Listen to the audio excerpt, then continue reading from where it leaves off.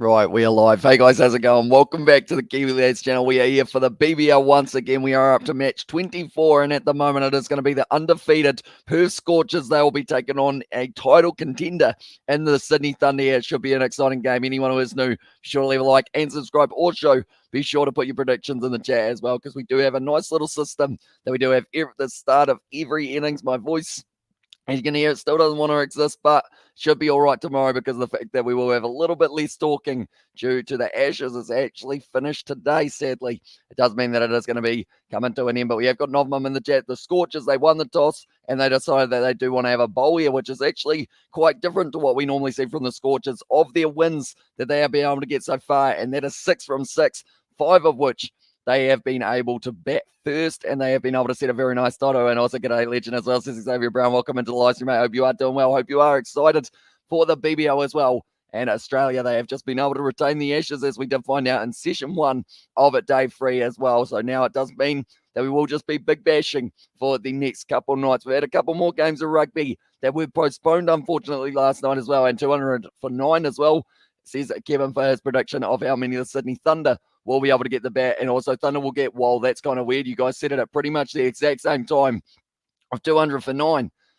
Are you guys chatting to each other on the live stream or something? That is kind of strange how perfectly you guys both kind of put it at the same time. At tomorrow, there will be 2 games that are going to be taking place at pretty much identical times. The Sixers versus the Heat and Renegades versus the Hurricanes as well. Actually make it 201 for 9. Oh, the strategy there going a little bit high. And also, I'm very sorry about the live stream results, says Brandon, and also 200 for 5. So Brandon's also going for the 200 mark. Everyone's going around that 200. So I'm gonna be the bearer of bad news here for the Sydney Thunder. I'm gonna say they get 170 just to give myself a little bit more of a chance. But at this stage, Sydney Thunder, they are going to be batting first, like I mentioned. Perth Scorchers, they are confident enough to say, you know what, we will let them have the bat in this situation and see how many runs they do get at their home turf of Manuka Oval as well. So it is going to be very exciting to see what they can do with the lineup that they have got as well. And also, we've got their boo in the chat. It says that Brandon there for me going a little bit lower, just a little bit of strategy. You know, we'll have to wait and see whether or not it pays off. They'll probably get over 200, and I will look like a complete idiot, but it's what I normally do best as well. Thunder will be 280 for 9. Says he's going big for that one. I assume either he will change it later on or he will just stick with it and hope for the best. But Alex Ailes, Matthew Jilks, then it is going to be Jason Sanger, Sam Billings, Alex Ross, Daniel Sams, Ben Cunning, Nathan McAndrew, Chris Green. Then they have got Mahmood, who has been very, very phenomenal throughout the last little while. And also Tavia Sanger, he is going to be slotting in at number 11 with Oliver Davies and also Gurinder Sandhu as the 2 expected players. We have got there 183 and there, and also 140. And I went and did my shopping and I had a look at the live stream and I saw it was 67 for 9 or something. Then go home and they're all out for 68. So yeah, unfortunately, a lot of wickets falling for England in their opening session. 36 as well, says Gladiator Boy there. Is that the prediction of 36 runs in total? I'm very sorry about the live stream and that call on Discord. As I said, Brandon, it is no worries, mate. But yeah, it is just a shame that YouTube did take down your live stream. Once again, they seem to not really like your channel at the moment, unfortunately. In that regard, but at the moment, they are talking to Brad Ed, and he will be very happy with what he saw from the Australians in the Ashes. And now this is going to be an exciting contest. Like I mentioned, the Perth Scorchers, they are sitting undefeated on 21 points, 6 wins from 6. And then the Sydney Sixers just behind them, 6 played, 5 wins.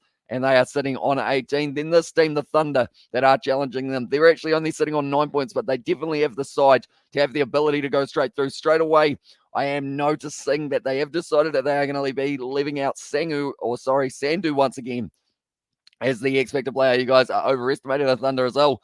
Says that Nathan Sim there, and they are going to be up against a very strong batting lineup or bowling lineup as well in the Perth Scorchers.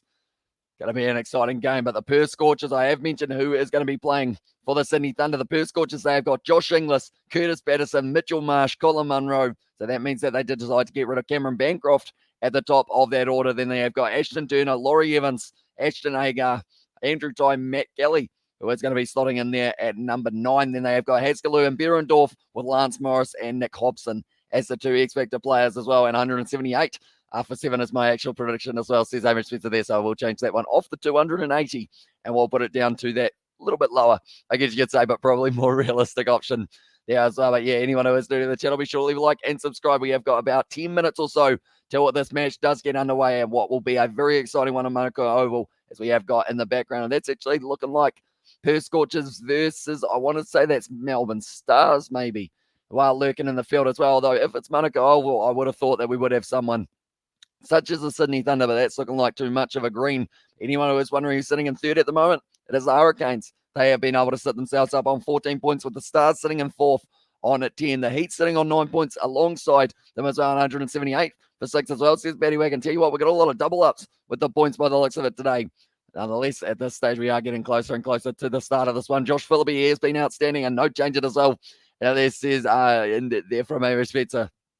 And also Mitch Marsh, since coming back from his kind of, I guess you could say his rest, but also playing for Australia A, he has been absolutely phenomenal. 175 plus is my prediction as well. Says Sydney Thunder. Have you got an exact number? Sydney Thunder, do let me know. And Chris Silverwood, England's head coach, really pissed me off the way we've capped. Way we've coped in the last innings was good. There are positives that come out of this as well. What is he bollocking, or what in the bollocking hell? It's all there.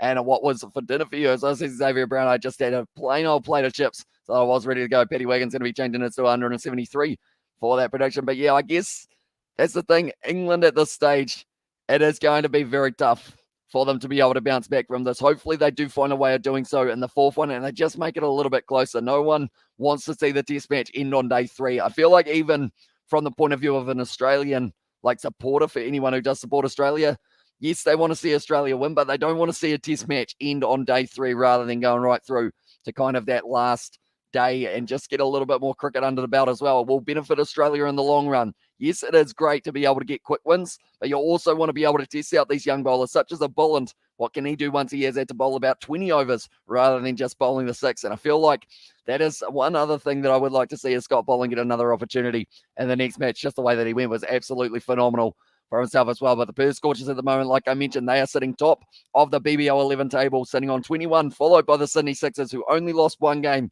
to the team who are in third, and that is the Hobart Hurricanes. So both of these sides, they will be looking for a good performance in this matchup. Can they beat the undefeated streak for the Sydney Thunder? I genuinely think it's safe to say that a head coach who owns the selection responsibilities is deluded as well. And there's Sebastian there, and also it's fine. I wanted to change anyway.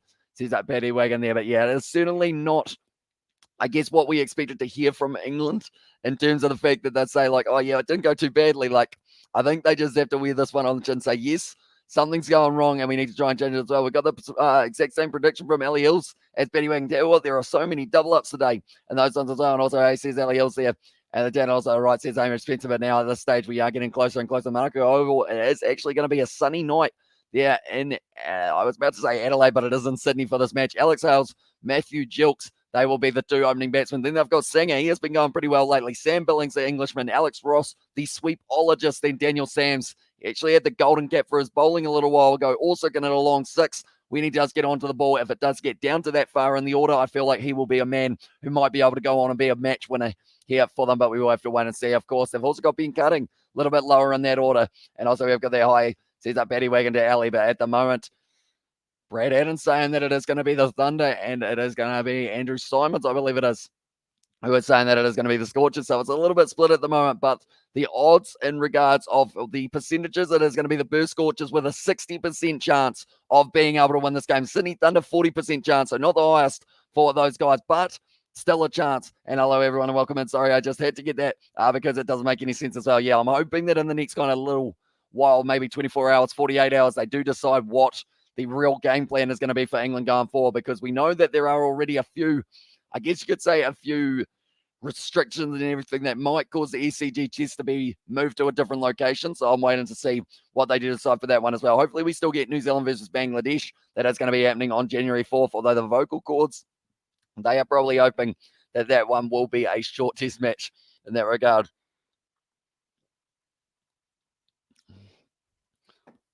There we go. We are going to keep on drinking water throughout this live stream. I've actually got myself 2 glasses of water today. I decided that that would be a good idea rather than just the ones that I can have. Plenty of hydration, but they are just showing a few of the highlights that we have had in the last little while. And talking about highlights, we saw McDermott. He was able to bring up the 5th century of the BBL.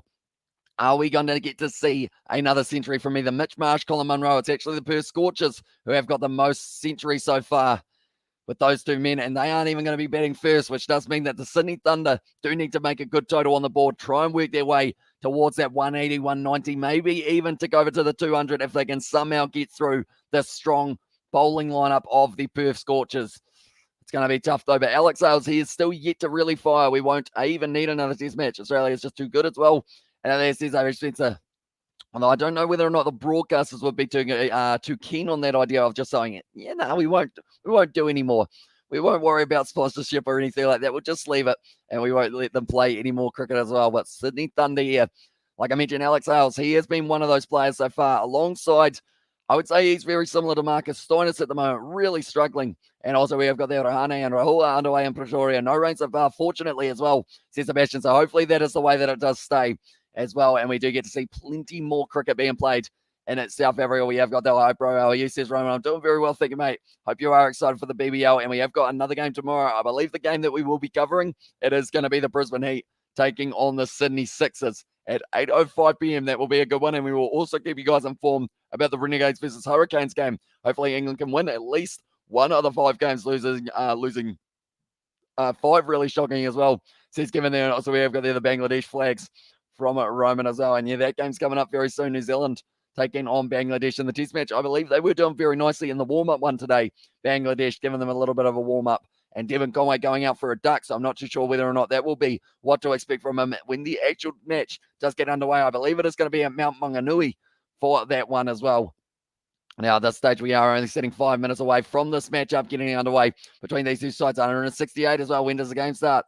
It's on there, and it is going to be just the 5 minutes time. So we're not too far away from it, Music Kiwi, and it should be a very exciting one with the Sydney Thunder. They are going to be batting first. Scorchers won the toss. They decided rather than sticking to what has been working for them, they did win their last game relatively comfortably, and I believe, out of curiosity, I feel like that could have been something to do with the fact that they do want to really see what this Manuka Oval surface will do, because we haven't actually seen the Perth Scorchers play at Manuka Oval very often at all throughout their time. I'm just going to have a quick look to see whether or not they have already played the Sydney Thunder. I don't believe they have, though. They've played the Hurricanes twice, the Strikers, the Heat, and also the Renegades twice as well. So they haven't actually played up against them. Can I predict? Sorry, I do flustered after that comment as well. And there says I should go for it, mate.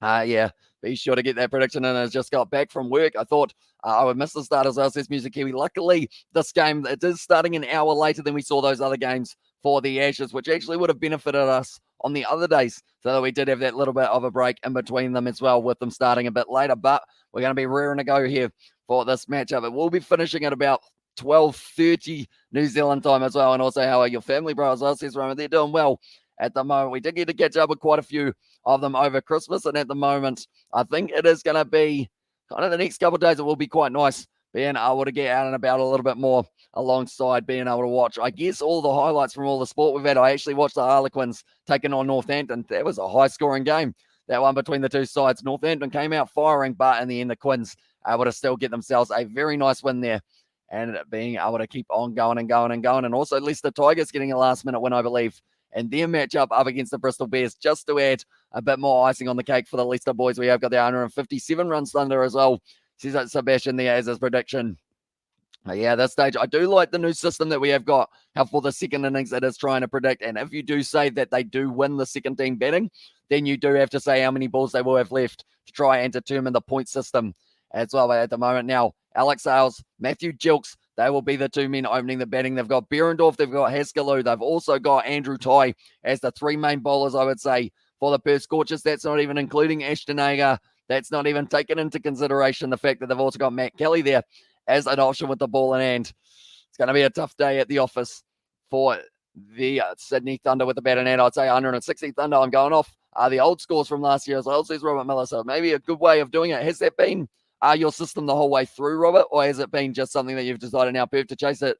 169 with 9 balls left. That's the other prediction, if I don't stay up for the second innings as well, says Music Kiwi. And BFRO Part 2 coming tomorrow. The season gold is getting to the All Blacks, so hopefully you will be able to do so. But at the moment, they're showing there Andrew Ty. He's actually got the golden cap for the competition. Of all of a sudden, he ended up out to the side. I think I accidentally dragged my camera alongside me.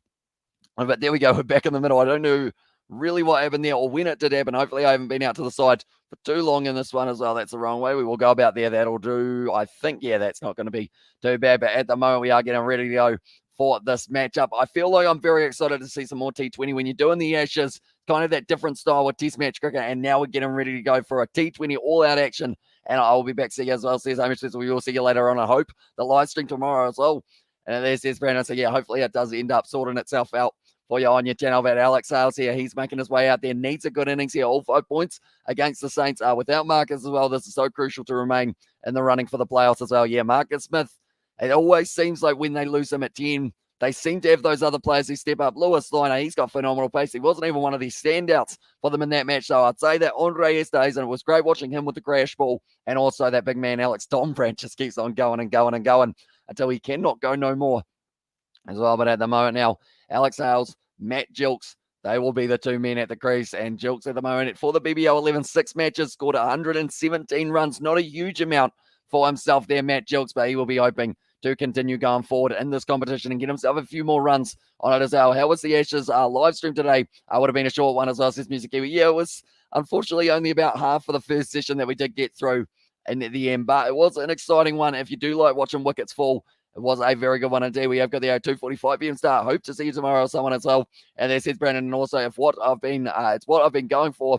Going off so far, who won the rugby out of the Harlequins as well. It was the Harlequins who were able to get themselves the win in that game of the Gallagher Premiership. Jason Behrendorff at the moment sitting on 8 wickets taken so far from the 7 matches that he has been taking part in for the Perth Scorchers. So he's actually a very good BBL so far, you could say. And yes, David, as well, and I all am I too late? You still got one little moment, David, as well. So be sure to get that prediction. And we haven't had the first ball yet, so we will allow it to go for it, mate. And also we've got the I'm Mashrafi in the chat as well. Welcome into the live stream. And also we've got the Quinns 41, 27 to the Saints, Rob as well. And Bug and even remind you, you still have time, David. You do still have time. So be sure to get that prediction in, mate. And also, no, you're not too late. And welcome in, mate.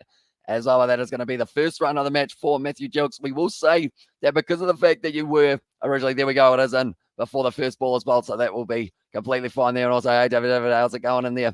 As well, says Ali Hills. Oh, my camera once again has decided to rotate. I think. Has it? Yeah, it has.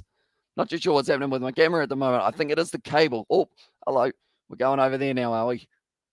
We'll just go like that for now, and hopefully it does end up behaving itself for the rest of the slicer. It looks like it's got a mind of its own at the moment. And also we have got there in the chat, hi all again, and also we've got the okay Sebastian there, and the chat from Robert as well. But at the moment now, Behrendorff does end up going for the single off the very first ball of his spell, and it is going to be Gilks, who was able to get himself off the mark as well. Could you, Hamish, what is your next video on the Kiwi Lads Gaming as well? Hopefully it will be within the next week or two. It is as soon as George is free for more than like kind of 5 minutes or so. We will see how it is going. So, hey, again, David, and your voice is sounding better. Yeah, I think having that little bit of a rest, that was close to being close to the outside edge, and it is just going to be the dot ball for Alex Hales. Needs to strike well in this matchup as well. But, yeah, taking the few hours off, I believe, has really helped the vocal cords slightly come back, and that is why at the start of this match as well, I did decide to start a little bit earlier. It's just to warm it up a little bit more, but nicely bowled by Behrendorff, and it will be the dot ball there. So the power surge, of course, the first 4 overs, it is going to be the power play for them. And then after the 10th, they are allowed to take 2 more overs of power play for themselves as well. Alex Hales tries to whip that one to the leg side, misses out.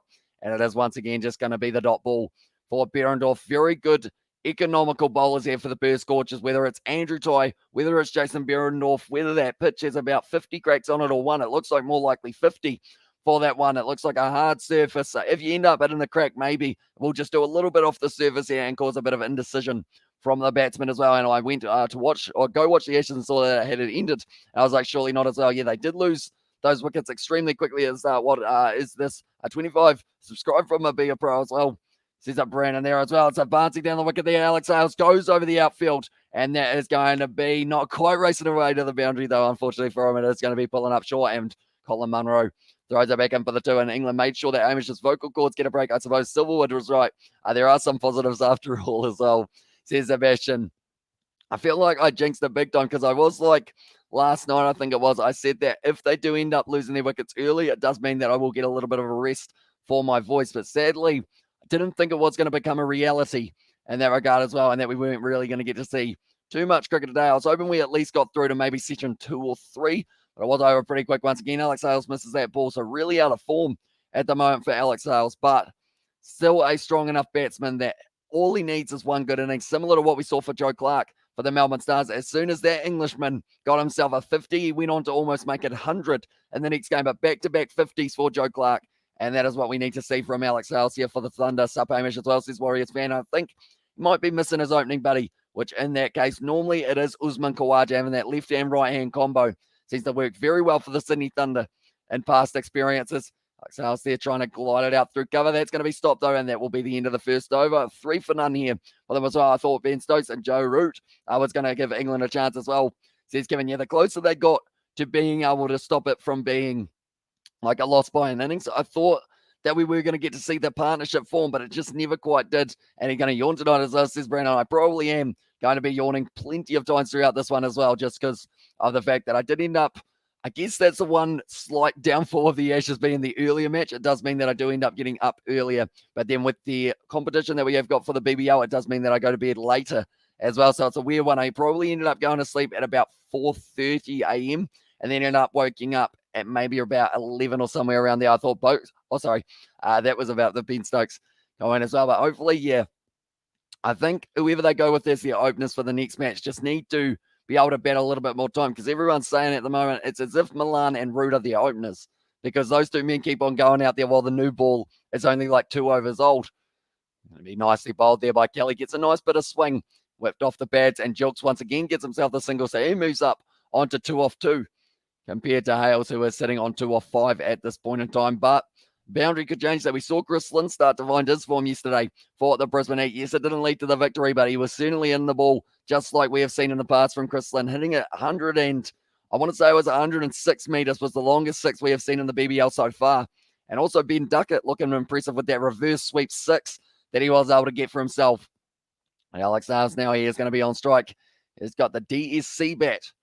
I feel like that one isn't too popular here in New Zealand overall, but I know that it's a popular bat in England, I should say there. And also the YouTuber has said hi as well. Welcome in to the live stream, mate. Hope you are doing well. Do let me know who you think will be winning this match. Alex Hales hits it to the leg side, and that is going to be just once again the single for him. He does get the strike turning over at the stage. And for you, Kiwi lads, what is your favourite part of my beer bro as well? Says Brown, I did see you do a couple runs, which was great to see for you as well. And also, which team are you rooting for as well? Says the YouTuber. At the moment, I can tell you what the odds have these two sides. 63% chance that the Perth Scorchers go on to win this game. I feel like that is probably a very good shout, but then also there's a small part of me that think the Sydney Thunder have got the ability of being able to pull off the upset here. But I think more than likely the Scorchers, they will be remaining undefeated after this one. Worked away to the leg side straight to the man, and that is going to be the wicket falling. And that's going to be Jilks now, who is going to be gone. And it was Kelly who was able to pick up his wicket, and that is his first one of this match, and probably not the last as well. Prediction for tomorrow night, Nuggets or Warriors as well. Says the Warriors fan. I feel like the safe bet is to say the Warriors, but then I'm not too sure how highly ranked the Nuggets are at the moment. But Matt Kelly, it was just getting it a little bit leg sideish, tried to whip it off the pads, but there was the man out there at deep square leg and does pick up the first wicket of the day now for Kelly, and that is going to be Jilks out. 2 runs off 2 deliveries, and that is going to be a rough one there. Caught by the sub Hobson. Oh, wait a minute. Okay, this is interesting because I've just realized it's kind of clicked in my mind. If there's a sub fielder out there, that means that someone is already off the field for the Perth Scorchers. So I'm wondering who that could be. I know that Colin Munro was out there earlier on. I believe he is going to be fine. But yeah, whether or not they have actually got themselves an injury already into the early stage, hopefully they do let us know. But Jason Sanger now making his way to the crease, and he will be one to watch out for in the near future because he has actually been going pretty nicely and at the last little while as well. So you are going for Perth as well, says the YouTuber. If I had to pick a team, I would say that Perth will be able to win this one. But luckily, since I am from New Zealand, it does make it nice and easy to kind of sit on the fence for these ones. Kiwi lads, what do you think total as well? Says Lila, I believe I said 175 as my total for the Sydney Thunder. But now Sanger, last match, he was able to get 47 off 30 deliveries up against the Sydney Sixers in the derby. For Sydney, we have got a Melbourne derby coming up soon as well. Rahul is out for 123, only a single run that he could bank as well. He lost his form after that washed out day as well, says Sebastian. Yeah, it must be tough when you have a full day of not betting after coming off getting a century. It is very tough to kind of find that rhythm again, but I will keep you guys updated with some of the statistics from that match. Probably once they have finished the first session, I will let you know what they are sitting on. So Perth going to win as well, says the YouTuber. Are you going to be putting money on it? Because if you are putting money on it, do not listen to me because I am absolutely terrible with predictions in that regard. But Sanger there, they are going to be taken on the single. And also, question for you, Kiwi, are you going to watch all of the Be a Pro? I am going to do, and Lightstream as well, says Brandon. I believe I will be giving it a look, Brandon. But Josh Inglis behind the stumps, he was also, that's the thing, he ended up Oh, this is actually a stat, though. Thunder have won 5 of the past 7 matches against the Scorchers as well. On video after the live stream as well. Says that Brandon there as well, but at the moment, Kelly only going for the 3 runs, similar to what we saw in the first over from Behrendorf. But he has been able to pick up that wicket alongside it. Final delivery, it's well bowled, and that is going to be the dot ball. Only the 3 off it for that one. Hi, Robert. What do you think, total as well? Says a lot there, but that is going to be 1 for 6 now after the first 2 overs. Very well bowled from the Perth Scorchers, not really giving away any freebies. And let's go Scorchers as well, says the YouTuber there in the chat. But at the moment, the predicted will not be right at this stage, but it is saying that they will only get themselves 60 runs if they do continue the way that they're going as well. But, of course, this is still in the power play, and they will still have a good opportunity afterwards to work their way towards a good bash boost point total, because every point at the moment at this stage in the season for the Thunder is crucial. We've already have 5 games. Each team will play a total of, I believe it is 14 games for themselves. And now Behrendorf once again going to get another over. Back-to-back overs inside of the power play. The lights are on at Manuka Oval. It looks like a very nice night for a game of cricket, and it is going to be a very exciting one. This one, I've just got that slight feeling it could go down to the wire, but I feel like that feeling is probably me thinking maybe a little bit too much about this fixture, perhaps. I'm thinking about what I want to see happen for it, and I want to see it go down to the final ball. Is Mitchell Johnson playing as well, says the YouTuber. He is not for this game, unfortunately. But I would say Mitch Marsh, is probably the only Mitchell/Mitch that we have got out there on the field at the moment. Hello, brother. How are you? Name for you as well, says Piyush. My name is Hamish. And yeah, this stage we are watching the Sydney Thunder versus Perth Scorchers. We have got the game tomorrow that is going to be taking place. The Heat versus Sixers should be an exciting one. And we have got Sing in the chat. Went to the pictures. Went to the pitches. Hamish, hence me being late as well. Says David, what did you end up going to see? David, do let me know. It's going to be nicely bowled once again by Behrendorf, and it is another dot ball. Plenty of the dot balls coming for the Perth Scorchers in this early stage of the match. 128 Ks for Behrendorf, but he seems to just have that ability of being able to follow the batsman. Now, why is he not playing as well as the YouTuber? I'm not actually sure whether or not Mitchell Johnson is still actually signed to any of the BBL teams. He may have retired from the BBL, unfortunately, for Mitchell Johnson. But while he was in the competition, very good player, of course. But Behrendorf now, once again, going on the pads of Sanger. Looks like Jason Sanger, he wants the 2. Does he get back? No, it is just going to be the single. Do you want to know my top 3 favorite YouTube channel? Kiwi Lads at 1, Typical Gamer at 2, and BR Sport 3. I am not saying mine as well. Says up Brandon there. So we've got the number 1 spot, which is pretty awesome there as well. But most dot balls at the moment, 51% of the balls that Behrendorf bowls are dots. That is the highest out of anyone in the competition. Andrew Jai's second highest almost, although he is just slotting into 3rd with 44% chance of having a dot ball. Majip has got a 40% as well. So all these guys for the Perth Scorchers, and also a few spinners, maybe the likes of Haskell, who would like to get his numbers up just a little bit more. That's another dot ball, and Hales is getting frustrated at the moment. Just not being able to tick these runs over. Also not really getting too much out of the middle of the bat so far for Alex Hales. And not just this game, but also the whole BBL as well. Hi, Sebastian, as well. The new Matrix movie from David. Do let me know, is it any good? Without giving away any spoilers, is it any good? Is it worth seeing? Do let me know. I just followed you as well, says the YouTuber, so thank you very much, mate. Hugely appreciate it. And we have got plenty more BBL and also Test match cricket, rugby as well, that we will be covering on the channel in the future. That's a short ball. He's tried to just get onto it there, Alex Hales, but does miss it down the leg side, but it is a wide, and like the vid as well, says like the YouTuber there. So thank you very much. Anyone who is new, be sure to leave a like on this live stream as well. We normally try and hit our 50 like goal throughout these live streams, so let's see whether or not we can get it. And also nice Dave Keanu is still killing it, isn't he, as well? And also, can we have a yawn emoji? Says Paddy Wagon. We might look into one in the future as well. Do you watch the football as well? Says the YouTuber. I do try my best to watch a bit of the A-League and also a little bit of the Premier League when I do get the chance as well, although those games are normally on at random hours of the morning here for the Premier League ones as well. That's going to be a little bit leg side-ish. Hales gets just enough on it, and it is going to be racing away to the boundary. It's going to be called as leg buys, or is it going to be called as a 4? It is going to be the 4 for Alex Hales, so he's done nicely there. And also my YouTube channel is at 1. But love this YouTube channel because people in the chat is so happy as well. And there says Brandon. He just needed something on that one, Alex Hales, I believe. Got the glove on it in the end. So he's got the big bat in his hand, but at the moment he's sitting more with the body and the gloves. And it's okay. I'd go watch it again as well. Says that David there. So that's always a good one in that regard if you would go back and watch it again. Definitely at the prices at the movie theaters, like the charge that's gone straight up in the air there from Alex Hales, but normally he has got plenty of power. Has he got enough of it? Yes, he does, and it is going to be 6 runs there for Alex Hales. Almost his first 6 of the KFC Big Bash we have seen from that man so far, but it is a good shot, and that will close out the over, and it's going to be 18 for 1 now. I'm hungry as well, says that the YouTuber there in the chat. Be sure to get yourself a snack if you do need one as well, although depending on what part of the world are you in, mate. Do let me know about Singer. He's sitting on 2 of 5. Hales now moves up to his strike rate of being at above 100. 13 of 10 deliveries as well. And we have got the 6s there on the chat from Sebastian. And also Paddy. It went straight up, went straight down over the boundary as well for Alex Hales. I don't even think this one went hugely long in the end.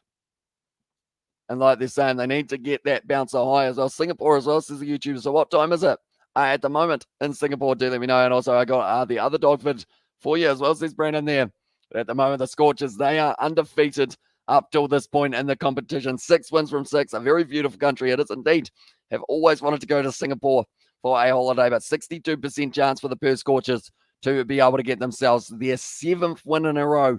Whereas at the moment, the Thunder, they have only got 2 wins out of the 5 games that they have played as well. And it is 4:28 p.m., says the YouTuber there. Sanger there trying to go after it, and Kelly has actually bowled 2 overs back-to-back as well here for the Perth Scorchers.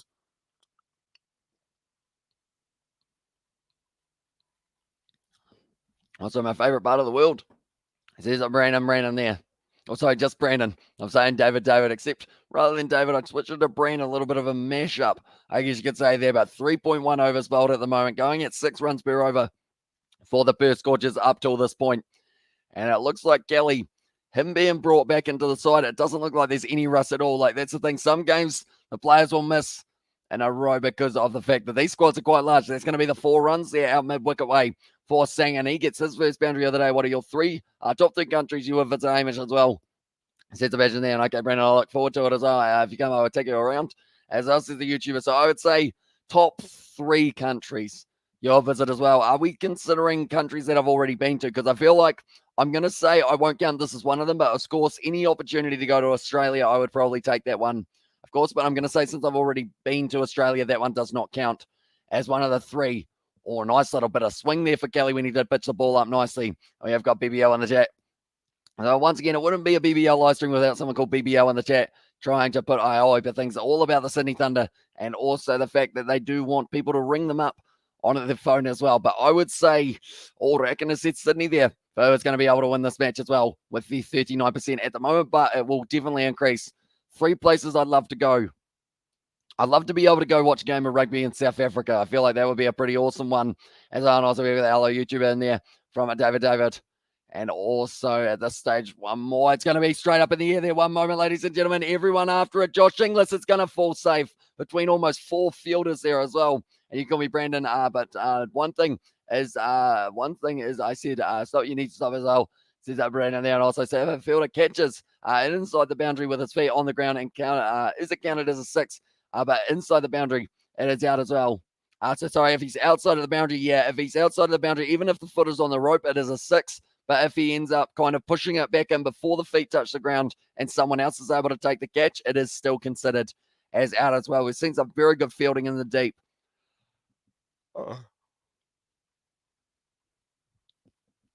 From this competition and also just from the competitions around the world as well for around kind of that boundary rope as well. Watch the game here for free as well.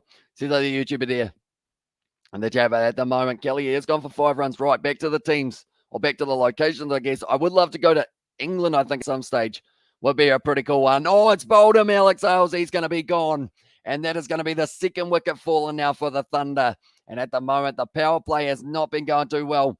As I won yawn as well, says Brandon there about Alex Hales. He just seems like the bat's not hitting the ball for him as well. Kelly has picked himself up his 2nd wicket. He's just ended up not quite lining up that ball, and he does get it straight through. I think it ended up in his league high quality as well. Says the YouTuber there. And also, what if few times? Someone out like 5 times, does that mean 1,500 seconds as well? He says Betty Wagon, and also one yawn there says Betty Wagon as well. I guess if you did, it would mean, I don't know whether or not it does work like that. I think it only gives you just the 1 and 10. Yonky lads maybe as well says Brandon. There is a chance. 13 though for Alex Hales. He is now going to be gone, and Sam Billings The keeper makes his way to the crease, and you have to at least visit Romania and New Mexico, USA as well. Yeah, I feel like those two are both right up there as well. I want to be able to go to as many countries as possible. Come to Singapore as well. This is the YouTuber there. And the Jabba Sam Billings at the moment, he has got an average of 42.25, extremely high for the Sydney Thunder number 4. Well, he's going to be making his way out to the crease, and who will be rearing to go here, try and get the innings back on. Cheetah running, fish swimming, bird flying, Englishman bowled as well. And there's Sebastian, because I'd love to be able to go, like, that's the thing. That game between Harlequins and Northampton, the atmosphere at that ground, like at Twickenham with about 62,000 or whatever they said, or 70,000, it's just absolutely awesome. Like, and I feel like that would be something that would be absolutely awesome to be able to experience as well. Like, it was quite funny when there was that double yellow card, and when the man from Northampton got the yellow card, crowd all went, yay. And then they also gave the yellow card to the Harlequins player, and all of a sudden it went from yay to boo from the whole crowd as well. That's going to be a great shot down the ground, almost just a straight drive, and it is going to be, I believe, 4 runs. Andrew Ty not able to cut that one off, and that is going to be a little bit of an expensive end to the over of Kelly, but still able to pick up the wicket of Alex Sales, and now they are going to be sitting 26 for 2 here.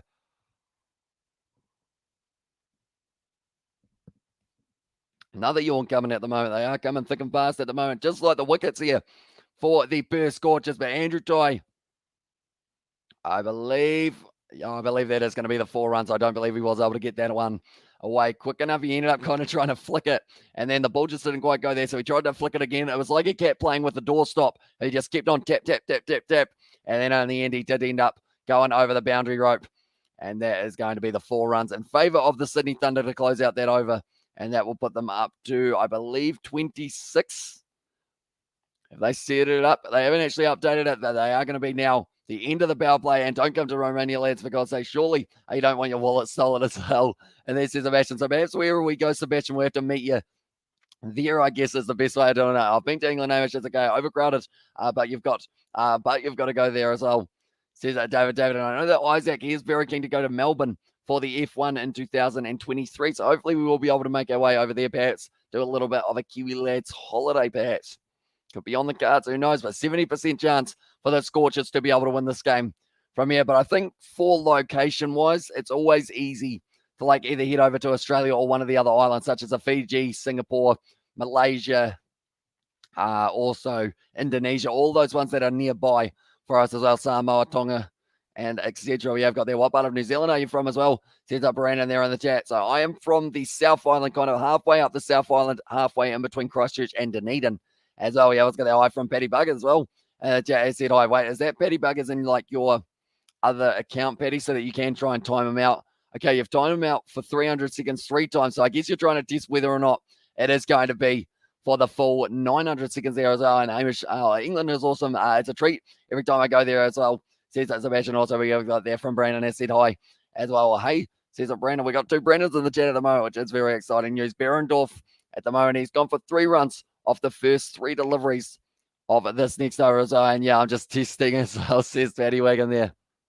So it will be an interesting test. Do let me know how it does go. But Billings at the moment, he got 4 runs off the very first delivery that he faced. He looks like he is going to be in some decent form here. Billings, the Englishman, like I mentioned, the Englishman in the BBL, there are plenty of them as well.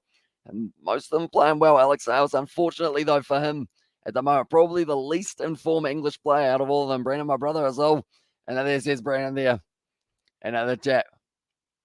At the moment, 2 for 31 here after 4.3 over. You'll have to wait and see whether or not that does keep on increasing. If you haven't already, be sure to guess how many you do have as well. Do you watch KS? And there as well, who is KS? Do let me know. And also, we've got there, went to Coventry, Coventry, England. That place is rough as guts as well. Says that David pitched up delivery from Berendorf, who's actually going to be bowling 3 overs in a row. Normally, if a bowler does bowl 3 in a row, he is normally quite expensive for the third. So far, though, only getting worked away for the 5 runs of the first 5, off the first 4 delivery, just making a joke as well. Says that Brandon there in the chat. But Berendorf, he is probably another bowler who would like to be right up there in terms of that golden cap. 7 of the past 8 matches at Manuka Oval won by the chasing team. So that is why it is quite obviously the choice of the Perth Scorchers. Even though they love being the team who do set the total, they also will love to win matches as well. That's going to be the 4 runs. So for Billings, good shot there to the leg side. And that is going to be racing down the fine leg for the boundary at the moment. That is 2 in a row here for Billings in terms of the boundaries that he has been able to get for himself in the early stages of this innings of the Sydney Thunder. 34% chance for them to be able to win this one. Hales only getting the 1-4-1-6, getting 13 runs before losing his wicket. Do you watch KSI as well, says Brandon? I have seen a few of the videos in the past. I haven't actually had a chance to watch too much YouTube. As soon as like the Ashes and everything has started up, I have been missing quite a few videos, but there's a few Sidemen Sundays that I haven't quite seen. I am looking forward to being able to see as well. That's going to be the no run called by Sam Billings, and that's going to be the end of the over. 5 overs down and 2 for 36 here as the total as well. But the highlights of the power play, there are 2 wickets that did end up falling. Also a couple boundaries were able to fall in terms of the Sydney Thunder. I feel like around that 170 mark would be a sufficient total on this pitch, but I believe, like they mentioned, it's going to be very tough. I'm going to watch a KFC Big Bash game every day as well, says Brandon. The best thing is we have got Big Bash games every single day up till about January. One moment, I'm going to have a look through, see if there's any games that we do miss. I believe the next day that we do have off is going to be, no, we're still going right through to January 10th, so that's all right. January 11th, January 13th, still going, January 17th.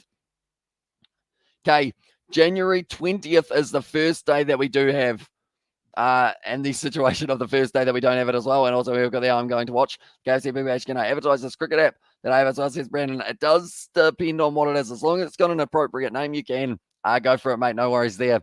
As on GT in the chat, says 100% there. And Jake Pooh and Paul as well. And there says Paddy Wagon. Ashton Agar there. Nice sweep shot from Sanger, though.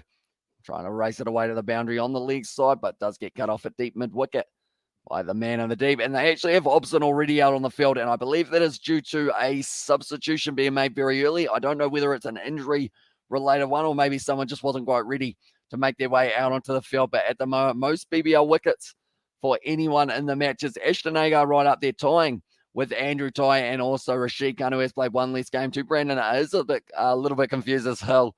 And there says Brandon there in the chat. It'll be what to wait on the leg side by Billings. And that is going to be just the single once again. And the more singles and more dots that they do bowl in these early stages of Perth Scorchers, the more likely they will be to get themselves that bash boost point. And the tap is full HD and good. High quality graphics as well. Says up Brandon there in the chat. At the moment now, Agar, he is going to be rearing to go. All Singer had to hit that one. I had plenty of spin on offer. It's hit down the ground for once again. Just the 1 run between the wickets for the Sydney Thunder. Billings sitting on 10 runs off 5 deliveries so far. Sanger sitting more around that 1 runner ball, sitting on 13 off 14, but he had to hit that ball for Sanger or else he was going to get himself stumped. In English, we've seen him very good behind the stumps recently. There was someone else in another game. I think it was Matthew Wade, actually, who was doing very nicely. And in that innings, that's a brilliant shot there. That's going to be 4 runs for Billings. And he looks like he is going to be continuing from where he left off. I don't know, as you talk to me or the other Brandon as well. This is Brandon. I mean, I guess I don't know. I guess we'll say purple Brandon because that is the color of your logo, and then blue Brandon perhaps could be the other one. Or it's small letter Brandon or big letter Brandon, I guess as well. And also, we have got there any chance you could adjust your name as well. And there says David to the other Brandon as well. But Billings at the moment sitting on 14 of 6 deliveries. And they are going to be taking the single down the ground. So at the moment, Agar going for a few and high as well from Paddy Wagon. From Paddy Bug. I believe that was only 5 minutes, wasn't it? 9:36 to 9:42. Okay, so pretty much even if you spam it for the timeouts, it does only do it for the 5 minutes by the looks of it there as well by Ashton Agar now. Sweep shot attempted by Sanger. They're going to be appealing, but he was hit outside of the line. And it's going to be at least 2 runs here as Galoo able to cut it off. And that will be 2 runs to close out the over. That's going to be 10 runs of it there for Ashton Agar. I believe. Is it? Yes, it is. And just 2 today as well. Never mind. It only counts for once as well. But they're both making our channel names as well. And there's a Robert there in the chat as well. But earlier today, we did see the Ashes. Cameron Green getting the final wicket of the Ashes that the Australians did require. And it is going to be very exciting to see what happens in that 4th test match, whether or not it is going to be taking place from the same location as it was supposed to, or whether it will be maybe moved to Melbourne, could be in Perth, could be in Adelaide, could be in Brisbane. Once again, we will have to wait and see exactly where they do end up for this one as well. But nonetheless, this stage, I feel like the Sydney Thunder, if they can keep on pushing themselves towards, watch you on my Switch while I'm chatting to you on my phone as well. And now it looks like I made as well. And there's David at the moment. Ishikawa, she wouldn't be too happy with that performance from England, that is for sure. But I'm looking forward to seeing that fourth match, like I mentioned, and the fifth as well. Andrew Tye now steaming in the big quick. Currently got 10 wickets so far. Brilliant shot there from Billings down the ground. It has been fielded nicely by another English player, and I had to test it as well. Says Paddy Wagon there. And then the chat as well. Yeah, I guess now that we do know, it does help us out in the future. Do you think New Zealand will get a BBL team? I don't believe they will anytime soon, sadly, but if they did, I would be well and truly excited to see what they can do. How about you, Kiwi lads? What is your next trip as well, says Brandon? I would say next trip, possibly a family holiday of some sort in the kind of next year, maybe the year after type thing as well. Or it may actually be that trip with myself and Isaac if we do end up going to Melbourne. What channel are you watching as well, says Brandon? I am watching it on Sky Sport 4 here, and because of Super Smash as well. And there says Paddy Wagon. So, yeah, it would be overlapping with the Super Smash. So it would be meaning that, I guess, depending on how much of a budget there is for those players to be able to go over and take part, I'd like to see the winner of the Big Bash take on the winner of the Super Smash as like a one-off match, but I feel like it could be relatively one-sided, depending on the timing. Singer hits that one straight up in the air there for the Thunder. It's going to be falling safe, and it does fall just short of the rope there. Colin Munro throws it back in from the deep, and it will be kept to just the two. France 2023 should be next holiday as well, says Xavier Brown. It would be pretty cool going to the Rugby World Cup, although the big thing is, I think if I went to the Rugby World Cup, it means that I wouldn't be able to kind of do the live streams alongside you guys as well, and also give you say the color as well. That was from Purple Brandon. And there as well, at the moment, Andrew Tye, he has gone for 3 runs of his first 3 deliveries as well. And sub, you should go to Tauranga one day. You can fly from Christmas as well. Says Ollie, that's a nice short ball there. And Sanger pounces on it straight away. And that is going to be the 4 runs once again for the Sydney Thunder. So they are ramping up very nicely just outside of their own power play, trying to get towards that maybe 80 or so mark for the power surge. And it seems like as we get through the competition, the higher and higher that we are seeing the power surges become. Oh, yeah, let's go there. Well, you can do BBO and Super Smash and comp called Super Bash League as well. And that's it, Paddy Wagon. I tell you what, if they don't actually end up doing it in real life, I think I'll do it on Cricket 22, see how it goes as well. I mean, Christchurch as well, says Ollie Wilson there. For you can fly from Christchurch. Another short ball from Andrew Tye. It is an exertion ball, and it's going to be another 4 runs for Sanger. And at the moment, Andrew Tye has been expensive for his first over. He's just playing them better and better throughout this whole innings at the moment for Sanger. And it seems like he is another player that now that he's found his form, he is just going to keep on going and going and going. Question for you, lads. What is your favorite holiday as well?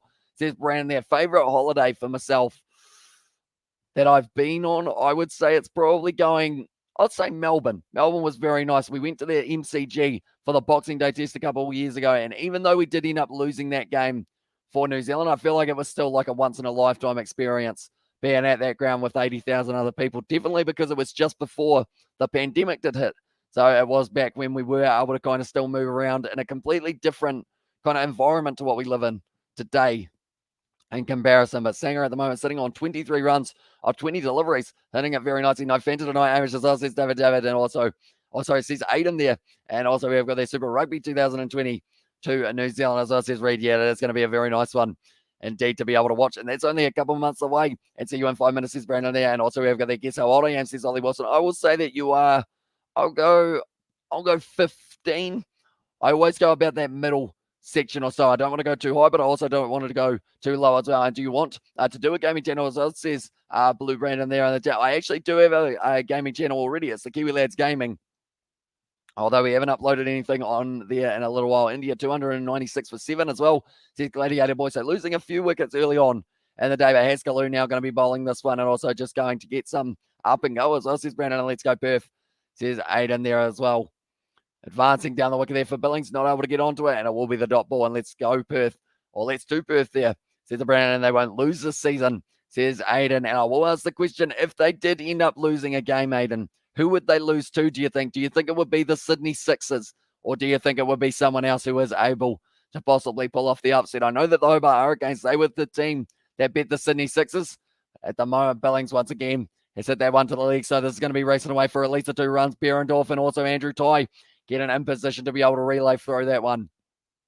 They do get back for the 3 runs. Good running between the wickets on 19. And Reed is a old 22-year-old grandpa as well.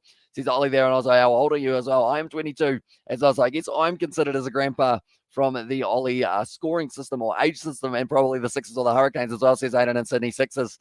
says that Gladiator Boy. And I'm actually going to have a quick look to see when that game is going to be taking place. The first of two that we will get to see between those two sides, because it will be a rematch of the final. Sanger not able to connect with that one, and that is going to be given as a wide.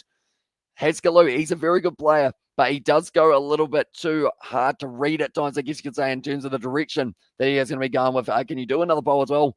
Says that Brandon there in the chat, although we have just got the one of who do we think is going to be able to win for this match at this stage. Maybe we will change it at halftime. Sanger now advancing down the wicket, and that is going to be the single once again. 150 the first innings. Hey, David, how you doing, bro? As well, says Aiden there. And at the chat as well. But yeah, I hope you guys are all doing well. The first match between the Scorchers and the Sydney Sixers, I believe, if I'm not wrong, and if my memory doesn't deceive me, it is going to be the 6th of January. Yes, it is. And then the 9th of January. So we get to see those games kind of almost back to back for those ones as well, which will be very exciting to see how they do end up. Haskelloo a little bit leg sidish down the ground once again for what will be. They do get the one. They decided against the Kaurahu 124 as well. And is that a green screen, says Brandon? It is indeed. So I have got Manuka Oval, behind me. And also, if I add anything green, all my fingers disappear if I move them like super duper quickly. Although I haven't got my things that were green anymore, other than a barley sugar. I would just sit in there. That is green as well.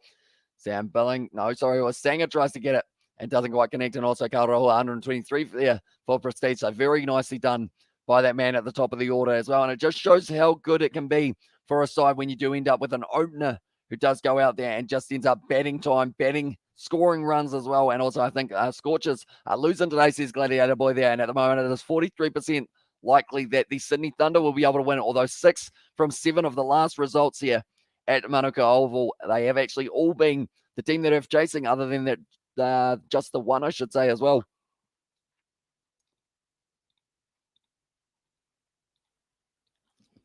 We are having another quick sip of our drink as well, and we will go like this, and that is going to be 8 overs down now, and they are going at 8 and over. From here on out, they are just showing Scott bowling all of his wickets, and he is just very impressive from Mellow Brandon as well from there, and also Water as well. Yeah, Water is great, definitely because of the fact that my voice is trying to disappear from me, sadly. I has been doing it pretty much all week, just with the amount of talking that we have been doing as of late, but hopefully it does last throughout the rest of this live stream, and then it will be raring to go. And favorite drink, that is not water as well. I would say Fanta. It's very nice. Indeed, the thing is, my New Year's resolution is going to be probably to eat a lot healthier as well while I am doing my live streams and everything along those lines. So I feel like the Fanta that I've got left now, it is probably going to have to all be gone by the new year. So there's still about 5 cans or something like that. So it's going to be an interesting one to see whether or not it will go. And you should wear a green hoodie and paint your face green while we would just see your eyes, nose, and facial hair, and our headphones as well. And your headphones, it says Nov Mum. Could be an idea, to be fair. And yes, please do as well. Please smash Bangladesh as well, says Gladiator Boy there. And I have a better water drink, water with lemon ice cubes as well, says Betty Wagon. I haven't actually tried it. Overall, I know that I probably the last time I had actually just lemon in a drink, like of water, was probably when I was about 7 at a restaurant or something like that. I don't think I've ever had it since that point, which feels like a very long time. But I've had lemonade, of course, in more recent history. But Billings at the moment, he is going to be facing off against Mitchell Marsh, who has been playing very well since coming back to the KFC Big Bash for the Perth Scorchers in the 100 in the first game. Truth or dare as well, says Brandon there. And I'm a little bit concerned, so I'll go truth, and then depending on what it is, I may or may not answer it, depending on what direction this one is going. But Mitch Marsh now going to be coming in, and it's going to be full toss there. Billings hits it beautifully out through cover, and that is going to be another 4 runs. And Billings and Sanger at the moment, they are both just ticking over very nicely with the amount of runs that they are getting off their bat. And that is going to be 3 boundaries for both of these men here. And all of 3 have it been 4 as well. We have got there. Are you gay as well? I am not. That was an upfront question, wasn't it? It's good as well. Says up Betty Wagon there. But now at the moment it is going to be Billings sitting 21 runs off 13 deliveries. Goes for the sweep shot, works out for him as well, and that is going to be racing away to the boundary out square leg, and they are timing the ball extremely well. And also we have got you have to choose one All Blacks to start for New Zealand in January 1st test. Who you're choosing as well, says Xavier Brown. I would say Geordie Barrett or Will Jordan, one of those two, because those are the 2 that I've seen the most batting out of, and they both look not too bad. So I'll go Will Jordan, give him a little bit of a chance. Although, to be fair, on New Zealand pitches, it depends. If we're not playing Jameson, I'll go Geordie Barrett for that extra height that he has got. being 6'5", but if they are playing Jamison, do you play FIFA as well? Says Brandon. I haven't played the most recent one, but my last FIFA I played was probably 2021 or 2020 as well. Biggest stadium I've been to is the Gabba back in 1966 before I had upgrade.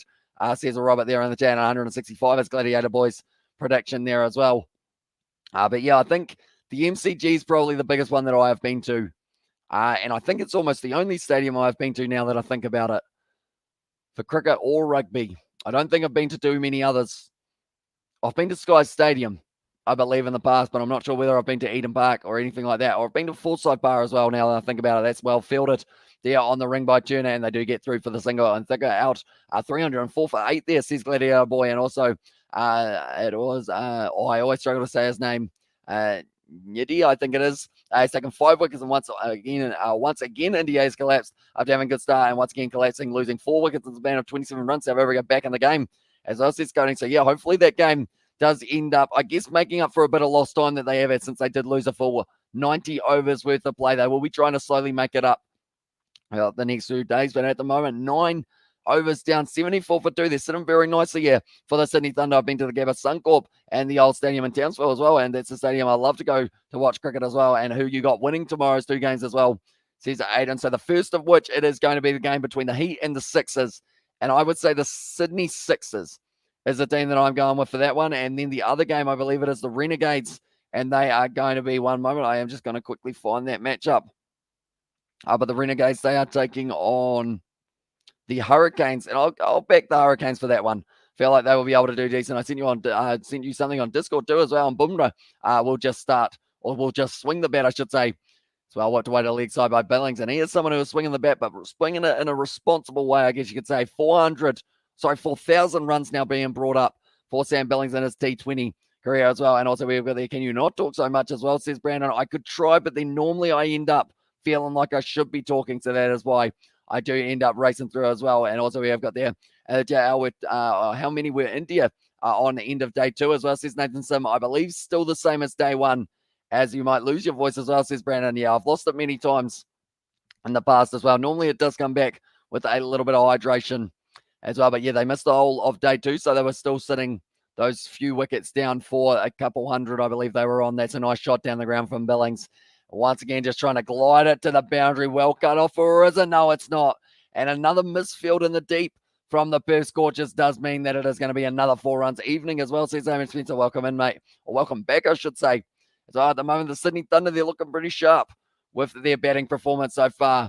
And unfortunately, Curtis Patterson just doesn't quite stop that ball from rolling over the boundary. Can I join your membership for free as well, says Brandon. Unfortunately, I don't believe YouTube have a free membership option, sadly. I wish that they had similar to what they have on Twitch and have like a gift membership option, but they don't seem to as of yet. I wonder whether or not that will be something they try and add in the future. That's going to be put down the ground, and it will just be the single once again. So Sanger sitting on 26, Billings sitting on 32, and I believe this partnership is sitting at around that 50 runs at the moment. The projected score has them making it to 168 at 8.38 and over. India, you were 2 down, Nathan.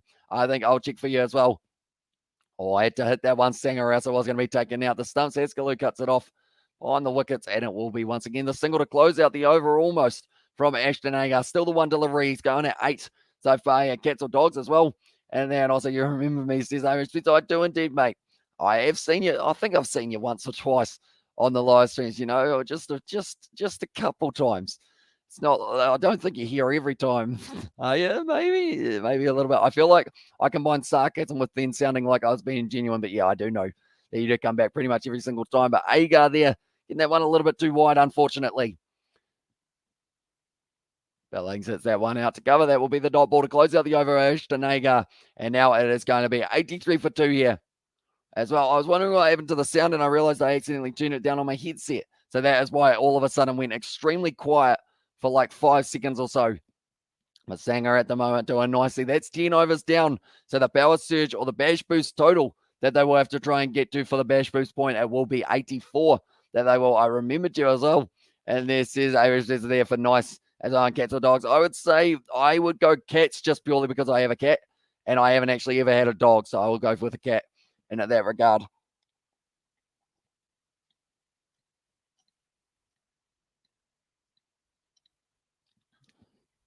There we go. And this Black Friday sales, they are actually showing that they are still going. Must end Friday. When's Friday? Friday's almost New Year's, isn't it? If we're not wrong, or it's still a couple of days away. The thing is, it's very easy to forget what day we're on. We're actually on Tuesday. It's a few more than a couple of days away. We've got 3 more. Can I see your cat as well, says Brandon? I haven't actually got him in the same room, but luckily for me, I did actually make an emoji for the channel of my cat. So this is him there up in the top corner. He has a cartoonified version of him as well once it does pop up in that top corner as well. But we have got there. Cats are less work as well. They are indeed. And overall, he behaves himself relatively well, I guess I could say there. But Sanger at the moment doing very nicely for himself. Yeah, that is my cat. His name is Billy. He is blind in one eye, but he is still going at the moment, sitting in about 16 years of age or something along those lines. And also another one gone 308 for 9 as well. And then there was 2 down. It was Coley and Rahul as well. It says Robert there, but Sanger at the moment sitting on 27 runs. Billings sitting on 32. Very important partnership with the fact that Kelly was able to pick up both of them and only their very first 3 overs of the match as well. And also we have got there how to get your emotions as well, says Brandon there. So they are the part of the channel membership as well. So pretty much if you are a channel member such as Sebastian there, you do get your name in green. And also you do have that little badge next to your name alongside the emojis. Your cat is 16 as well, says Don Mum. I believe he's somewhere around that age of 16. If not, maybe a little bit. He's right on the edge. I think he's about 16 or 17 for my cat. So yeah, he is relatively up there, but he is still about at the moment. Now Sanger, he is going to be on strike for this next one as well. And 6 for Nitty as well. So he's doing very nicely for himself here by the looks of it. We will put back the center one just for now, since we are sitting very close to Christmas. And then at the new year, we will be getting rid of that one, although we'll probably be switching it to maybe something else along those lines, try and find something still festive or slightly related to the time that we are in the year. But now it is going to be Kelly driving forward with that ball. He is going to be still bowling at about 130 or so. They haven't taken the power surge as of yet. They've decided against it just for now, but we will have to wait and see whether or not that does change in the later stages of this innings. Whether they go, you know what, we'll take it at the 18th. I don't think we've actually seen it at 16 years or normal years as well. Normal years, as I excuse as well, says Brandon there. And the chat, he's a senior feline and an admired mascot of the channel as well. And my cat's name is called Mimi as well. And that is a good age. Our last cat was almost 15 as well, says a Nov Mum there. So yeah, he's young at heart, but his body just doesn't quite go the way that it used to. Like, he doesn't really run around too much, but he caught a bird the other day, which was pretty impressive. And what does the power surge mean as well?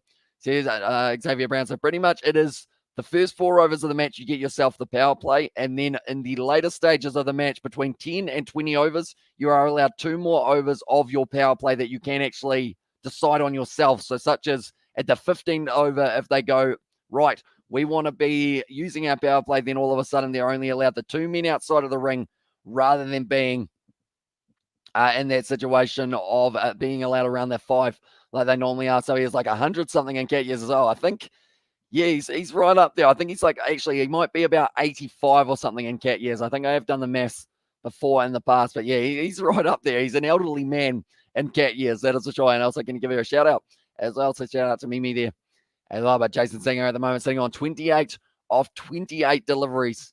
So at the moment, he has been going very nicely for himself as well. And I would say the good news for the Thunder is the fact that even when Alex Hales hasn't been able to fire this year, they've still had someone at the crease who has been able to do nicely, whether it is Billings, whether it is Singer, or also whether they do go along the lines of maybe even someone like an Alex Ross. Daniel Sands stepping up. So Raj is batting brilliantly.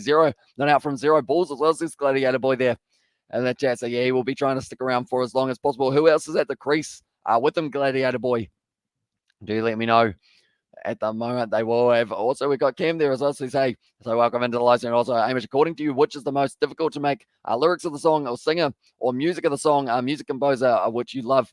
Yeah, only music, or only song without music as well. I feel like the way that people do it nowadays, like with like everything that they can do, like in terms of recording and everything like that, I feel like you don't even really need music per se, because they can just use their voice as the background if you've got a group of people, if that makes sense. So I feel like I would go with that one instead. And Bobner as well, says Gladiator Boy. So it may not be too long till we do get to see maybe South Africa get themselves a bit of a bat. And yeah, Hamish as well. There's Ollie Wilson there in the chat. But at the moment now, it is going to be Sanger will be still at the crease. He has been occupying the crease quite nicely for the Sydney Thunder throughout the year and just this Big Bash competition so far, but does need himself a big total here. He's going to be whipping it off his legs. That's going to be racing away to the boundary. No one back there. And it is 4 more runs. Kelly being a little bit more expensive this over as well. So it does seem like maybe both of these guys for the Perth Scorchers are starting to leak runs. And the Sydney Thunder now the favourites to be able to go on and win this one with 51% chance. As our Sydney Sixers or Mumbai Indians as well, says Gladiator Boy. I'll go Sydney Sixers only purely because of the fact that they are on at a decent hour of the day for myself. So it does mean that it's a little bit easier to be able to watch those games as well when we are watching them kind of at decent hours, I guess you could say, rather than 3 a.m. start times like the IPL games for us as well. But Ben McDermott, game 22 of the BBL, getting 110 runs of 60 deliveries. Absolutely phenomenal knock from that man. And I'm glad that he gets the start at the top of the order now. It seems to be the better option than having Darcy Short there alongside Matthew Way. But McDermott, phenomenal.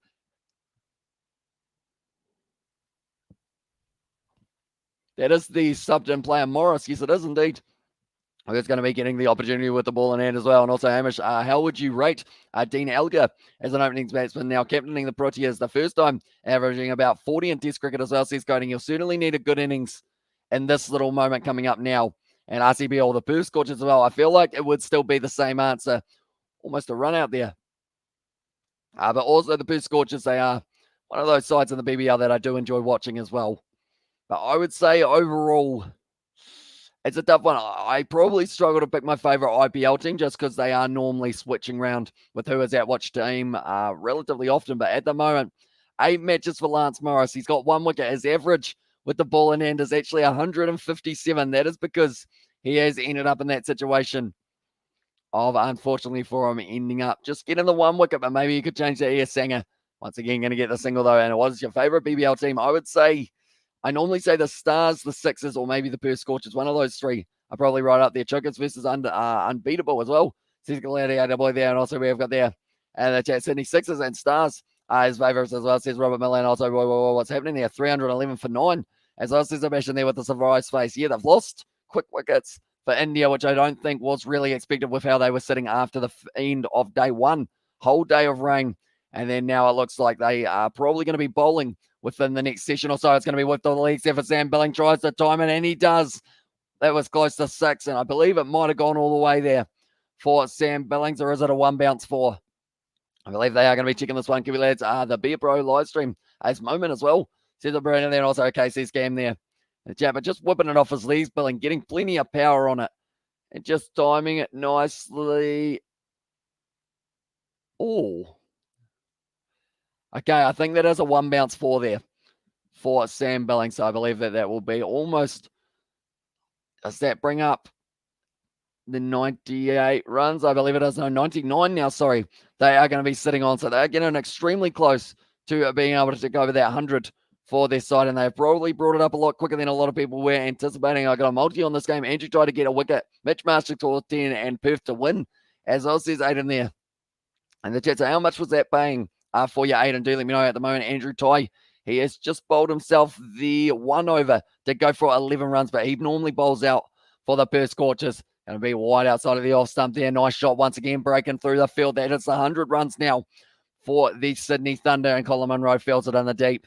Does keep it at just the 2 as well. That will be partnership of 78 of 49 deliveries, which is absolutely phenomenal for the Sydney Thunder to really rebuild from what looked like it was going to be a dire start in this game. Alex Hales losing his wicket, also losing Matthew Giltz extremely early as well. And Hamish, have you covered the World Test Championship final between Black Caps and India on this channel?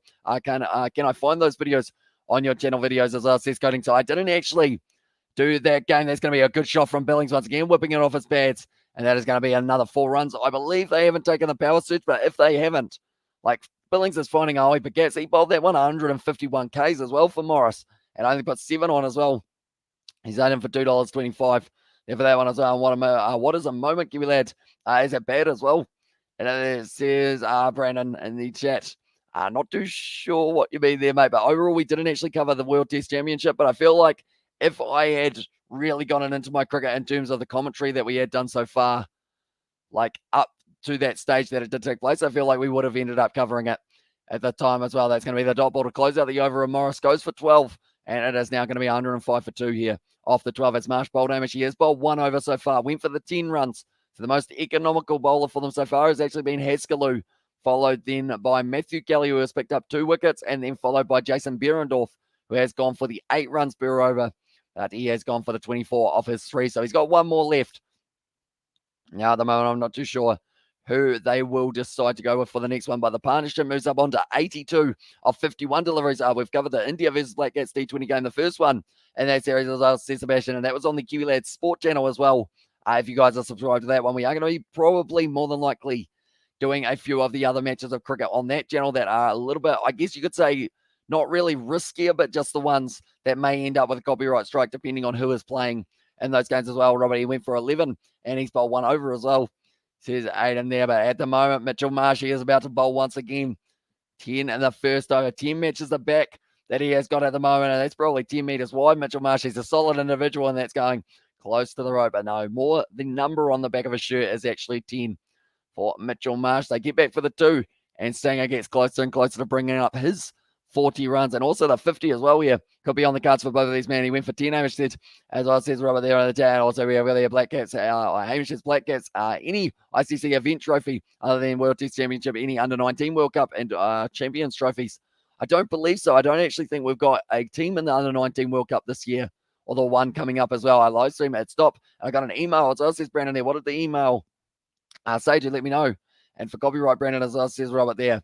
And also we have there a laughing face from Aiden there as well. And also we have got there for the, you can find the India versus Black Cat streams here. Tell you what, Sebastian, you're working towards another promotion, mate. I don't actually know how much more you can get promoted without literally almost owning the channel, but you're right up there, mate. You're working your way into the will, I guess you could say. And at the moment, Billings here sitting on 44 of 26 deliveries. Marsh gone for 3 runs. Oh, that's a shot there from Billings. He's gone bang, and that's going for 6 as well. I don't say it. I don't say it as well. And there's his Brandon. That's almost out of the ground. I believe it has gone onto the roof. And Sam Billings, he's just got rid of that ball. And that's how you bring up a 50 in style. 50 runs of 27 deliveries. And also, we've got there. Thanks, Sebastian, bro, for finding it out as well. Here's Cody, but it's a brilliant shot from Billings. He is going to be sitting on 8 fours, 1 6. That is his first 6 of the day.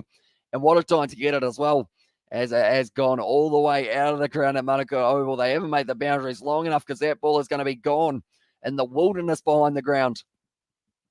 Mitchell Marsh, not happy with the way that one went as well. He wants to be your fill-in when your voice goes as well.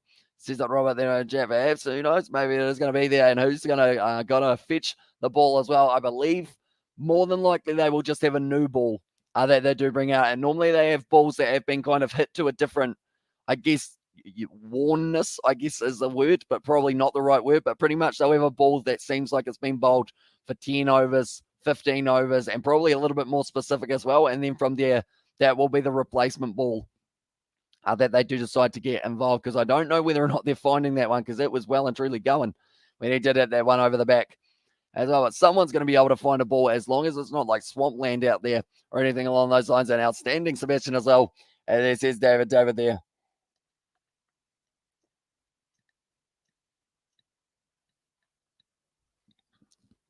There's going to be another single there for Billings. Moves up to 51, and now Singer's got the opportunity. And where is it? Where it's being played, and what did you predict as well? Says Robert. So it is at Manuka Oval for this game, and I said 170, which I feel like unless they get some wickets extremely quickly here, it's not going to go too well for myself. Some people who are around that 200 mark, I feel like might be a little bit closer for this one, perhaps, if the Sydney Thunder keep on going the way that they are, although saying that, still economical bowlers left for the Perth Scorchers as well. It's well bowled there by Mitch Marsh, and that will be the dot ball now. It's going to be nicely bowled, and he has so far gone for the 10 runs off this over. So if he can get out of this last ball with only going for a dot or a single, I feel like he will be taking that well and truly. And at the moment, Sanger, 40 off 34. I can hear someone like yelling from the crowd as well. I've vouched for Robert to be made a mod next as well. He's a sports mobbits, or spots mobbits from a mile away as well. And there says Sebastian, I feel like it is actually the case. Oh, I feel like it's probably almost time for Robert to get himself the promotion. I think the thing that stumps me is because of the fact that on my StreamYard, it doesn't actually show me who is a moderator. It just shows like your names. Like it doesn't have the spanners on there. So I actually sometimes forget, kind of who I have and haven't made a moderator as well. But Robert, feel like you're pretty much, once I can find the button, I feel like, would you like to be moderated more? Robert, do let me know as well, because I know that some people do prefer to just sit and watch, and some people like to kind of have that one involved, or not involved, sorry, and kind of involved in the action as well. So do let me know. At the moment, it is going to be sitting 2 wickets down, 117 at the moment here for the Thunder. 94-run partnership between these two of 57 balls here. Getting closer and closer. 12 runs off that one. They did go for 2 runs off that final ball. And now it does mean that it is going to be closer and closer to them being able to get themselves to a very solid total. They've got a 62% chance of being able to win this game from here, which I feel like it's actually quite high at this stage of the matchup. At Ashton Agar here, and I'd be willing to help out as well, says Robert there. So I feel like, with that being said, sounds like a promotion is on the card. One moment, my chat is going quickly because I have just clicked back onto the other one as well, so we will have to wait for just a little moment. We will go here, and we will go here as well. One moment, we will go like this as well, and we will go. Oh, it moved. There we go. We have put it as the moderator, and that one. Congratulations, Robert. Everyone, give Robert a round of applause. Whoops, that was very loud. That's a 6, and that's a good one as well. I better give that a clap as well. And that is a nice old shot from Billings. Moves up to 57 runs now. The predictive is had them at 170. And Bumrah and Siraj adding crucial runs. The last wicket, it is so frustrating for the bowling side as well. And it says coding also, we have there. Welcome to the mod squad, Rob, as well. Says Sebastian with the 10 out of 10 out of 10 out of 10 out of 10 as well. And also we have got the clapping from Sebastian. And now it is going to be Billings. That's the 100-run partnership as well. He's not just brought up his 50 in a great fashion. He's also brought up the 100-run partnership nicely as well. Hits it down the ground. And that is going to be at least the 1 run. No, they just take the 1. And say congrats, Robert, as well. Says that coding there. And it was a very good decision not to go for the 2 runs. And that situation as well. At the moment, it is going to be Sanger, who is looking really cheers, Amish, as well. Says David there. And congratulations, Robert. Well deserved. Says that Kevin there as well. And at the moment, I believe he's sitting relatively high up in the point system as well for these ones. And also, have you tried Tim Tams? I have indeed. We have got something very similar over here in New Zealand as well that are called Chit Chats, which are quite nice as well, alongside a Tim Tam, you know, depending on the mood. There you are, and that one's gone straight up in the air from Sanger, who is going to be able to get to a no one. Full safe once again, and there is a lot of luck on the side of the Sydney Thunder at the moment, but the projected score is 184 here if they keep on going the way that they are, and it does seem like maybe they will be able to cause the first upset of the BBL for the Perth Scorchers. To go high.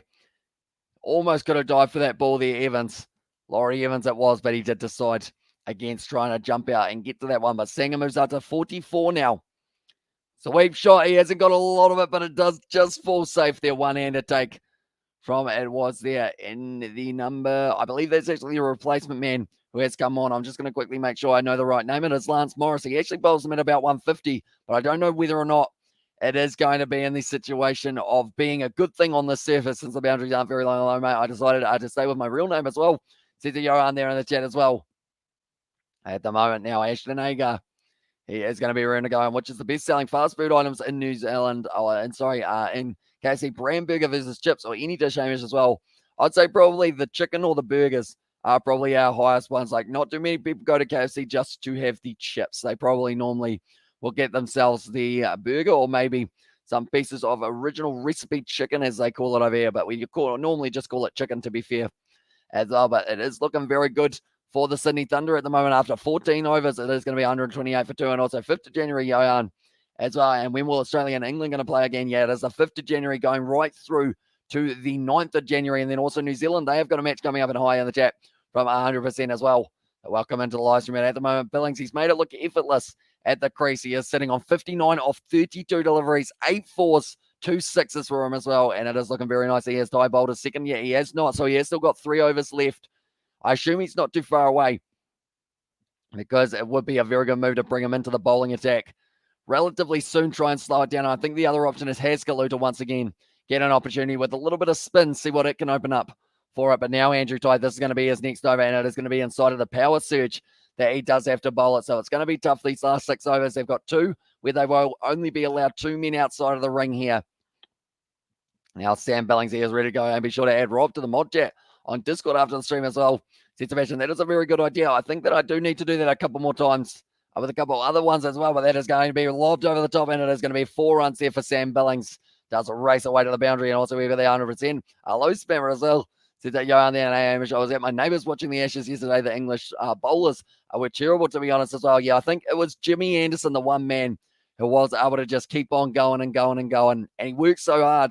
And then for the kind of match to end the way that it did, how he did all the hard work, and then they lost the 4 wickets in that night, was just a little bit of a kick to the face of Jimmy Anderson, I guess you could say, as well. But Ty at the moment, he goes for 4 of his first delivery. Thunder have won 5 of their past 7. That's going to be another 4 runs now, racing away, and that is going to be moving up to 136 here. Can I change my prediction? Unfortunately, it means that I am unable to change them just at this stage, but be sure to get a high one going for the second innings, because it does seem like the Perth Scorchers are going to have to chase down quite a few runs here. Thunder too good. As well says David Spence, and also over there, isn't he already there, mate? As well says David there.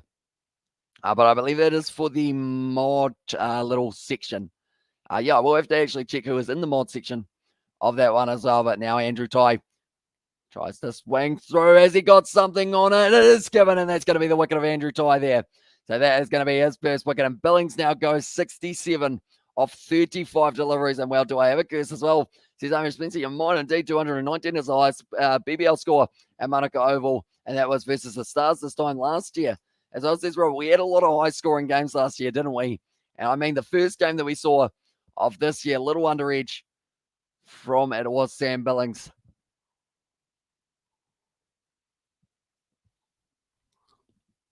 Nice little yawn there. He means the mod chat. I'm just in the normal one, as I said, Robert, and no, the private one, as I said, the person. But it was a good innings from Sam Billings in the end, getting 67 runs off 35 deliveries. And thank you. Let's go, Perth. Please don't make me regret this, as says Aiden there in the chat. Yeah, we will have to wait and see how it does go. So what else do you need? You need Mitch Marsh to get 10 runs, and also you need the Perth Scorchers to win the match, as the other segment of it as well by Alex Ross. Now the sweep bowler, just 77 not out, is his highest as well. Are we going to get to see it?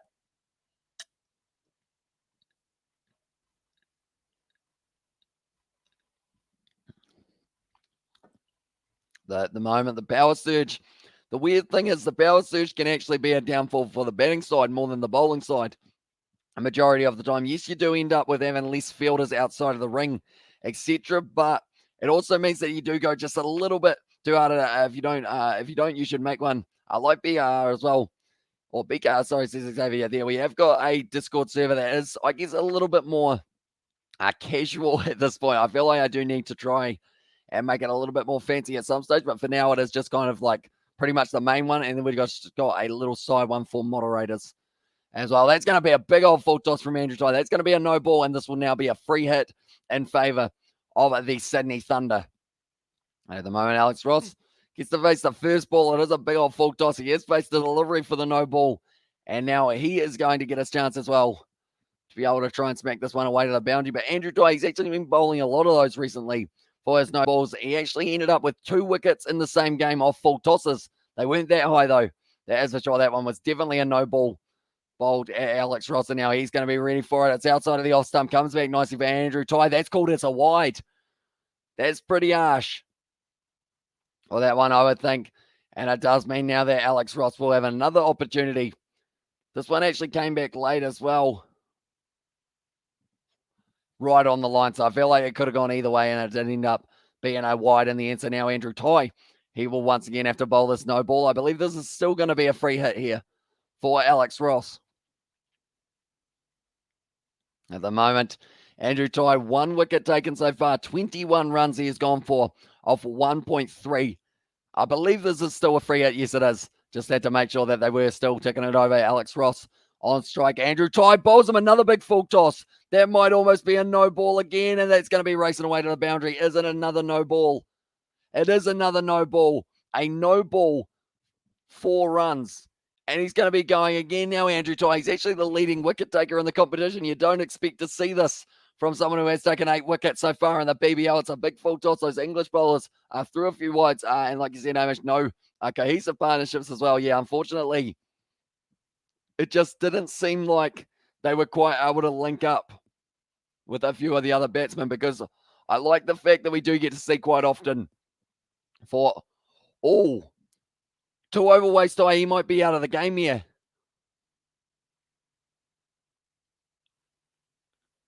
He's gone. Andrew Tye is gone now from the bowling attack because he threw 2 balls over waist height. He has been taken out, and that is a massive hit there for the Scorchers. Someone else is going to be having the free hit up against them. Deemed to be dangerous is the call. I know that the first one was dangerous. The second one probably was a little bit harsh, but Andrew Tye, the man who has got himself the golden cap at the moment for the most wickets, has just been taken out of the bowling attack for being too dangerous. And I believe, is he even out of the game for the batting side as well? Andrew Tye just asking the question. He had a big old smile on his face earlier on, but now it does mean that he is going to be going back to his mark. And that is going to be the end of Andrew Tye with the ball in hand. And last BBL score was 60, 10.4 overs for the Melbourne Renegades against the Sydney Sixers as well. Is that like a red card? I guess so, other than the fact that he is still allowed to be out on the field, but I haven't seen that in a very long time. 2 no balls, and it is now going to be free hit for someone else as well. And it is going to be, unfortunately, Morris, who does have to bowl the free hit delivery for them as well. At the moment, Andrew Tye, it's been very expensive. He's lucky he took the wicket as early as he did, Aiden, or else you might have been in a little bit of trouble there, mate. But Ross now, he is going to be on strike. He is not too happy at the moment, Andrew Tye. He had a massive smile on his face about an over ago when he was bowling wides and all sorts. Now he's not looking too flash, Andrew Tye. That's why we have got there well red carded as well. And Andrew Tye is still asking the question. And I think the umpire has just said, like, we can't do anything about it now. Just please, like, get on with it, I guess you could say there as well. But now it is going to be Morris who has to close out this over. 14.3 overs down at the moment. It's going to be well bowled by Morris. And that is a dot ball for the free hit. So nicely done by Morris there. He's just got 2 more deliveries left of this over. And then they will have to go back to Haskell, I believe. And also Berendorf, they've still got an over. So that's the thing. Andrew Tye, they would have had 2 more overs that he would have been bowling. So now it does mean you got Berendorf for 1, Kelly for 1. Ashton Agar may have to bowl another one, or maybe Haskell, and then also Morris will have another one as well. But yeah, that is certainly something we haven't seen before for the Perth Scorchers. Not in the last little while anyway. Well bowled once again, and it is going to be hit down the ground, and that will be kept to just a single well bowled by Morris once again. He's getting them down there at about 145, 150 as well throughout this matchup. But Andrew Tye, that first one was a dangerous one, so I can understand that side of it. The second one, though, I guess you could say it wasn't as dangerous, but it is still a big full toss. And it will be interesting to see how it does go there. And is that because he bowled 2 above waist height? It is indeed. And also did Tye just get the penalty as well, says Sebastian. Yeah, pretty much 2 dangerous deliveries because he did throw 2 full tosses that we're hitting about there on Ross. So it does mean that it is going to be, oh no, a misfield as well by Josh Inglis behind the stumps. And more runs are coming here for the Sydney Thunder.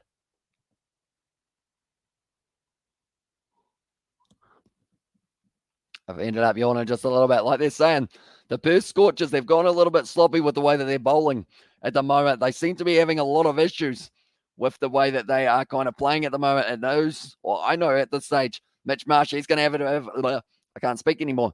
He's going to have a big innings. Colin Munro, probably big innings as well. And then Josh Inglis as well at the top of the order. Curtis Patterson, another player that's going to be well bowled by Morris. That will be the final ball of the over. And they do just get the single. And now after the 15th, it is going to be the Thunder sitting on 3 for 147 as well. And also, Mod, I didn't notice my bat as well. And it says about he did just get promoted about 15 minutes ago or so. I think it was almost at the start of this over, actually. Or maybe 2 overs ago. So, yeah, it was only a little wee while ago that he did end up getting his promotion there, Robert. Andrew Tye was not happy about being brought out of the bowling attack, but 2 full tosses.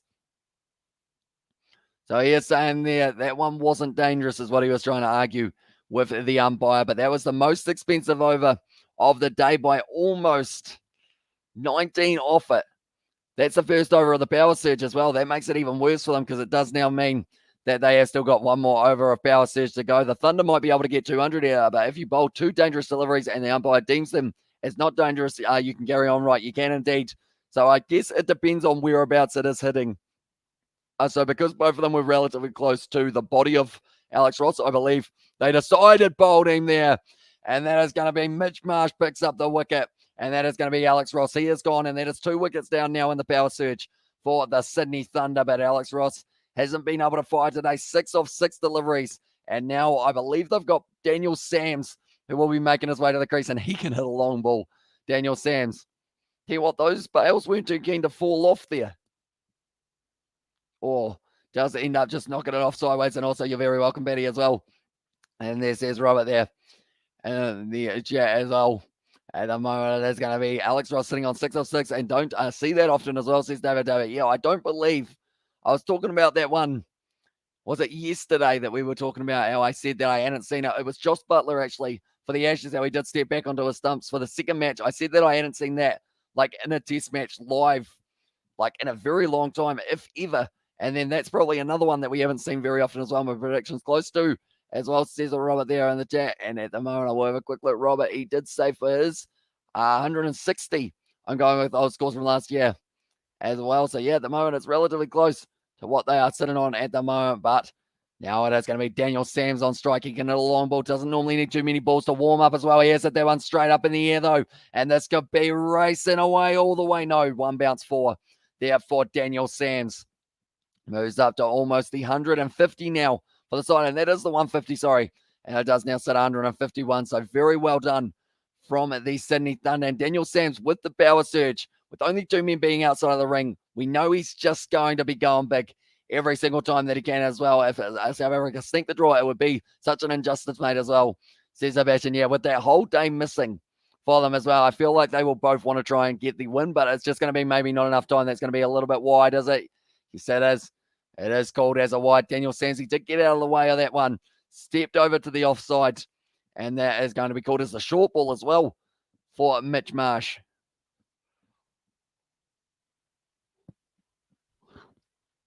Tell you what, we may need that Fanta into these second innings. I did say about how next year I do want to try and eat a little bit outfield, which will be why I'll probably end up drinking all the Fanta this year to get rid of it as well. Hopefully they slow down on Brian as well. Says Aiden, yeah, at this stage, I mean, at least the good thing is Mitchell Marsh, he might have to get quite a few runs, which may mean that he does get his 10 that you are after as well. They're betting Sebastian. Indians are out for 327. Good Yorker there from Mitch Marsh. The moment Sanger, he is sitting on 45 of 38 deliveries. The man earlier on, Sam Billings, 67 runs off 35 deliveries. But they are just showing there Daniel Sams, the Boxing Day test match where he was able to get 28 of 11 deliveries. Just kept on hitting sixes as well, Sam Billings. Oh, sorry, Daniel Sams, I should say. Just kept on going. That's going to be one. Or is it? No, he hasn't quite got all of it. Yes, he does, though, still. It has gone to the boundary, and that's going to be 6 runs for Daniel Sams. He's looking at the bottom of the bat as if he didn't get any of that at all. But that is going to be 6 more runs there. And the power surge, they have taken it at a good time. They've lost the 2 wickets, yes, but they have also been able to get themselves a lot of runs during the process as well. And it does mean that Andrew Tye will not be bowling any of the last overs of this match as well. I think he is allowed to bat still, though. If I'm not wrong, like I mentioned, it's not a very common occurrence, so it is tricky to know exactly what happens on there. It's well bowled there by Mitch Marsh. I would give it out, and he has indeed for that one as well. Looked like it could have gone down the leg side, maybe is the comment from the commentators, but also sorry to be a nuisance, Hamish, who's leading on our points board as well, says David, and I'm on 5, David, says that Robert, and I will let you know in 4 overs time, David, because I will add on the points from this one as well, because I believe with the predictions that we've got going at the moment, there could be a chance that maybe it does change. Okay, that was missing the leg stump by quite a bit. I'm not an umpire, and luckily I'm not an umpire. And Daniel Sams, he can't really believe it, but he does accept it. And he is going to be going there as well. Indeed, Rob, it was good bowling by South Africa, don't get me wrong, but India were robbed by the weather factor big time as well. Says Sebastian there, but Daniel Sams, he's going to be gone off 10. So that is going to be 3 that have ended up losing their wicket inside of the power surge. I mean, there's been more than the normal amount of balls in this power surge, though, because of the fact that we've had so many no balls, wides, etc. as well. And also, I'm just happy he got a wicket before he got injured as well, says Aiden there. Although he didn't actually get injured, he did end up almost injuring someone, which is why he did get taken out of the game for dangerous bowling. So I'm not too sure what happens in terms of after that, whether or not it is going to be I guess in that situation, do you end up with a suspension or anything like that? I haven't seen it happen before in a very long time, like I mentioned. But Cutting at the moment, most matches, he has actually tied for the second most at the moment. 100 matches he has been able to go from 2012 to 2021. Dan Christian actually the top of that list with 110, and he is not slowing down anytime soon by the looks of Dan Christian. Going to be off the edge there. Cutting, he will take those ones. Those are still 4 runs, and that will close out the power surge. They move up to 162 for 5 of the 16, and that is going to be another very good over for them as well. And at the moment, I believe that was another 15, so they got about 33 or 34 off their power surge at the end of the 2 overs, averaging 17 throughout it, which is very impressive indeed. But now Sanger is still sitting out there, 45 runs off 38. Does tackling the umpire count as dangerous? I would probably think so. Although it depends. Mitchell Santner actually tackled the umpire in the... Who were we playing? It was playing someone, and he actually ended up running into the umpire and pretty much tackling him, but he did get to keep on bowling. It's on every be a pro, Kiwi lads. I can't believe I got in as I said, Brandon. I will try my best for those ones as well.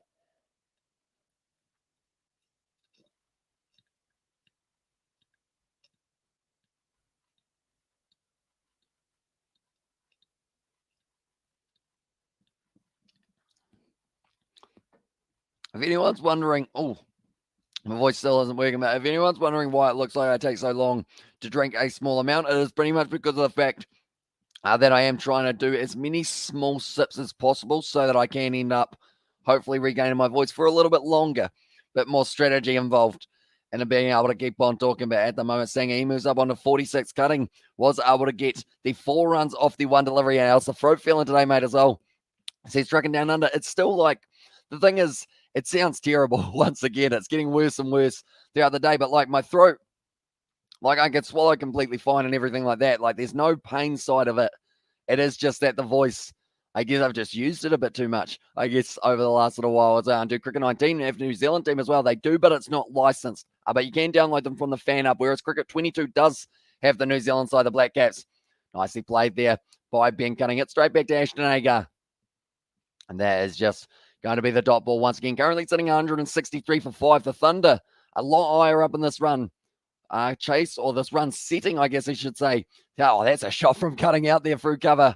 And that is going to be another 4 runs for that man. The projected score at the moment is 202 for themselves. They are still flying up in terms of those runs. And it is Manuka Oval. They have said that the last 6 games, or the last 7 games, 6 of the times the team chasing have been able to win it. The Perth Scorchers are going to need a big innings here to be able to get the job done. That is for sure. But Ashton Agar there, it's looking like it's a little bit disappointed with the way that one went. Anyone who is new to the channel, be sure to leave a like and subscribe as well. We have got the BBL tomorrow. We will be doing the game between the Brisbane Heat and the Sydney Sixers, while we are talking also about the Renegades taking on the Hurricanes and what will be an awesome doubleheader. Sadly, they do overlap well and truly. They're actually only an hour and a bit apart for those upcoming ones, which does mean that we don't really get to cover all of the games of the Big Bash, which is a shame, although it's probably a good thing for the vocal cords in a way that it is the case. But we're still going to be back tomorrow. I probably will end up getting a whiteboard or something tomorrow for during the day, and I will just end up, I actually had Google Translate going for me today, trying to say my voice after the test match was finished as well, because I did try talking, didn't really work, so I just had Google Translate on my phone, and I was just doing all my talking throughout that as well. I suggest for next game that you add some lemon and mint to your water if you want to keep healthy, but also give a nice flavor to your drink as well, says Sebastian. So does mint help with kind of keeping your voice rolling as well, Sebastian? I know that people have said lemon and honey. I've just had a thought. We've actually got a lemon tree right outside that window, and I was thinking, if I reach down, can I reach a lemon from the tree? I probably actually could, although it would make a bit of a mess because I don't have any like utensils to be able to cut it up or anything along those lines. I'd have to rip it in half like I am a caveman, but it would still do the job. As Perth will win this match as well, sets it off. It's going to be a tough one at the moment. Perth Scorchers to win this game is sitting 33% likely for themselves, but that will be the end of the Agar over, only going for 7 runs of that one and 35 for none here off at the 4 overs at the end of a spell. So they would have had Andrew Tye bowling at least 1 more over in this match, probably at least 2 to be honest. But now Behrendorff, I believe it is. Is that Behrendorff or is that Morris? It might be Morris actually. But at the moment now, It is going to be, it is Behrendorff who will be bowling this one. He's gone for 8 runs so far, and Manuka Oval for the last 10 games. The average score batting first is 170. They have brought that up with 3 overs left and another 18 balls to be able to see how far they can go. Behrendorff puts it outside of the off stump. Singer hits that one nicely. It's going through the gap. This could be 4 runs, and it is, and that is Singer's 50 as well. Brilliantly hit by the Sydney Thunder. Number 3 batsman, and ever since coming back into the side, he's been looking phenomenal. Kawaja will have to work hard for a spot at the moment, the way that they are going, the Sydney Thunder. That is a nice old shot. Milestone. Jason Singer gets 51 of a total, 52 of a total of 43 deliveries there. And Ginger Tea Hamish Weeks a treat made it. As well, says David. I haven't actually had ginger beer before, although I know that it's not quite the same thing, but I feel like ginger tea would be an interesting one to try out as well. Because like you guys know, I've never actually tried tea or coffee, which I feel like is weird, isn't it? The fact that I haven't had that. And some of you guys have probably been drinking tea and coffee for absolutely like miles of time. As I'm Bear Pro coming tomorrow, but do at 1:30 p.m. or 3 or 2. I'll let you know, and I'm doing live stream at Cricket 19 as well. And also we have got there, just don't try the eucalyptus, mate. The koalas will not be happy as well. Says trucking down under. Were you here for the halftime one yesterday, trucking down under, when I did show that picture of me touching the koala? That's such a weird sentence to say. The picture of me with a koala is a better way. I was giving it a pat. Were you here at halftime when that was taking place, mate? Do let me know. And there goes my prediction already. It says Paddy Wagon. Same with mine. I said 170, and it's certainly looking more likely for the 200 mark or so for the Sydney Thunder. But at the moment, dot ball for Behrendorff. 2 in a row at the moment here for Singer. What can he do off this next delivery? I think he'll be putting it close to the boundary. If not straight over the top, maybe. Behrendorff now. It's a bouncer. He almost put it to the boundary himself with how high that went. But Josh Inglis able to take it behind the stumps. But there have been many, many wides in this game. And mine, of course, as well. Says Ali Hills there. And yeah, you guys were both 173, weren't you? I believe, if I'm not wrong. And also Australia versus England on Cricket 19. And question for you, Kiwi lads. Do Cricket 19 have the KFC Big Bash? Says Brandon, I don't believe they do. Cricket 22 does, but Cricket 19 does not, sadly. But you can download the teams from the fan hub. That is the great thing about like Big Ant Games, is they have got that massive fan hub where you can pretty much just download all of the teams and their kits anyway as well. Sanger there trying to hit that one away, and it is going to be fielded nicely by Andrew Ty. Mine is 195 as well. Says that no, Mama will have a quick look. Yeah, 195 for 6 there. As well, and I'll say, yeah, and the chat says Paddy Wagon. So yeah, yours was 195. Probably not looking too bad at the moment of time that we are sitting, because they are looking very good here. A little bit of a misfield from Andrew Ty, but he was able to cut it off. Behrendorff so far in this one has gone for, I believe it is about 8 runs off the first 4 deliveries. And I envy koalas. They sleep 22 hours a day and keep it cute for 2 hours. Sounds like a life for me as well. Says Sebastian, do they sleep for 22 hours a day? That's a big old shot in the air, but it is not going to be going over the boundary. Does it fall safe? What a take that is from Ashton Agar. Has been able to catch that one. Is my 200 for 4 as well, says Brandon. I believe yours is. Yeah, 200 for 5, actually. Sorry. And you are the same as Kevin Thomas in that regard. And it is going to be nicely done by the Perth Scorchers. Behrendorff gets his man. And that is going to be cutting on his way. And now Sanger is going to be left alone at the crease once again. Yeah, so we will have to have a quick wee look down and see. Nathan McAndrew will be the next man making his way to the crease, I believe. And Seb, I think you're more of a wombat man. All they do is eat roots and leaves as well. And this is trucking down under. And also we've got there, that is the dream right there as well, says Paddy Wagon. Because I know that cats sleep for 16 hours a day, don't they? How many hours does I'll check a wombat for a start. Wombat sleep. How many hours do they get? Wombats sleep for up to 16 hours a day. Okay, so they like a nice little long snooze as well. Koalas, how long do they sleep for? Up to 20 hours a day. Geez, that's a long time. How long do cats sleep for? I'm just going to learn about all different animals. Cats, 16 to 12 hours. What about a dog? While we're at it, we might as well check a dog. 12 to 14 hours. Oh, they sleep for a long time as well. See, I've never had a dog, so I've never seen a dog sleeping for more than like a few seconds in like a clip on YouTube or something like that. And also, that is a dream right there. And also, hopefully, it's only 185. Says A in there, but it's very nicely taken by Ashton Agar. Behrendorff now well pitched up, and it is going to be Sanger now trying to push for the 2. McAndrew's going to be running hard, and they do get there for it as well. Do they? No, they may not have. they might have to go upstairs, and dogs sleep for 12 to 14 hours as well. And I love myself some leaves, that's for sure, as says Sebastian there in the chat. I want to sleep like a dog, says that Paddy Wagon. I think the only time I've slept for that long was after doing, I think I did about 20 hours of live streams within 28 hours or something like that. It was rugby. It was all sorts going on in the middle of the night as well.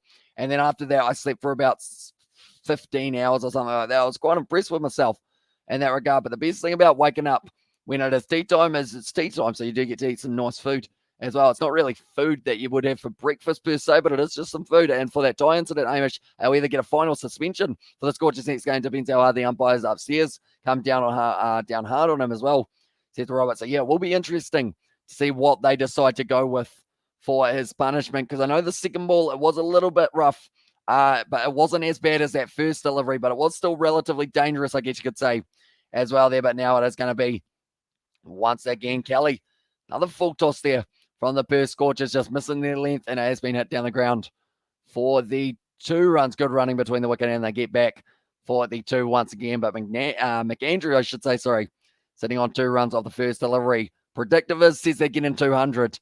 If they get 200, that is going to be a tough score to chase down for the Scorchers. Definitely with the average score here for the first innings being around that 170 mark, and they're already 11 above that at this stage in time. But 6 wickets down at the moment for the Thunder. That is the one thing that might let them down, is if they lose Sangi or McAndrew. Slow ball, brilliantly bowled there from Kelly.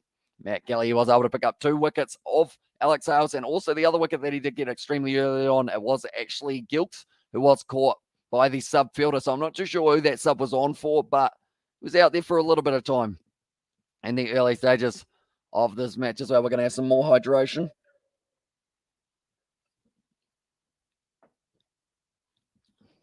There we go. I've still got another whole glass of water, and I'll probably end up maybe considering a Fanta for the last innings of this match as well. Nicely played by Nathan McAndrew. It's going to be weird, though, tomorrow, waking up at a weird hour that isn't the morning, because I feel like I've been in the routine of pretty much, like when the Ashes is on, I've been going to bed after the BBL game, which finishes at normally around 2 or 3, somewhere around there. And then the next thing that I do is I end up normally just sleeping till around 11:30, wake up, get ready, and then do the Ashes for the whole day and the Big Bash as well. So it'll be weird getting a sleep in tomorrow. That is later than 11, possibly. That's going to be a shot from McAndrew there. Hitting it out through cover. Another 4 runs for the Thunder. How many boundaries have they had this match so far? 16, 17, 18, 19, 20, 21 so far for the 4s. And also alongside that, they have got themselves 4 6s as well. But it was a slow ball from Kelly. Just gets the radar just a little bit off, goes out to the offside. And that is going to be the 4 runs once again for the Sydney Thunder. These boys are putting on a good total here, ladies and gentlemen. It's not going to be easy for the Perth Scorchers. We haven't actually seen them have to chase anything huge because they've only chased once so far in the BBL. What a Yorker that is, though. That's a brilliant one, and that's going to bowl them as well. Yorker on point, and that is going to be McAndrew gone now. Brilliant ball by Kelly, and he picks up the 7th wicket now for the Perth Scorchers. England, making sure we're all well rested as well, says Sebastian there in chat. It could just be, yeah, the time zones, for them in England compared to here. They were like, you know what, we'll just get ourselves a little bit more, I guess, used to the conditions in Australia with the sleeping pattern. And then from there, we'll be rearing to go for match 3 and 4. Or sorry, 4 and 5, actually, it would be. But McAndrew, he goes 6 runs off 5 deliveries. So looking through, the Scorchers, they chased down 152. Scorchers, they set a total of 206, set a total of 167, set a total of 182. Set a total of 195 and set a total of 157. So what that tells us there is that they have not had to chase down a total more than 151, and this has already got an extra 34 runs on top of that, and we've still got 7 balls to go, and Perth can do anything. Nothing is impossible. If anyone can do it, it will be Perth. Exactly right. When you got Mitch Marsh, Colin Munro, Ashton Turner, I think, is going to be in the middle of the order, and also alongside him, you've got Patterson, opening alongside Josh Inglis. So they've got the side. Would Archer change anything for England as well, says Xavier Brown? I feel like he would have helped them out a lot in the pace kind of conditions, because Mark Wood is fantastic when he is bowling at 150. We've seen that pace can lead to indecision, and then that can lead to wickets. But unfortunately for England, when you've only got Mark Wood, he doesn't very often at all play back-to-back tests. So then for that other test match, sadly, you do end up with that situation of, pretty much a missing but yeah, Archer, once he does come back from injury, the next test match, hopefully he will be able to have a bit of an impact there as well. And also, we have got there, do you have money on the Scorchers 8? And as I said, Sebastian, he does indeed. He has got 10 runs from Mitchell Marsh, 1 wicket from Andrew Ty, and also they do need to win this game. So that's why he is very nervous, possibly, depending on how many runs they are going to be able to get. But Kelly being able to get 3, yeah, I know, Rob, as well. And there says Xavier Brown. At the moment, the Perth Scorchers, you know what else is orange like their kit? These Fanta cans that I am keen on consuming before the end of the new year, before the New Year's resolution kicks in, which is probably, the thing is, I've probably got about 3 or 4, but I know that having 3 or 4 normally doesn't work out because then you may only complete 25% of them, if that, as well. And I do ask the question, ladies and gentlemen, or yes, no, happening there a little bit, for your New Year's resolution, what was your New Year's resolution for last year, for 2021, the start of 2021, and did you achieve it? Do let me know. Would be curious. I feel like our New Year's resolution was to hit 3,500 subscribers for one of them on this channel. So I feel like we were able to accomplish that quite nicely. Passing with flying colours, and also Jofra Archer is playing in the next test. Is that what you said, Hamish? As I said, no. So not the next one, but the next test that he is going to be back for after injury. Do you want to go to the gym in 2022? As I said, Xavier Brown, I don't know whether or not I will be so much as gymming, but maybe just trying to do a little bit more exercise and whatnot. And next goal, 10K. Yeah, 10K. That's a crazy number. But if we do get there, it'll be absolutely insane. That is for sure. And also do a tip. If I was you, I would have put $100 or 100 on Munro as well. And there says Robert, and he's injured. He won't be back till March as well. That's going to be chipped down the ground from Cameron Green, and they are edging closer and closer to the 200. 190 there, says Nathan Simon. Archer is estimated to come back around May or June, just in time for New Zealand Test Series. Oh no, we don't have to face him, do we? I don't want to face this 150Ks. Like, that's the thing. It's always like unlucky in terms of timing. Like when the quicks return after like a long injury, they always come back and they face New Zealand. So I'm listening to your commentary. And India, congratulations, Australia win as well. Says, thank you very much, mate. I am from New Zealand, but overall it was still a very big win for the Ashes in terms of the fact that they have been able to make it 3-0. I'm back as well, says Warriors fan. Welcome back, mate. Short ball there. Cameron Green hits it to the leg side. It's going to be a catching opportunity. Races away for the 4. And now it's getting closer and closer to the 200 now. 196 they move up to now here. And I thought the innings was done. Damn it, as I says, Nathan's in there. Wait, never mind. And there, as I says, Nathan.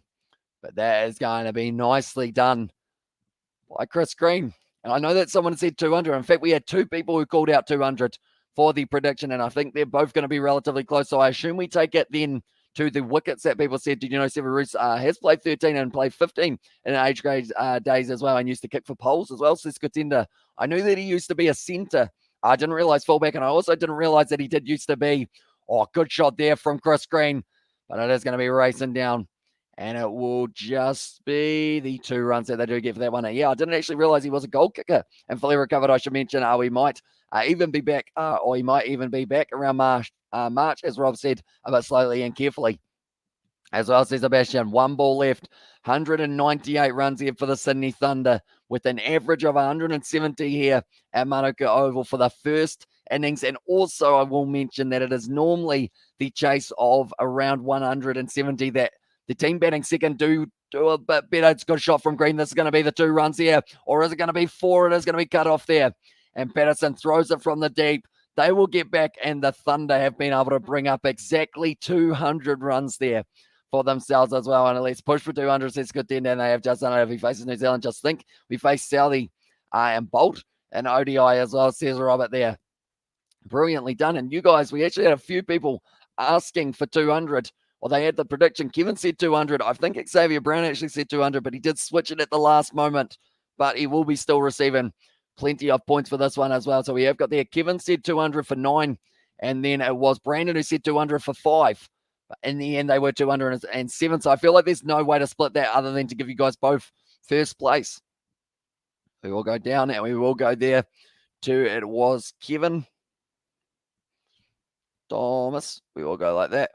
And he was able to get himself the first place. And then so was Brandon. So congratulations to you two being able to share those points there. And then also it is Xavier Brown was able to get himself into. Oh, this is a good question, ladies and gentlemen.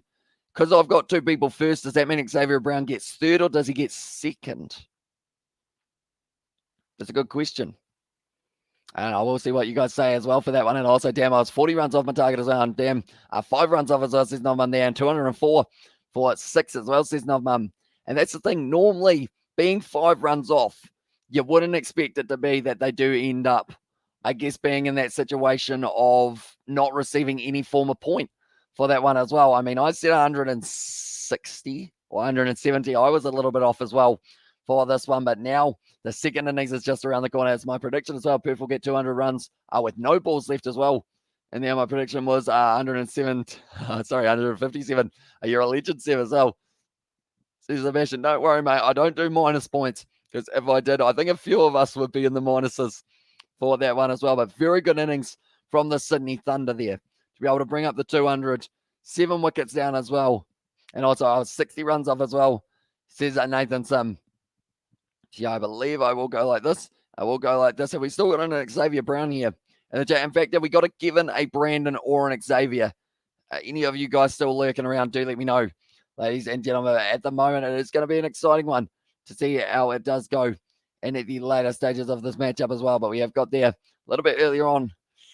I mean, this is going to be tough for the Perth Scorchers. I'll be honest, they aren't a side that I would think of as maybe struggling. But I don't think it's going to be too easy either. I feel like it's going to be a hard chase for them to be able to do. And if they do get it, it will be even more impressive from them. But straight away, I'm going 188 as my prediction. I feel this might be the first loss Perth to reach today with 4 balls left as well, says Sebastian. I feel like that's probably more likely, to be honest. But I went with, once again, the underdogs in that situation. But we will have to wait and see how it goes. We've got ourselves again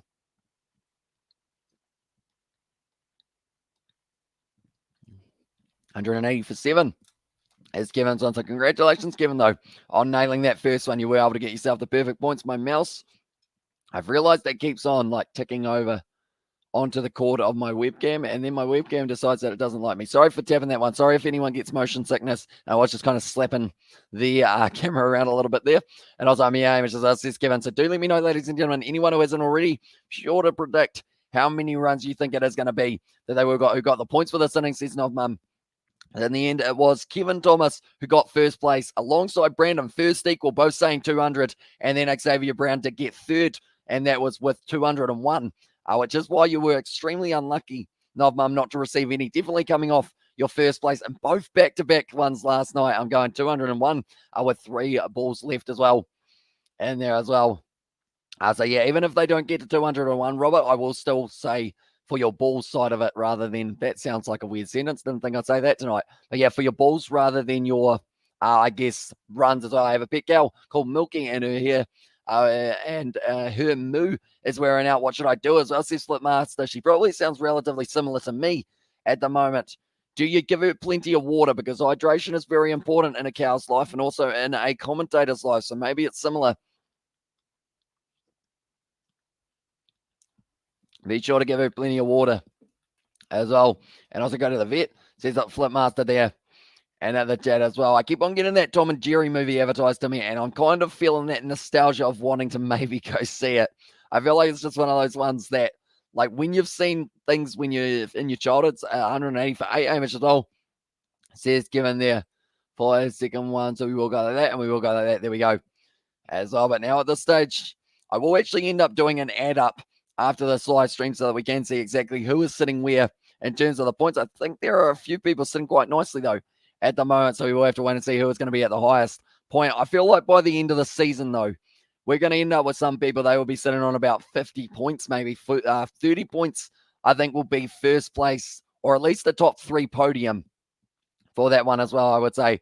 But the Scorchers at the moment, they will need 201 runs to be able to win this one. They need a big power surge. They need to not lose early wickets of the likes of a Josh Inglis or anyone along those lines. But for the Sydney Thunder, the standout performance with Sam Billings getting himself 67 runs off 35 deliveries, 10 fours, 2 sixes, strike rate of 191. And then Jason Sanger just really helping that innings along. And it was in that situation of 56 of 46 as well. I keep on getting your mower advertised on Fox Sport 2 as well. Says a robot, is that little one that does just drive around your backyard in the rain and then plug itself back into the battery afterwards as well? Yeah, I've got their shout out to Hamilton as well. Says that Tame there in the chat. I reckon Tom and Jerry's Shiver Me Whiskers. I like them as pirates as well. Oh, I recommend it. So he says Sebastian there. Yeah, I used to watch them on Cartoon Network. I believe it was on all the time. Tom and Jerry is on 187 is the prediction there for Paddy Wagon. So very close to myself in that regard. So far, hopefully we will be able to get relatively close in that regard, but it might be a chase down maybe for the Perth Scorchers. The best of the bowlers definitely was not Andrew Tye. Ended up getting himself taken out of the bowling attack after going for an economy of 17.33 and also getting himself in a bit of trouble. Hamish Spencer here said 203. Although Hamish, now we do have the system that it is if you go over and you say that the team is going to be winning the match, you've got to predict how many balls will be remaining at the end of the game, because that way, if a whole heap of people say they're going to be winning it in a lower run chase, it is whoever is the closest with the ball. So be sure to tell me how many balls you think will be left in that one. 187 as well. Says Ali Hills. I think there is a little bit of a system going on here at the moment, Paddy and Ali seem like they both want to end up with the exact same points. Possibly, I've seen the same answer about 4 times in a row for those sides as well. At this stage, it is going to be Haskell. He actually only bowled the 1 over and only went for 3 runs. Yet they decided not to bowl him anymore. Matthew Kelly, 4 overs bowled. He ended up going for 30 runs and also 3 for him. 3 balls left there. Says Hamish Spencer there in the chat as well. But now at this stage, it is going to be an important innings here for the Sydney Thunder with ball in hand. We've seen them be a little bit expensive at times. The likes of a Daniel Sams, Chris Green, going to be important. Ben Cutting as well, Nathan McAndrew, and then Mahmood. I feel like he could be a game changer for them alongside Sanger. The Perth Scorchers have got a 32% chance of winning this game, and I feel like if it was anyone other than the Scorchers or the Sixers who had to chase down 200, they would say no. This one is probably about an 80% chance for the team who did set the 200 to win this one. But that's the thing, the Perth Scorchers, they have got some magical players to make their way to the crease for them, and if they can fire, they should be able to win this game. But we all have to wait and see whether or not that will be the case. I'm looking straight away at Mitchell Marsh, the man coming in at 3, Curtis Patterson, a little bit underrated by a lot of people. Not too many people look at that name because they do get caught with the Mitchell Marsh eyes for that first one. But Curtis Patterson, he's been going very well this season as well, brought up a couple of 50s for himself. And then you've also got the Kiwi, the lone Kiwi in the competition, Colin Munro, will be trying to make his way towards a decent total as well. But at the moment, they are just showing there the Sydney Sixers versus the Brisbane Heat. That is going to be the game that does start tomorrow as well. And that is going to be an 8 o'clock start time, I believe it is, for us here in New Zealand. And then the game between the Sydney Sixers and the Brisbane Heat, that is the first of 2. And then the next game that is coming up, it is going to be in the Renegades and also the Hurricanes as well. What orders Martian to the bat list as well. I believe he is coming in at number 3 here. So the batting order is going to be as follows. Josh Inglis and Curtis Patterson will be opening. Then from there, it's Mitchell Marsh, Colin Munro, Ashton Turner, Laurie Evans, Ashton Agar, Andrew Tye, Matthew Kelly, Jason Berendorf, and then Peter Haskell. Although we did see one of the players get subbed out, and I believe that would have been actually Lance Morris got brought into the attack, and I believe that was for Laurie Evans, who did go off, I believe. I do want to say so. I believe that was who it was, Munro, and at 4. He is indeed going to be coming in at 4. And if he ends up having a decent one that he did have in the first kind of moment of his BBL season where he was able to bring up the 100, Cooper Media is here. He has said, I'm very bored right now. I'm sure you will entertain me as well, says Cooper there. There is no pressure at all, but Cooper, I mentioned the volcanoes the other day, and I am now actually consuming liquids on the live stream. I think you have been here, though, for one of those ones, but I did have a Fanta the other day. It was very nice indeed. But yeah, pretty much Cooper. He was here for the first ever time that I consumed food on a live stream, and that was back for Fiji versus Georgia, way back in 2020, I believe it was, and I was a very young boy, or maybe actually 2021. In that matter, and I was pretty much very new, very bad Wi-Fi as well throughout that stage, so it wasn't too easy for the coverage side of it, but we did make it through it. We did eat that whole bag of volcanoes, probably not in that night, or else I would have possibly really regretted it, but we ought to have some Pringles as well. But now at this stage, Cooper, be sure to predict how many runs you think that the Perth Scorchers will get in their second innings, and if you are one of the 3 closest, you will get yourself a few points on our point system as well. So we will see whether or not it will be in this situation of, whether or not we do get to see a chase down here at OMG 200 as well. It is indeed very nicely done by them as well. At the moment, I believe we're going to end up with a few double ups in the points as well, similar to what we have for the first place one, depending on where we end up with it as well. Kiwi, they'll chase it as well. And it says a Robert to Music Kiwi. It's going to be a good chase as well if they do manage to get the job done in this one. Oh, we've got a few ads at the moment, but they are going to be gone in just a moment, and then we are going to be ready to go for this one as well. 11.03. They did just have a show called Something Billionaire, and I had a thought in my head, and I was thinking if I ended up having like $1 billion, what would I do? And I feel like in terms of career-wise, even though like I wouldn't have to work in terms of for like money or anything like that, I feel like I would still end up doing YouTube. Like for some reason, I feel like it's just one of those ones that, like, this is going to sound real cheesy. And I feel like you guys are going to be like, ah, you little cheesy boy. You're like cheesier than cheddar. But I was going to say something along the lines of pretty much like being able to do these, like, and having you guys in the chat. I was going to say it was priceless, but then I feel like you guys would like be like, ah, you cheese boy, you cheesy as well. And also we've got there. Okay, so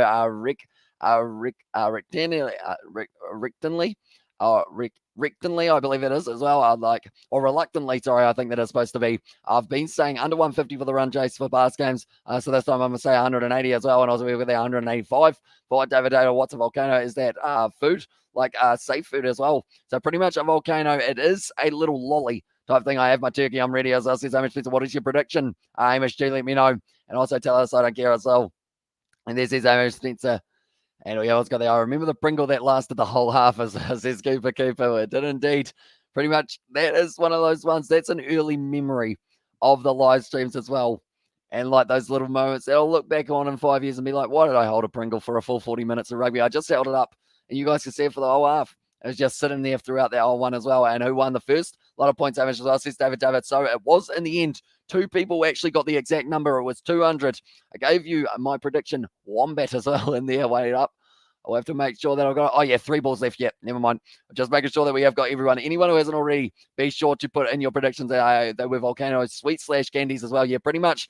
They're almost hard to explain, I guess you could say, but they're red on top like a volcano, and then they've just got a little bit of a base of a certain flavor as well. Maybe I will try and find a picture of them a little bit later on as well, but pretty much it was 2 lots who did get 200 exactly right, and that was Brandon and also Kevin Thomas who were able to do that. And then Xavier Brown, it's a harsh reality this round so far because he got only 1 run off. He actually changed his prediction from 200 to 201. He was only 1 off, and he does only get 1 point for it as well.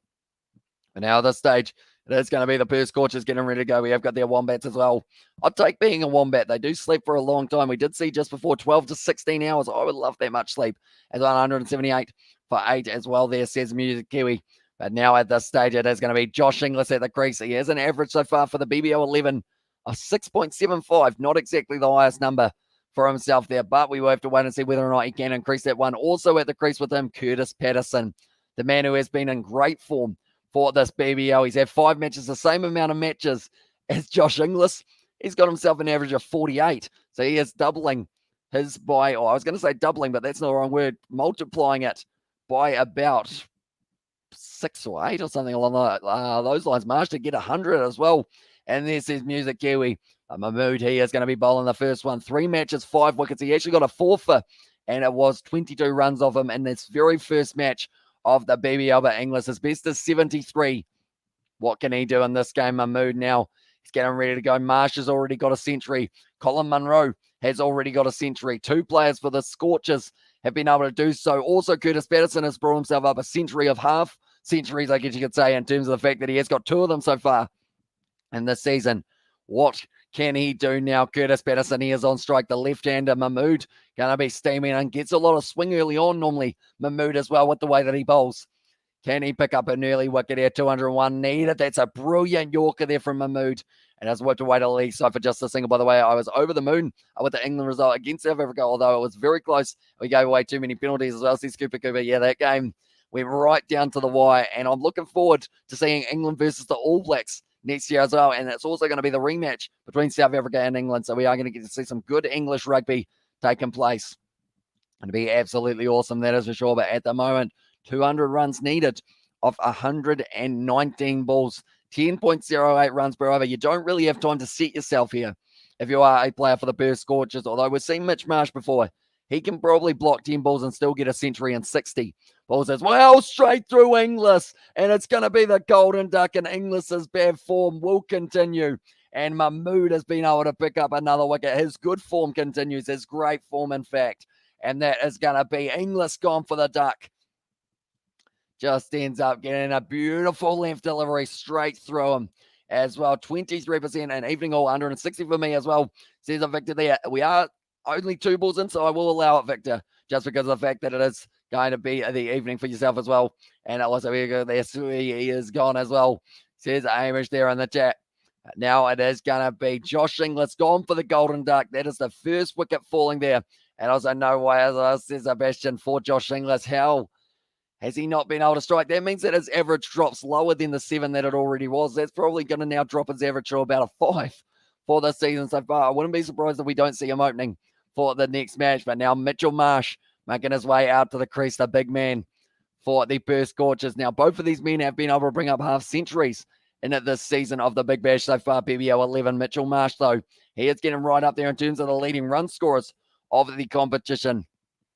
They're still going to need 200 runs of 118. And as you can see, every time they have a dot ball, the required run rate will be going just a little bit further up for the Perth Scorchers and Mitchell Marsh here.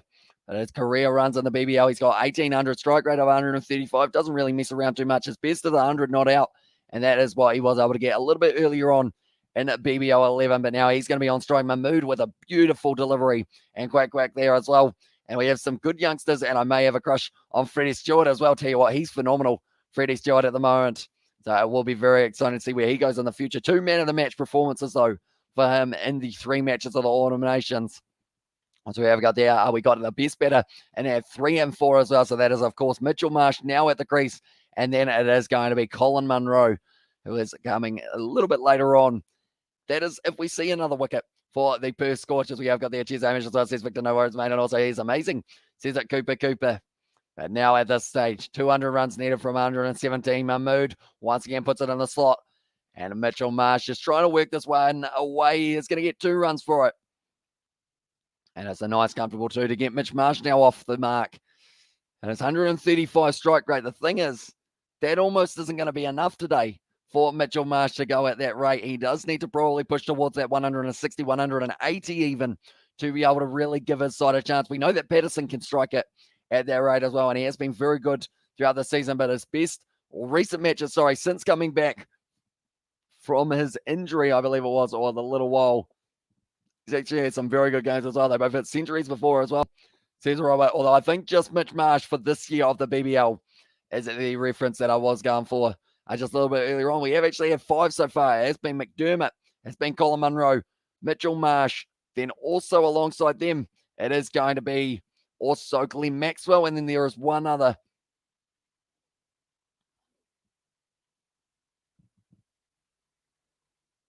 Who is this man?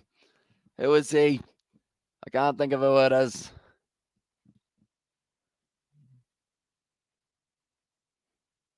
Who is it? There's one more man who has been able to bring up the century. Can't think of it. Mahmood. That is going to be the end of his over. And it is going to be 1 for 3 of his very first over. Who is the other man who has got the century in the BBL this year, ladies and gentlemen? Do let me know. I can't think of it. Matthew Wade, he missed out. But in that same game, I think it was, that someone did get it as well. Nah, the brain's not working. I know there's one more, though, as well. And Sunkist or Fanta as well. Says Amish Spencer. I would go with Fanta for that one. I haven't actually had Sunkist, but I am sticking with my boys at the Coca-Cola company with their Fanta. I haven't actually had one yet today, but if I run out of water, perhaps it will be on the cards for the later stages of this live stream as well. Definitely if my voice does cut out. Who's got the other 100 this year? I know there were 2 for the Perth Scorchers. Philippi, I know, got 99 not out. So he was very close. What other teams have we got? Hobart Hurricanes, McDermott was able to get it while you're flicking your finger. I was trying to remember what it was, but I can't think of it now, unfortunately. No, not Crystalline. Munro did this season versus the Strikers. He did indeed. And then it was Glenn Maxwell as well, says Sebastian. I think we've had 5 so far with McDermott adding his name to the list. Coco Pepsi as well says Cooper. I don't actually really drink either, to be honest, but I would probably go with Coke, I guess, but I haven't actually had either of them in a very long time. Good ball straight away from Daniel Sams. Got a bit of outswing available for him as well, by the looks of it.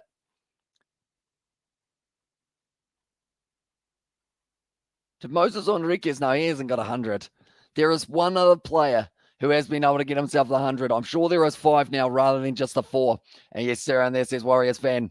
As Sunkus is pretty good as well. That's going to be a good ball from Daniel Sands, and that would just be the dot. And every dot ball just adds more to that required run rate. We're still inside of the power surge, or the power play, sorry, at the moment. And Patterson is sitting on 1 run off 3 deliveries. So Sunkist, is that Fizzy, Amish Spencer, or is Sunkist the kind of orange juice one? Do let me know. I know that it's something to do with oranges, though, but I can't quite think of the rest of it at the moment. The Grey Nichols, Delta in hand for Patterson. If he can get himself a 50-year alongside Mitchell Marsh, and they do bring up around that 100-run partnership, there is still a very good chance that they can go on. Nicely done there. It's going to be whipped to the lead side, and that is going to be just the single once again for them as well. I'm actually going to have to look up to see who was able to get that other century, because or else it's going to really annoy me. I feel like I said it yesterday as well, which does make it just that little bit worse that I did say it just not that long ago as well. It wasn't Wolf Bukowski, though, because he is still in the commentary box, unfortunately, due to all of his concussions that he has been getting. I don't know where else you were getting concussion, sorry.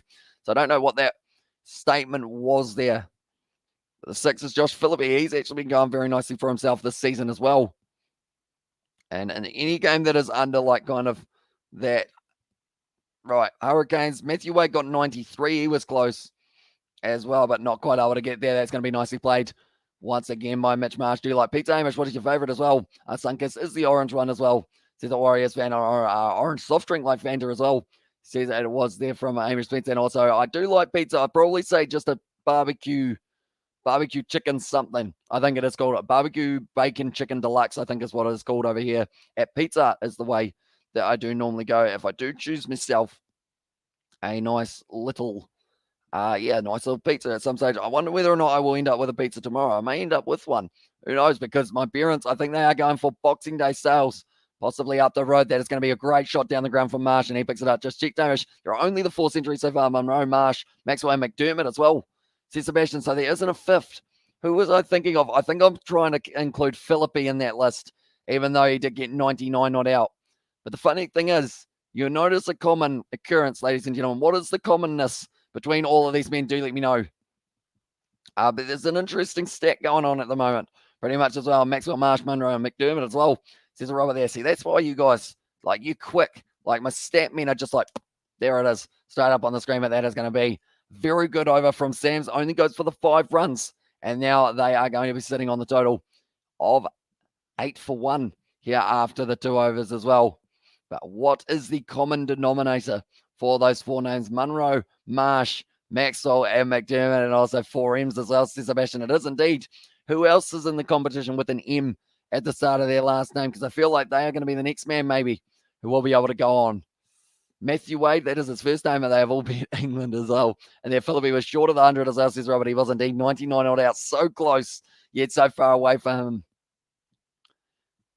Yeah, Matthew Wade, his last name is an upside down M, though. So I feel like that doesn't quite work out for him in that regard. But whoever gets the next century, they will be able to add their name to an at least an elite list, I should say, as well. I wonder whether or not we're going to see a full 11 hundreds throughout this year, because I might have an idea for something on Cricket 22 if we do see so many of them as well. But now it is going to be Patterson once again, who is going to be on strike. 193 from 108 required here.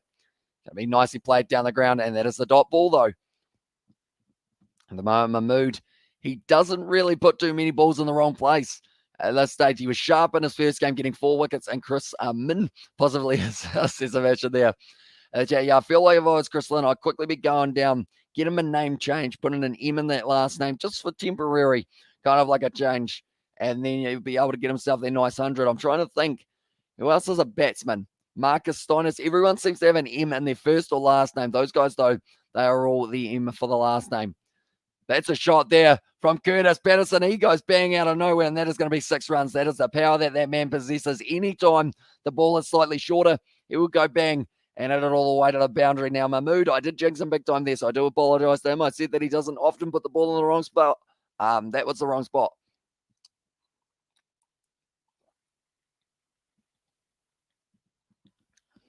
It is a brilliant shot from Curtis Patterson there. 85 metres to the leg side, and now it moves up onto 14 for 1 off 2.2. They do need 84 if they do want the bash boost points as well, and Chris Min possibly. And there from Sebastian as well, but now it is going to be Curtis Patterson, currently in form in this competition. Can Mahmood, the informed bowler, get him out? Always tried to hit that one to the leg side, not quite there. Currently at the beach, does New Zealand have good, any good beaches as well? Says Xavier Brown. I feel like around my region, I think the nearest beach that is actually a sand beach rather than a, I guess, stone beach is probably about 30 minutes up the road, somewhere around there. Although it's probably not the best for surfing. So if surfing's your thing, I think you got to go to the North Island or a little bit more north or south than where I am. We kind of don't really have good waves at all there. Like, the thing is, where that beach is that I was mentioning, or it's actually called a bay, I believe, because you can do paddle boarding and all that kind of thing there. And there's pretty much no real big waves that do affect it as well. But what time is it for you at the moment, Xavier? Where you are located? Are you in Western Australia? Because I know that you said about a road trip, didn't you? How you were going for about 12 or so hours in the car or something along those lines. So where have you ended up now? Do let me know. But at the moment, Curtis Patterson, he is sitting on 9 runs of 8 deliveries. Mitchell Marsh sitting on 6 of 7 as well. And also Wave Beaches are the best as well. And 849. Well, 849, sorry, as well. Milan should get a century according to the theory, shouldn't he? As I said, Sebastian, that's the thing. He will be back at the Hobart Hurricanes, I assume, by the end of the season, depending on how the Ashes ends up finishing. I believe those teams can actually return to their sides as well. So, yeah, I guess Dava Milan should be right up there as well. And when Christchurch had the quake, Hamish, could you feel it as well? We could indeed, even though we are a few hours south, we did still feel the shake from down here, and it's a weird feeling. Like, I feel like it's one of those ones that, like, it's a weird way of explaining it. Like, you can jump on a trampoline, you can go on a roller coaster and everything like that. But it's like the factor of, it's like uncontrollable. Like the fact that you just, like, you kind of feel weird at the time. You feel like you're moving, but you're not, but you are. Does that make sense? Probably not. That was a terrible way of explaining it as well. I've seen the East Coast of New Seals PPP as well. As says Amy Spencer there, but Mahmood at the moment. It's off the edge of Mitch Marsh, goes straight to the man, and that will be the end of the over. Another very good one, and it is going to be 15 for 1 now after 3. And why is there no surf on the East Coast as well? Says Hamish Spencer there, and also we've got the Adelaide, South Australia, and also 30 minutes behind Melbourne and Sydney as well. But is that of New Seals? Is that like New Zealand or not? Because I know that we are actually on the East Coast, and we don't really get too great a waves. You're 30 minutes in front of me, I think, as well, for it being in Adelaide. And also, want go surfing, but this BBL game, very fun to watch as well. Says Kevin on what up, says Powered Emerald. Welcome into the live stream, mate. At the moment, scoreboard is going to be the pressure that does create in favor of I would say this is in the favor of the Sydney Thunder at the moment. 79% chance of being able to win, but the scoreboard, it's going to be a tough one to catch up for the leaders, the Scorchers New Zealand as well. Says Hamish Spencer. It's a good question. I'm not actually too sure of the science behind it.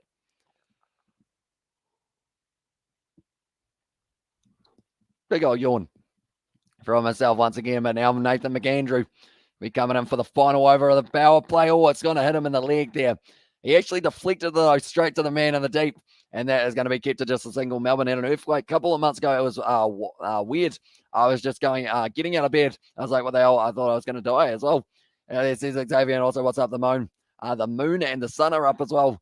And there says Robert, and also we've got is there any BBL games tomorrow? There are indeed. We have got the Brisbane Heat taking on the Sydney Sixers, and then the other matchup that we are going to be keeping you guys informed of, but won't be able to do the commentary because they do overlap well and truly. They're about an hour apart. That's going to be the Renegades taking on the Hobart Hurricanes. We are going to be covering that one on the channel kind of distantly. We will be keeping you guys informed about every few overs of that one, who's losing their wickets and whatnot. But the main one we are covering is the Sixers taking on the Heat as well. How many are earthquakes as well? Says Hamish Spencer there. How many are earthquakes? And do let me know, Hamish Spencer, as in for the waves I assume that is. I don't know whether or not waves are actually earthquakes, although I know that an earthquake under the water can cause a tsunami. And also there are, I think it's phreatic magmatic eruptions as well from underneath from volcanoes. That's going to be a brilliant take there. And the deep, and Mitch Marsh, he is going to be going on 6 runs here. And he is going to be going off 10 balls as well. I keep pressing send. It's annoying as well. Perth fires this match as well. But Mitch Marsh, he goes out 6 runs off 10 deliveries. That one is going to be wiped away to the leg side. Mitch Marsh, he is going to be caught in the deep, and he loses his wicket. He's got a smile on his face. He's disappointed, but does know that that was the wicket that he did not want to throw away.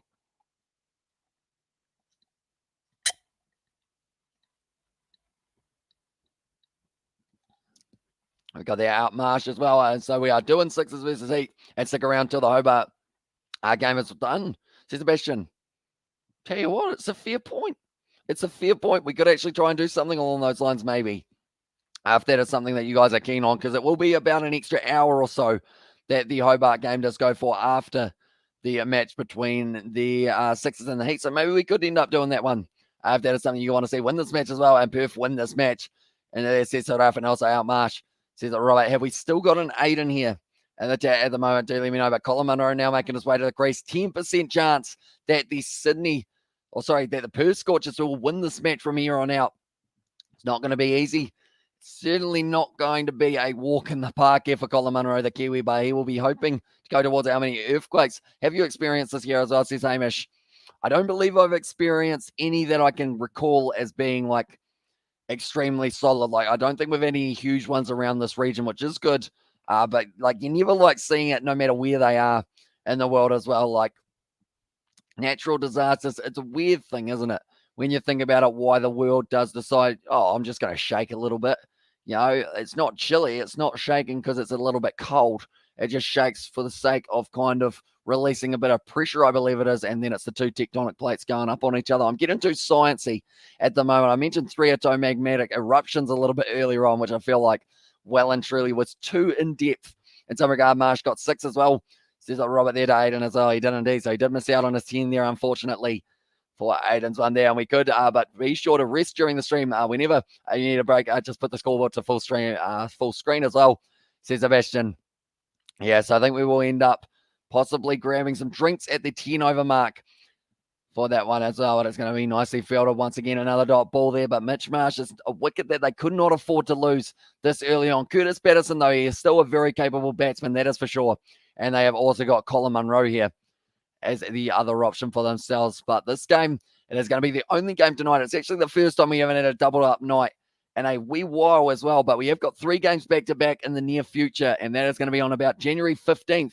So about 3 weeks away. Actually, that's not too far in the future. It's Curtis Patterson. He's gone as well. Chris Green has taken that one and out, says down under fishing as well. It'd be interesting to see how the Heat go at the SCG as well. And we could, it's got the, I know, the thing is, no one was expecting them to put on a big score on that. That big of a title. My multi isn't going to get up anyway, as well, says Aiden there. Another jab, but there's going to be Patterson now loses his wicket there, and also the called it. Sorry, says it down under fishing there, and also no spoilers there. And oh my God, this is awful for Perth as well, says Sebastian. They're actually feeling what a lot of the opposition have been feeling when they have played Perth in the last kind of few weeks. This could be the downfall of Perth, though. 4% chance now for the Perth Scorchers to be able to win this game. I'm actually going to have a quickly look and see what they are sitting on in terms of the odds for them to be able to go on and get themselves a win here.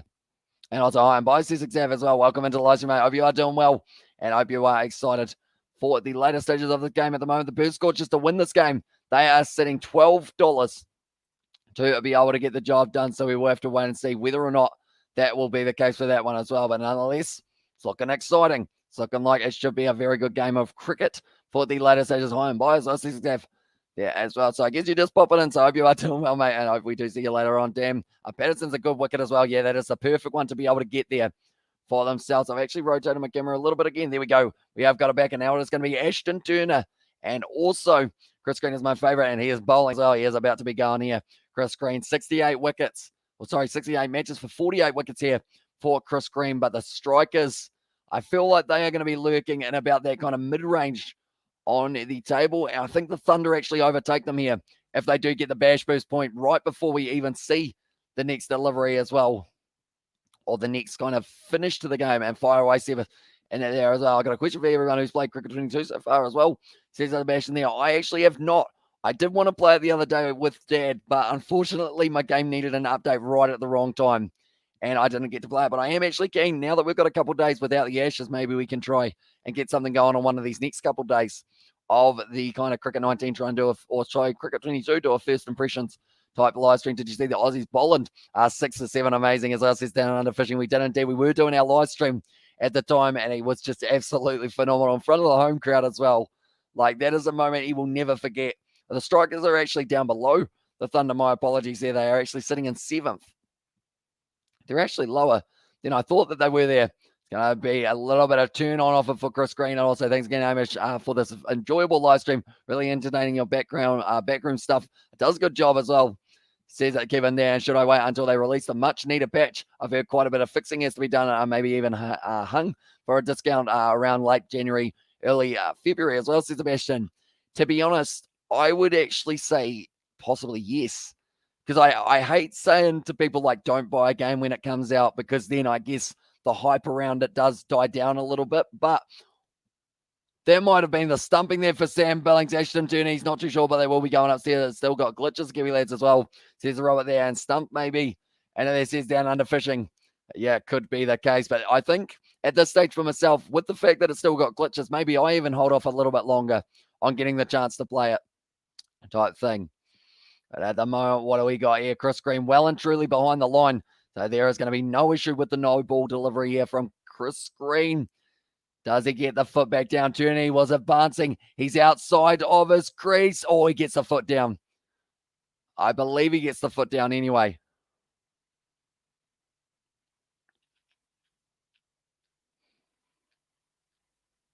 He's got that foot down, I believe. And that's going to be, doesn't look like as well. Says down under fishing. He's chosen the wrong, like, kind of color shoes to wear, because it does make his feet look like they aren't actually touching the ground when they are. I believe in that situation. I believe that it's down. Going to be not out here for Turner. They didn't really, or they couldn't afford to lose him as well. Yeah, they reckon a 30 gigabyte patch is needed to bring it to Cricket 19's performance as well, says Sebastian there. Yeah, so that's got a big one. And hopefully it comes out reasonably soon, since they did release the game. I believe, wasn't it around the 9th of December or somewhere around there? Or was it actually a little bit later than that, the 9th of December? But pretty much they do need to fix quite a few things, and hopefully they do end up bringing one out. They are going to be taking the single on. Keepers end almost a run out, but they have been able to get through a little bit casual in the field there to not try and really scamper through. But at the moment, they're only going at a required run rate, or they got their required run rate way up to 12 almost, and also test as well. Says that Novmum there.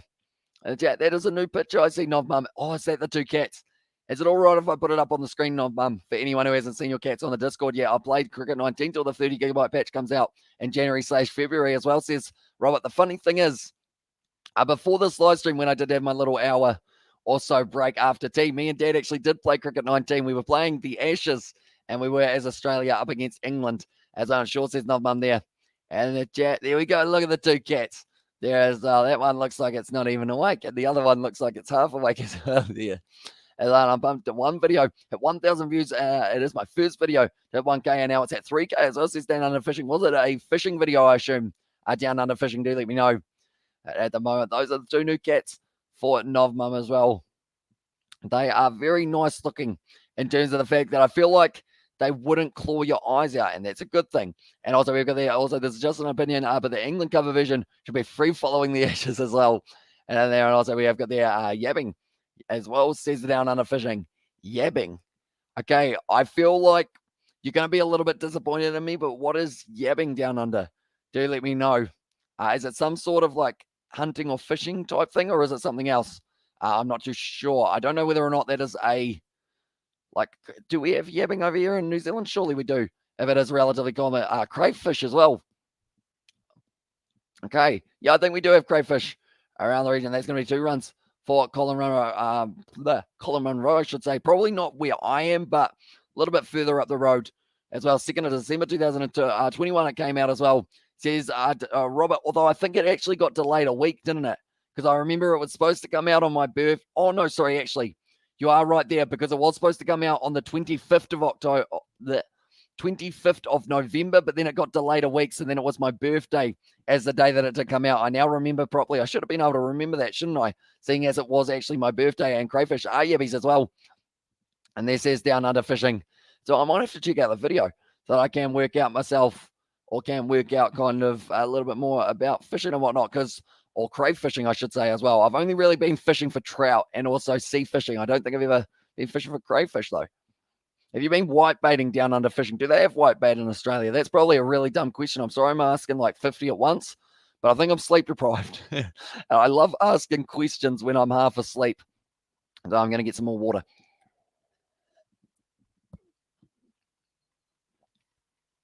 Did you guys see that?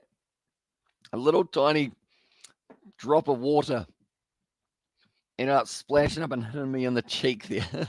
Yes, unfortunately, Tim's deck came out quicker than the game. I had to delay it for a week as well, and yeah, all good. So it's Down Under Fishing. That's a good old shot, and it's gone for the 6 runs now. And the Perth Scorchers at the moment, they have got a not very high chance of winning this game, but it's still something at the moment for them. Can they get the job done? We will have to wait and see. But Colin Munro, he wants to change the innings for his side. Can he get the job done? That is a big question as well, but it is a good old shot for 6. And also 6 is Down Under Fishing, and also we have there the 6. And they're from Sebastian as well with the emojis. It's a good old one. Actually, it was Ashton Turner, sorry. Didn't up hit that one. I'm normally used to, oh, that's a big old swing of the bat. But at this point in time, the Thunder were 10 runs ahead. It's going to be very tough for the Perth Scorchers, that is for sure. But out of any team, like we mentioned a little bit earlier on, if there is a team to be able to do it, it is going to be this one. I just subbed as well. Says Down Under Fishing. Thank you very much, mate. Usually appreciated. We have got plenty more cricket, plenty more rugby as well coming on this channel in the near future. And also we've got the 6 from Robert as well. Sanger putting it outside of the off stump. And they do get themselves no run off that one. 11 off the over though, Sanger. And that is going to be now 3 for 33 here for the Scorchers as well. And the 6 from Robert. At the moment, I would say they need probably 35 to 40 off their power surge, similar to what we saw from the Thunder when they do get the opportunity. The Bash boost point, more than likely at this point, is going the way of the Thunder. Just seems like they are going to be able to be in the box seat, but it's whether or not they can score 12 runs and over from here on out. And it's a 6% chance that the Scorchers can win this game. Any other side in this situation, it would probably only be sitting at maybe like a 2% chance. But the Perth Scorchers, they've still got batsmen, can hit the ball. Laurie Evans, he can still hit one. Ashton Agar as well, and then Andrew Ty. He will be fired up after ending up getting taken out of the bowling attack due to dangerous bowling. Something we haven't seen in a very long time for the BBL. And also we have got the AMD in the chat as hello as well. Welcome into the live stream, mate. Hope you are doing well, and I hope you are excited for the rest of this game. McAndrew now being brought into the bowling attack. Once again, his first over, 2 wickets, 2 runs. That's Scott Boland kind of numbers there for Nathan McAndrew at the moment.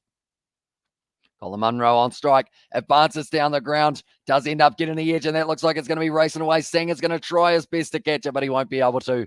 And that will be 4 runs. It's an unconventional shot from Colin Munro, but it does race away to the boundary. Oh, I thought he had a bit of a hammy problem there, Colin Munro, but it was just a case of him pulling up his pants. So that's good in a way, I guess you could say. At the moment, 164 runs off 83 balls. Getting a 4. Seems like it is going to be like only dropping by about 0.14 each time they hit a boundary. A couple of big overs might be able to save this game, though, for the Scorchers. Give them just that little bit more of a chance. Munro, him and his side, 8% chance of being able to go on to win this game. Nathan McAndrew, though, can he get himself a couple more boundaries? It's off the edge once again, and it's going to be the other side now. They'll take them any way that they can at the moment. And it's saying 2 as well. And there, and also we've got the Are You Joking as well. Says up Music Kiwi. I am not, mate. 3 wickets down at the moment here for the Perth Scorchers. But Colin Munro, he looks like he's going to be in a bit of good form today. I guess you could say, though, his bat is similar to a donut at this point. All edges, no middle, but I'm sure he will be finding the middle very soon. Nathan McAndrew a little bit disappointed as well. Why? As well, says Music Kiwi. They just, unfortunately, McAndrew just found some form in the first over, and it was also Mitchell Marsh who they did get out nice and early. Josh Inglis, Golden Duck from Mahmood, which should now be out as well. The shot there from Colin Munro goes into the deep And we have got there. I'm a bit shocked at the performance of Perth as well. Says Kevin, yeah, I feel like if they do lose this game, they will still probably be able to get them up to that maybe 180. I had it at 140-ish, and then I changed to 178. As I was his Music Kiwi, so he felt he may have gone just a little bit too low. There is still time, though, and they have still got, at the moment, they have got one more. They have got Laurie Evans, Ashton Agar as two batsmen who will be able to hit a long ball if they need to. They cannot afford to lose anymore.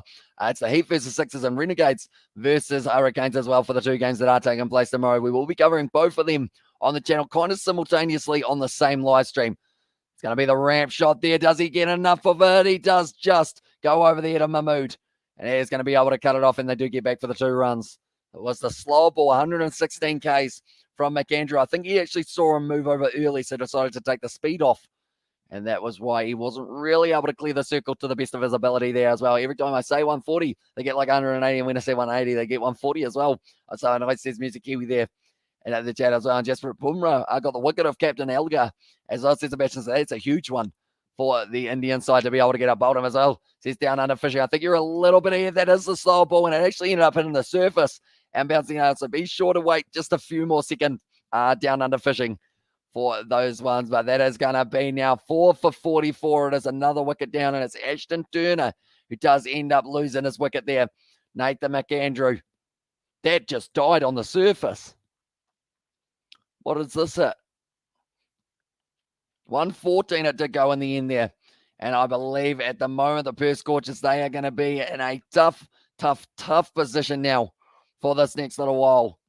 And I was like, this BBL is out to get me, bro. As well, and there says Music Kiwi. And at the moment, it is going to be a tricky enough one for the next little while. I know, are you ahead of Kiwi lads? Because you called it before he saw it as well. Cesar Robert there. So yeah, hopefully, I see. Did he get timed? I think someone actually timed him out. So hopefully, after the 5 minutes, we do get him back, and it will be. Yeah, just waited a little bit longer in there as well. But now they are going to be 4 wickets down for themselves. That's not looking too good for the Perth Scorchers, that is for sure. Looking at the odds now, for them to be able to win this game is 4%. Still actually pretty high in terms of that one as well. And also we've got there, apologies, mate, but you will want not to drop spoilers. Please don't do it anymore as well. Says that Sebastian there in the chat, but now it is going to be, once again, Evans making his way to the crease, the Englishman. How is he going to be going there for this next little moment? It is going to be McAndrew. Already getting 3 wickets in this game. Bowls the bouncer, and it's a good one as well. And that is going to be the end of his over. And that is a very impressive one from McAndrew. He was able to pick up the wicket. And also now they are sitting 4 for 44 after the 7. So the Thunder, they were sitting 13 runs ahead here. They are going to need some sixes. That's the thing. For the, I believe it was the Melbourne Stars yesterday, the sixes that they were hitting of Hilton Cartwright, they were changing the game. And that is exactly what the Perth Scorchers are going to need here, because in the first innings, we only saw a total of 4 sixes.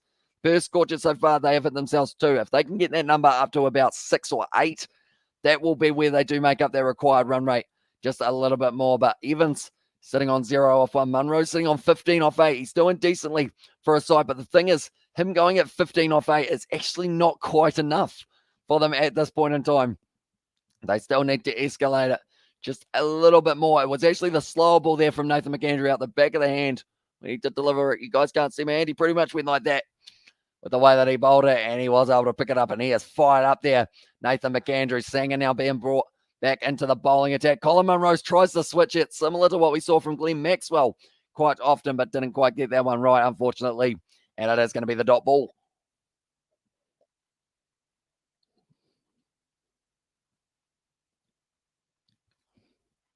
So it is going to be 40 runs needed off 17 balls now at 14 runs per over. If they do want the bash boost point, that's a good shot down the ground from Munro. Is it going to be cut off? No, it's not. That's going to be another 4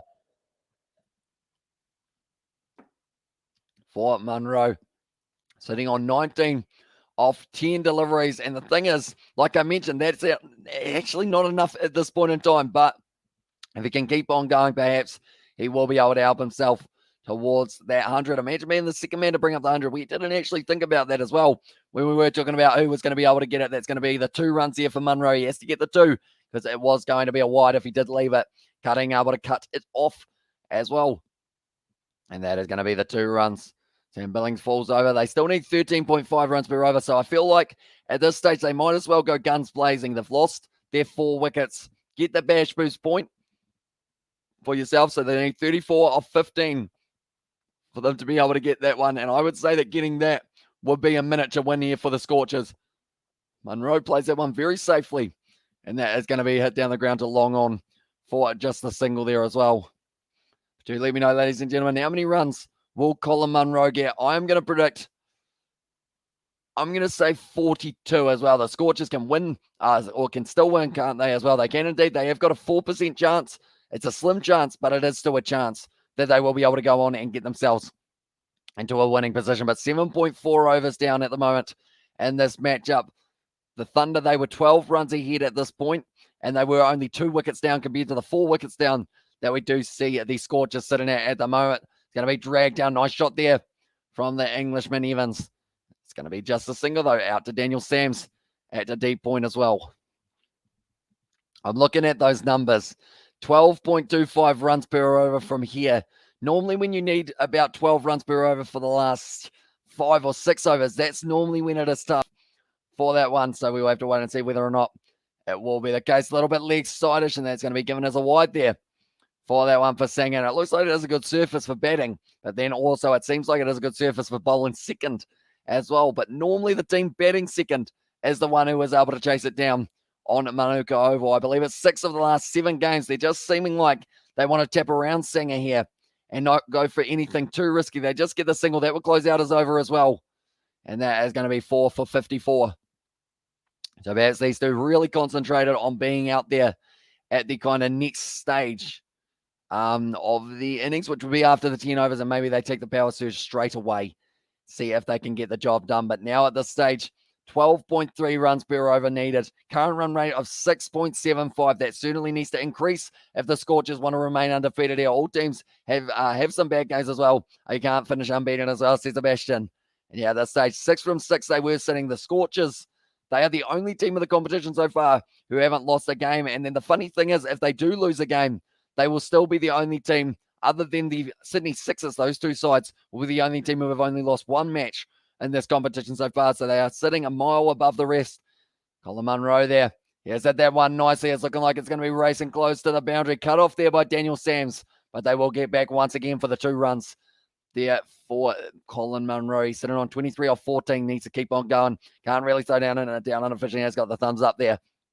As on the chat, but the Thunder, they were sitting total of 9 runs ahead here at this point in time by Colin Munro. Now going to be sitting on a total of 23. Needs the 50. Go for the Thunder as well. That's going to be nice to hit there. Oh, it's a misfield from Mahmood. And that is going to be another 2 runs. It's actually cutting, sorry, to misfield that one. And Jilks throws it back in. And that is going to be the 2 for Colin Munro. He needs to keep on going at 2s. And also 6s might need to come into it as well. I'm predicting Munro stays, and doesn't go out. Or doesn't get out, says Robert. There is also, how many runs would you say he would end up with? I guess with the amount of overs that are left, you'd probably be saying around that 80 mark maybe for Colin Munro if he is still out there at the end of the day. At Manuka Oval, like they're saying, the pitch, it's a little bit slippery. And because of that, it does make it a little bit harder to bet on. Robert, thanks for subscribing. Oh my God, it's 50. I'm sitting on 44 now as well. Says down under fishing there in the chat as well. At the moment, Colin Munro, you would say a lot of the weight of this innings is on his shoulder. And no spoilers, let Kiwilaz react to it first for the people not watching the game. And you're very welcome as well. Says Robert there in the chat as well. Now at this stage, Chris Green, 10 runs off 10 deliveries almost for himself. If this one is a dot, that is 10 runs behind as well. There's 10 is a very common number. I know that 10 was on the back. Mitchell Marsh tries a ramp shot there from Evans, and he ended up smacking it almost into his own face. If Munro stays in good form, surely he gets back in the Black Caps for the World Cup in Aussie as well. I'd like to think so. Because at the end of the day, if he's playing in Australian conditions and the T20 World Cup is in Australia, it just makes sense that he would get to play in that one as well. Nicely played down the ground. And that is going to be the single once again for the Perth Scorchers. They need more boundaries at the moment. They've had 2 6s, 4 4s, and yet we are like 1 ball ahead of you, as I said, down under fishing there. And that's that as well. Scorchers all out. Did that say 149? That get predicted for how many they would be all out on. So we'll have to wait and see whether or not that will be the case. Oh no, all out for 49 was the prediction. That's a good shot from Colin Munro. Racing away to the boundary, and now 30 runs. So how many is going to be sitting on 17 balls faced, 9 overs down. This game is flying by at the moment. I don't know where that first 9 overs went, but it disappeared. Unfortunately, it does mean we're getting closer and closer to the end of this one, which is always a shame. I like seeing the end of the match, but only because of the fact that it's like the end of the match and we get to see who wins. Other than that, though, I realize I do have to stop talking, and then that is the end of the live streams as well after the end of the match. But at the 10 overs, I believe I am going to go and quickly get myself another refill of my drink, and we will see how we go after we get back. My voice, it is still going to be about, but I have currently only got this much left in the glass as well. Now, who's Marsh replacing? You just see Mitchell Marsh as well. See that Robert, although in that regard, Mitchell Marsh, sorry, he was wearing number 10 on his back as well, which was the common number that I was mentioning as well a little bit earlier on. But the Perth Scorchers, they have won all their games so far, 6 in a row for themselves. Can they make it a 7th here in a game that will be feeling like it is a massive upwards battle? Daniel Sams there tries to bowl it nicely, and that is going to be almost a run out. It is just a single there. Off for all overs as well, I guess. I guess that the Scorchers will be 8 for 158 off of the all overs as well. Says it down under fishing.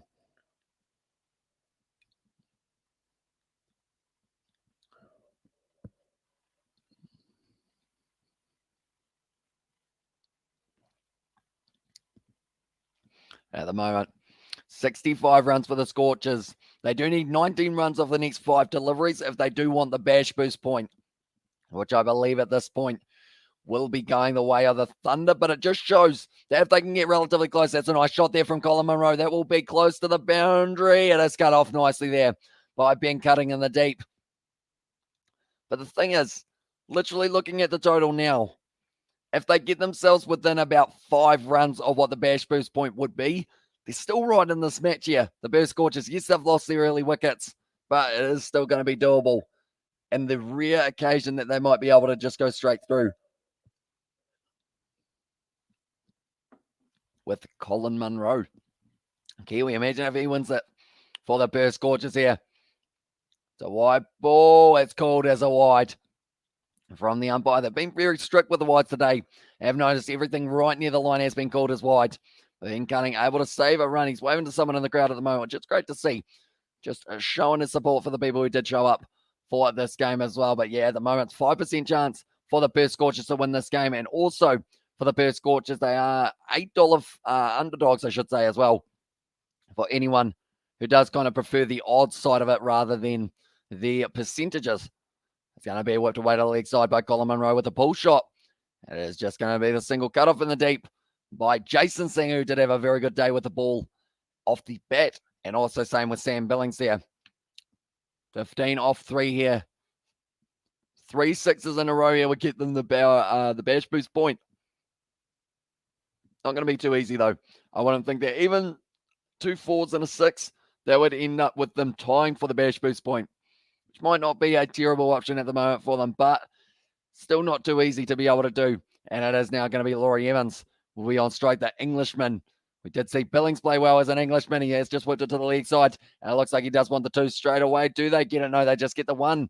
They're not playing too risky at the moment here, the Perth Scorchers. It looks like they're a little bit worried maybe about that net run rate as well. They do not want to have theirs slashed if they lose this game. They're currently sitting at 1.673 as that net run rate, compared to the Sixers who are just behind them, sitting on the 1.48 as well. But now it is going to be Colin Munro on strike for the 2 last balls before we get to the 10th over of this matchup as well. But Daniel Sams, he has been efficient so far with the way that he has been able to bowl that slow ball. He's tried the bouncer, and it is the slow ball bouncer for Daniel Sams, but it does go away. But it's safe to say that if Munro goes for less than 70, then it's really over. Yeah, soon as Munro's out, this game more than likely is going to be done for the Perth Scorchers. It's nice to think that Evans would be able to outcarry them through with Ashton Agar, but I believe more than likely it would be well and truly over for them in that situation. But currently 4 wickets down, 71 runs here for the Scorchers.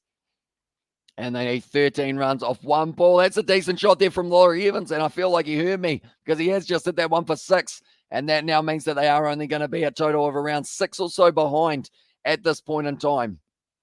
After the 10th over, still a little chance, don't know, but that is going to be 4 for 77 there after the 10 overs now. It is going to be the drinks break very quickly, which is going to be about 3 minutes or so that they do have as well. Huge shot as well, says Down Under. It was a very nice one indeed from, but nonetheless, we will quickly be disappearing, refilling the glass, and I will be back within about a minute or so's time so that we can continue this live commentary. But thank you all very much for being here, and I will be back in just a very, very brief moment.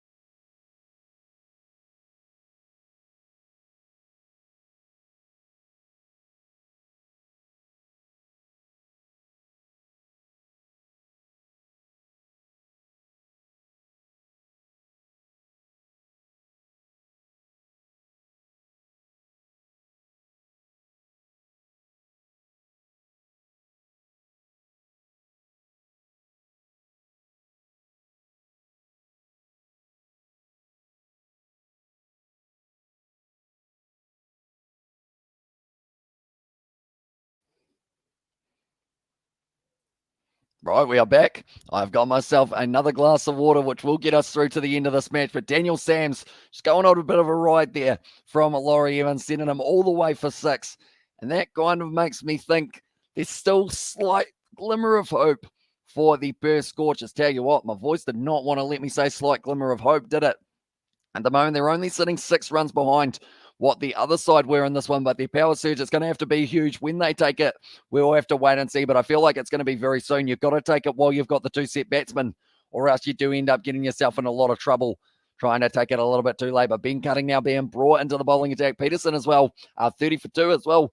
And there, Peterson out as well for 30 for 2 in that game between South Africa and India. And I'll give you lads, I was in bed, and I see 200 for 7 as well. So you did end up getting yourself that bonus point, Brandon. Or you actually got 3 points for that. So congratulations there, and welcome back, says Robert. Cheers, mate. It's very good to be here. At the moment, I'm excited for the next 10 overs of this fixture. And that is actually the first time that normally when I go away for my drinks break, I do end up missing. Oh, no, sorry. It's when I put the chips on that I normally miss a couple balls, isn't it? Normally drinks break, I'm not too bad. I'm normally there and back within about a minute or so. But yeah, when I do put chips on, normally takes just that little bit longer for it as well. But now it is going to be being cutting, getting ready to run in. Nope. Going to have to wait just a little bit longer, telling everyone to just calm down a little bit. I think everyone's getting fired up. And 329. Congratulations, Brandon. Very good prediction as well. And how much did India end up with? I believe they got themselves about that 300 and... Oh, that's a good shot down the ground. And they are going to be going for the 2 runs, do they? No, they just take on the 1 there for them once again. I believe 329 there from Robert. As did you put the chips on and get a fan to refill as well, says Aiden there. I did end up not putting chips on. I ended up just refilling my water. I was going to get a Fanta can as well, but I actually didn't, surprisingly enough. I don't know what's happened. You know, I've got an empty one here, which I can look at and be like, why didn't I get another one of those? Munro there hits it over the offside, and that is going to be 4 runs for Colin Munro once again. The Mexican wave at the moment going around the crowd. At least I thought India were making the end as well, says they're under fishing. Yeah, exactly right. Like they look like the way that they were going, Kale Rahul at the start of the match on fire, 123, I think he ended up with at the end as well. Thanks for doing. Thanks for you. Do you show my as well, says Brandon there in the chat. And I did actually, I gave you a wee shout out with the the notes that I did have on my phone. I was saying that you did get the exact one because you had it 200 for 5 and someone had it 209. So you both got exactly 3 points. If Sydney win, I'll get $1,000 as well, says cricketlover.com. So very good bet bats in that situation. But yeah, at this stage, it's looking like there's a high percent chance. Perth Scorchers, they're sitting 9% that they can win this game, so they shouldn't win it from here. But if the Sydney Thunder do end up losing this game, it will just show how much of a contender Perth are. There's a reason that they are undefeated till this point. They are a class act, and at the moment, they need Colin Munro to do that as well. 327-year Rahul got only 1 run after his one-day century, or after his day 1 century. And the whole castle collapse as well. It's going to be what to wait on the league side once again by Evans, and that will just be the single there. And 327 India. Guys, bro, how are you as well, says Cricket Lover. Doing very well, mate. I am excited and well done, Brandon, as well, says David. And Monroe is in at the very end. Perth will win as well, says it Music Kiwi. And yeah, at this stage, it's interesting. They need 12.65 per over. And the big thing is the power surge. I don't believe this is where they are sitting at the moment in terms of the power surge being taken. I think this is just a regular over. Africa 2-4-30 as well. And that is, of course, South Africa. And their game up against India seem to be struggling just a little bit. Monroe there receives the pitch up delivery, just gliding it down to third man. And that is going to be close to the boundary. Well fielded, though, by Sanger, saving 2 runs. And this is going to be big from the Sydney Thunder. They didn't actually have too many misfields so far, whereas the Perth Scorchers, they were misfielding all over the place. And who did you put your money on as a better bowler as well? Says Robert, and also we've got their weight. What was my prediction again? At 180, says Robert. Yeah, it was somewhere around that 180 mark, and it's 180 for 8 was Kevin's, and then Music Kiwis was 178 for 8 there as well. But now at the moment, Sam Billings, I feel like they will feel confident at this point in time, but the Scorchers, they are not out of this game. I will keep on saying it right up until the end of this one. As long as the Scorchers still have batsmen in the shed and voice cracks in my throat, they will be able to have a decent chance. It looks like now they are taking the power surge here. And 170 for 4.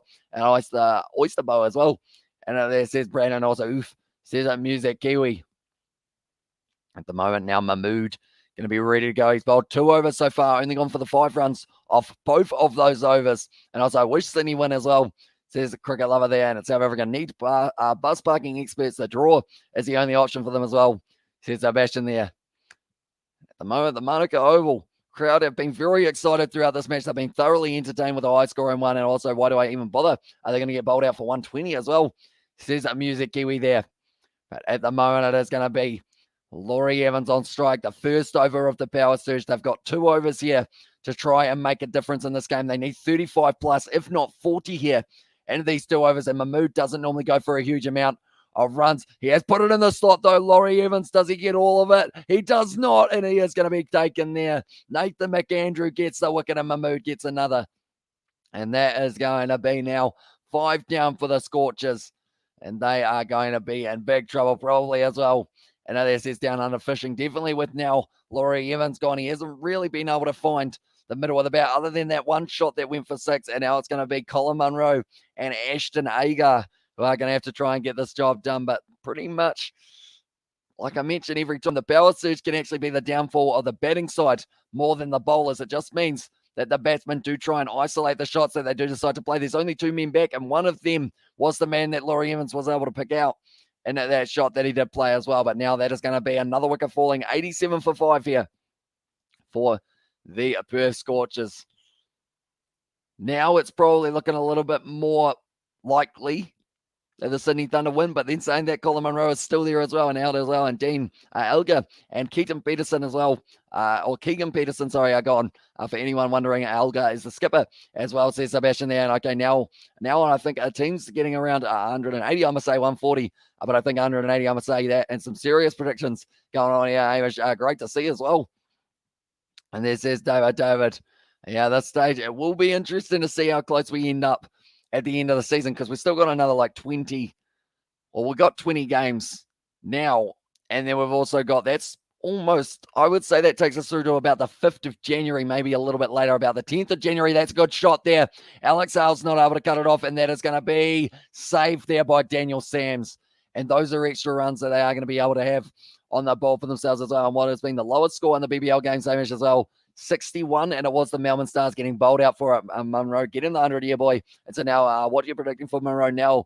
You said he'd get 40 and out as well. Yeah, I said 42 and out, so it does mean now, I mean, he looks like he's going to be going on a little bit further, but I don't think I'm going to give him too much more than 62. I feel like at some point he will just have to keep on swinging, or else he will end up using up too many balls, because he does need to go at a strike rate of about 250. And also, bro, please tell who will win as well, says Cricket Lover. At the moment, it does look 95% likely that the Sydney Thunder can win this game, but nothing is 100% certain in the game of cricket.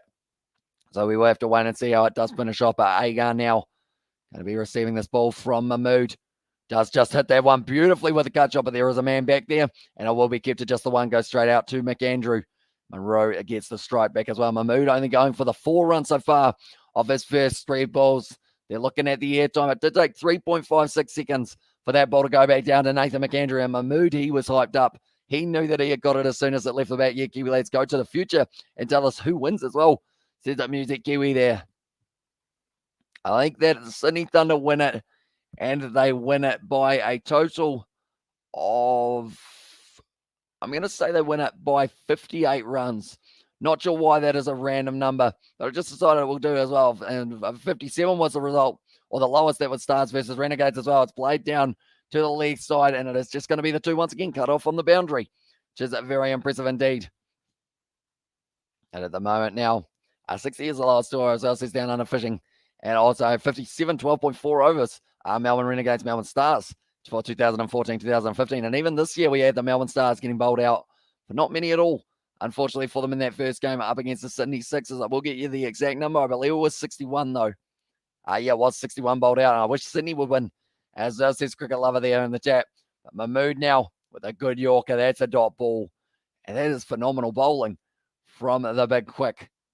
Currently sitting 136 Ks as well. He's not exactly bowling them slow. Monroe, he is going to need 13.2 runs per over for his side here. Agar's going to have to help him out at the other end. He's gone at 1-1 currently, but Monroe, he's getting closer and closer to the 50 if he slots a quick 50 off the next 25 balls. There's still a chance here for the Perth Scorchers. In fact, he probably needs 50 off about 20 balls to be able to really push it along. 60 is the second lowest score in the BBL as well. Says down under fishing there. Melbourne Stars are more like Melbourne Wickets as well. And there says Music Kiwi there. Colin Munro here is going to be on strike, the left-hander from New Zealand Bro Pleasdale as well. Says at cricket.com. It is now 97% for the Sydney Thunder to be able to win this game, it does say. So he's whipped it off his legs there. That's going to be no run. And that is the end of a brilliant over from Mahmood. A power surge one that does only go for the 6 runs as well, and also 61 is the third lowest damage as well, says Robert Miller, although it is the lowest of this year's BBL 11 as well. And also when Munro gets out, I'm going as well, and I've got to go soon too as well, says Cricket Down Under, or sorry, not Cricket Down Under, fishing for Down Under. And also we have got there, cricket seems to be the only sport in which the Melbourne sides are struggling. They're killing it, and the rest of them as well, says Sebastian there. Although rugby union, Melbourne Rebels, to be fair though, the Melbourne Rebels are decent, I find.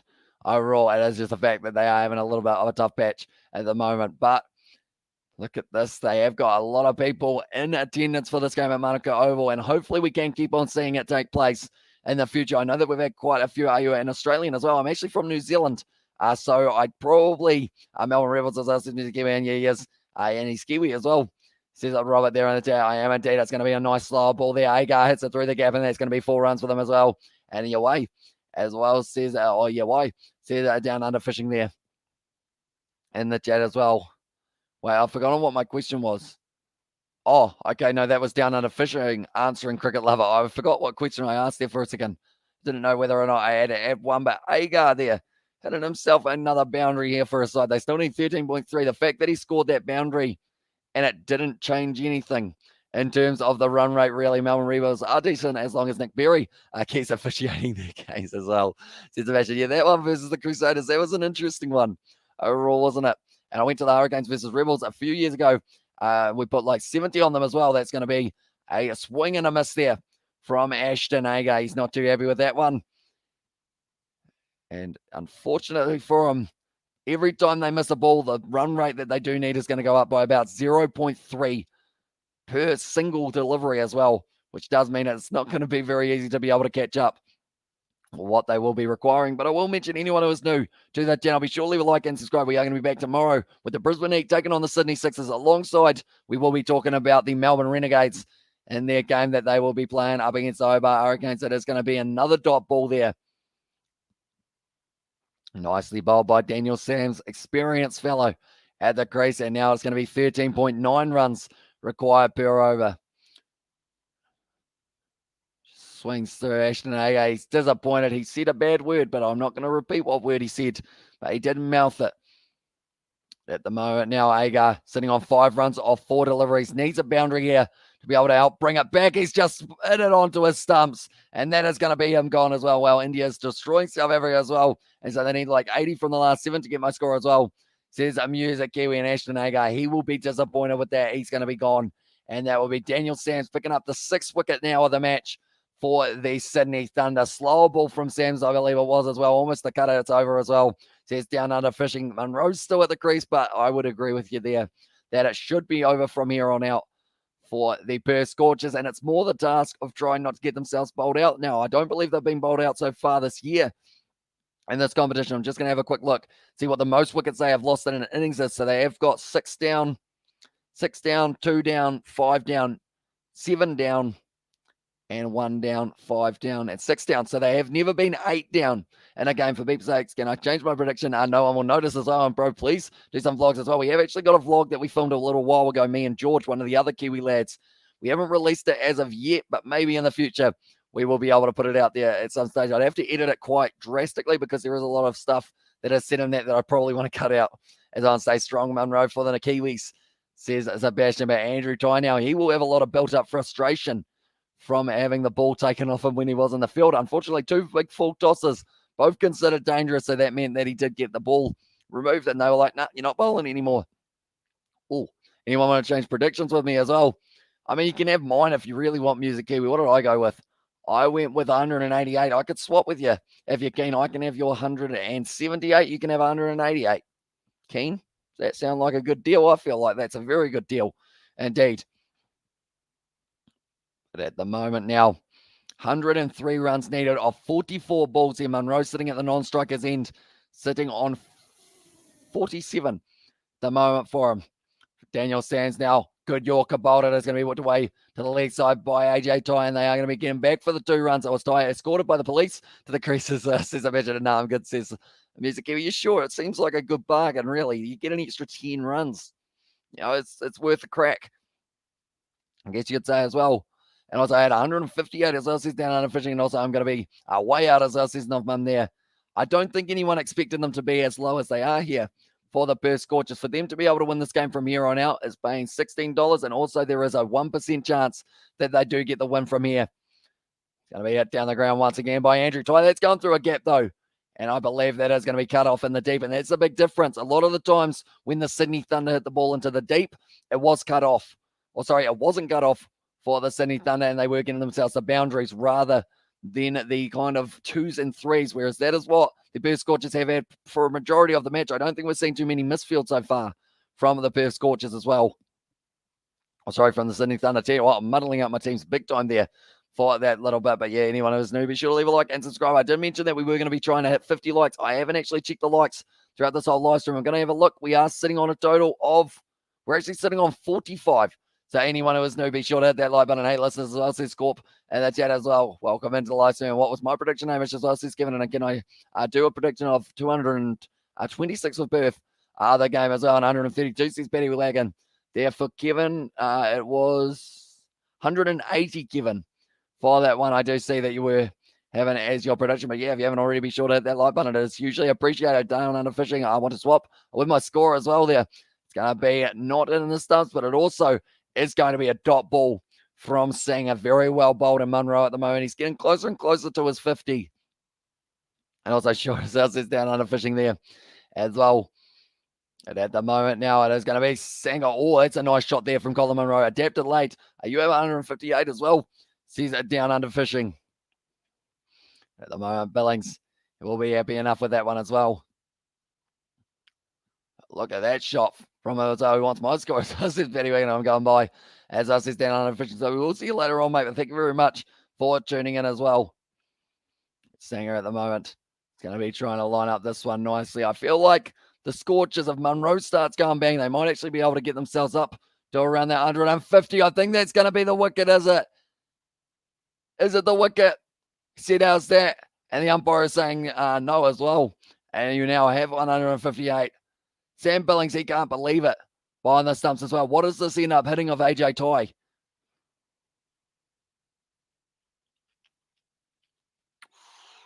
Did I add it? Because it was my prediction as well.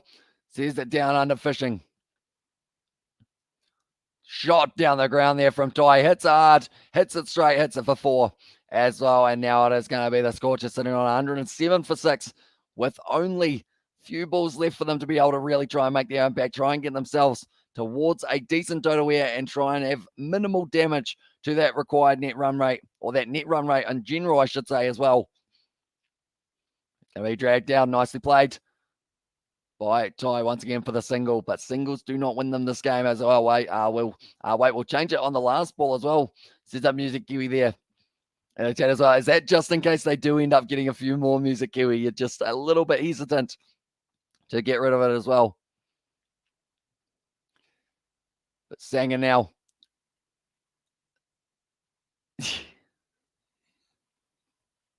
That was an interesting one from Billings there with the appeal. He was like, how was that one? As well, I don't think I've ever heard Billings properly talk in like his English, like appealing accent as well in terms of shouting for how was that one. And it was an interesting appeal. Didn't work though. The umpire was like, stop hitting this stuff. We're all good. And in that regard, we will go like that. We will go like that. And we will check the likes once again on this live stream. We are sitting on 49. We're 1 away as well. So if you haven't already, be sure to hit that like button. We are sitting almost on our half century. Colin Monroe, he's sitting 2 away from his half century, sitting on 48 runs off 31 deliveries. Andrew Ty sitting on 9 off 5 as well. But these 3 overs so far have been very quiet for the Perth Scorchers.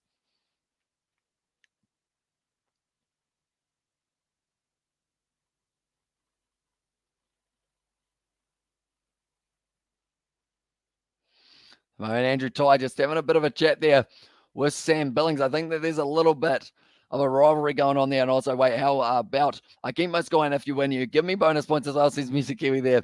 And that also we've got their buy as well. And okay, done. Says that down under. And that is going to be nicely thrown in to Chris Green, and it is going to be the dot ball. They are just showing there that appeal from Sam Billings. He was almost doing a few star jumps while he was going through. And also, we got the okay, lads. He said, if he wins, he's giving his points to me as well. Says Mr. Kiwi there. The chat, but now it is going to be Colin Munro. We'll be lining up this one, trying to hit it all the way to the boundary. It's a full toss. Hits it down the ground, and it is going straight to the man, and that will just be the single because that's not cheating as well. So I've ever got a 32 for 4, says Sports Sedan. So that is not ideal. I did know that they were 2 down. Didn't realize they had lost the 4 wickets. And at the moment, I feel like India will enforce the follow-on if they do end up bowling them out for only around that 100. You might as well, definitely with there being less time left in the day, or less time in the test match as well, with the fact that a day was rained off as well. Dragged down by Chris Lynn, hit down the ground by Andrew Ty. There's going to be another 4 runs. There's some dodge deals happening as well. And there says Paddy Wagon. There might be a few of them happening in the chat at the moment by the looks of it. Now at this stage, it is going to be hit down the ground. The umpire almost cleaned up. He was a bit late to react. So I'm glad that it didn't end up hitting into him, or else it could have been danger for the umpire as well.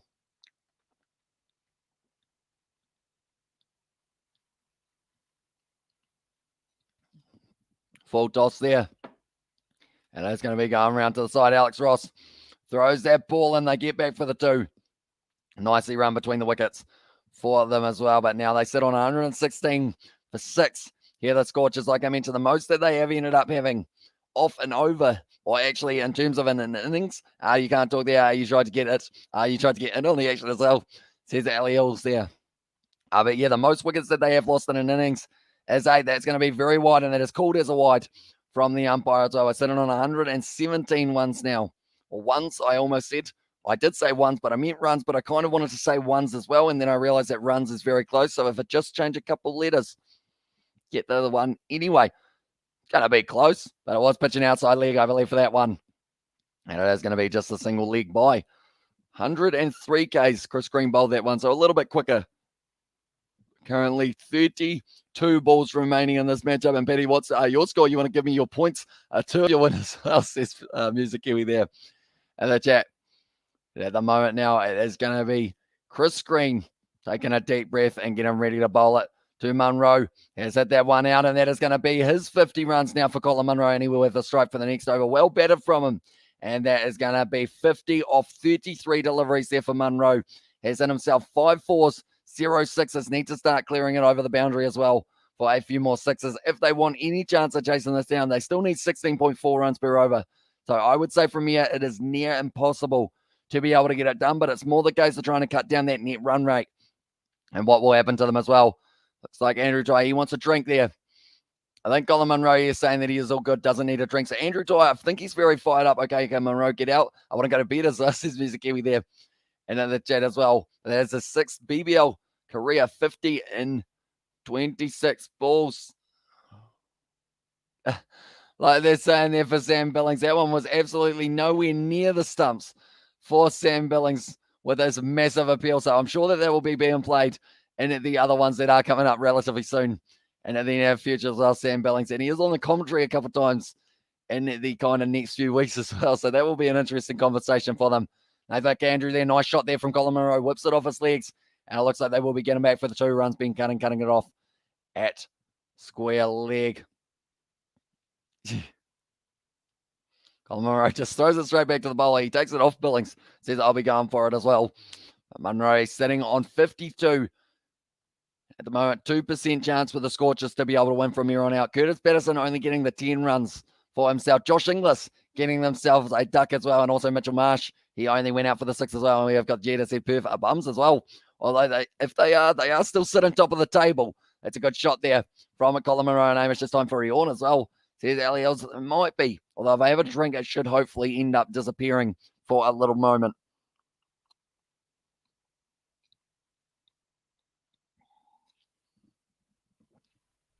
There we go. We are all good. And at the moment, 16 runs for Andrew Ty off 9 deliveries. Actually looking very sharp in the early stages of this innings for himself. And also, I would say he gets around 30. I feel like his high score, I think they said, was 42. Oh, he's been hit hard with that one from Nathan McAndrew. And they are going to be checking this one. I believe he ended up hitting it into his helmet. And they are going to be just checking on him here a little bit here for Andrew Ty, just to make sure that he is all right after that delivery. How many points do I have as well? Says Paddy Waggle. Oh, he just hit that straight up into his helmet. I believe you have about 6, Paddy, or somewhere around there, if I'm not wrong. Or just the side up around that region as well. So that is why they are going to be just checking this one and making sure that he is going to be all right while they do have a little bit of a spell here. But 15.3 overs down at the moment here for the Perth Scorchers. They do require 79 off 27 balls for them to win from here. They need 17.6 and over. And while we are at it, we will quickly get the percentages. 1% chance of them being able to win this game. And also they are paying $18 for anyone who is wondering about the odds in terms of how high and low it is going throughout this matchup as well. So it is going to be Munro. Was able to score them all around the ground for his 50, 53 off the total of 35 balls. He is still out there, and the top run scorer for this match so far has been Billings, who is sitting on 67 off 35, and then also Jason Sanger was able to get himself 56 off 46 deliveries, which is a little bit similar, I guess you could say, to what Munro has been doing, although he's gone halfway in between.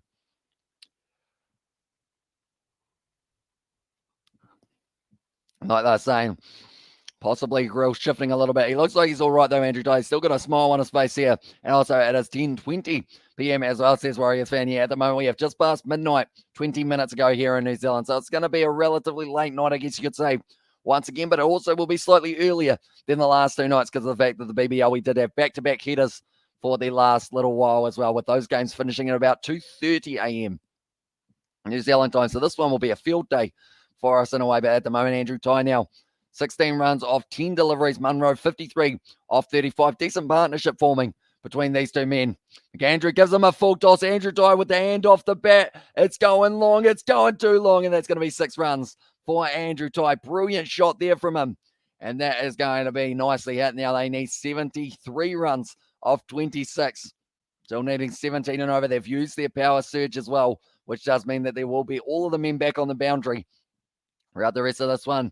But Andrew Ty, 76 metres for a one-handed 6 as well. Trying his best to get that one out on the boundary there. It's just not quite working out for the Sydney Thunder. We have got their 6 as well from Sebastian. Who was that? I think it was Chris Green back there trying to get that. That one is going to be called as a wide.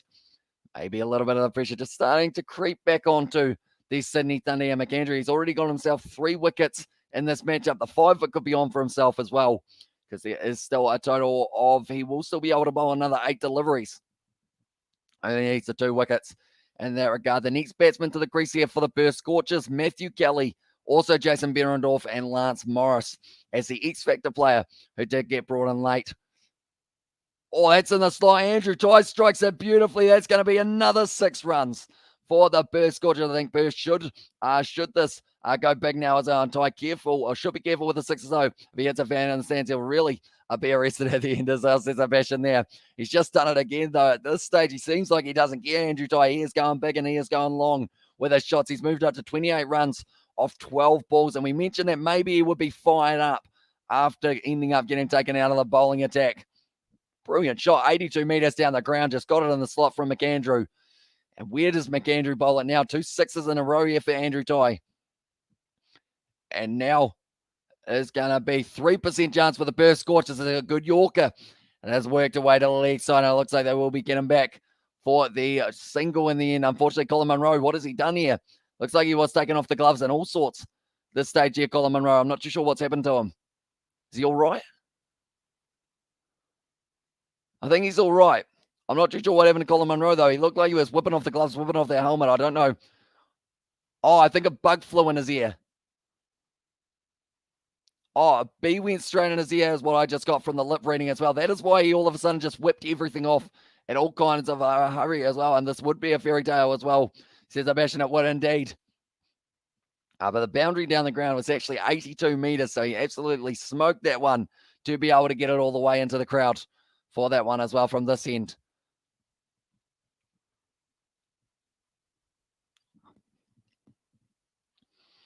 They've done very nicely at the moment for himself, Andrew Tye, moving up on to 29 off 13. And this is actually what the Perth Scorchers needed. Colin Munro, he's set, but he hasn't been going at the biggest strike rate in the whole world. I believe they will show a replay at some stage of him getting a bee flying into his ear or the fly or whatever it was. But for now, it is now going to be Andrew Tye once again on strike. Daniel Sands, the bowler, final delivery, or final 6 deliveries for him. Missed there by Andrew Tye, not able to connect.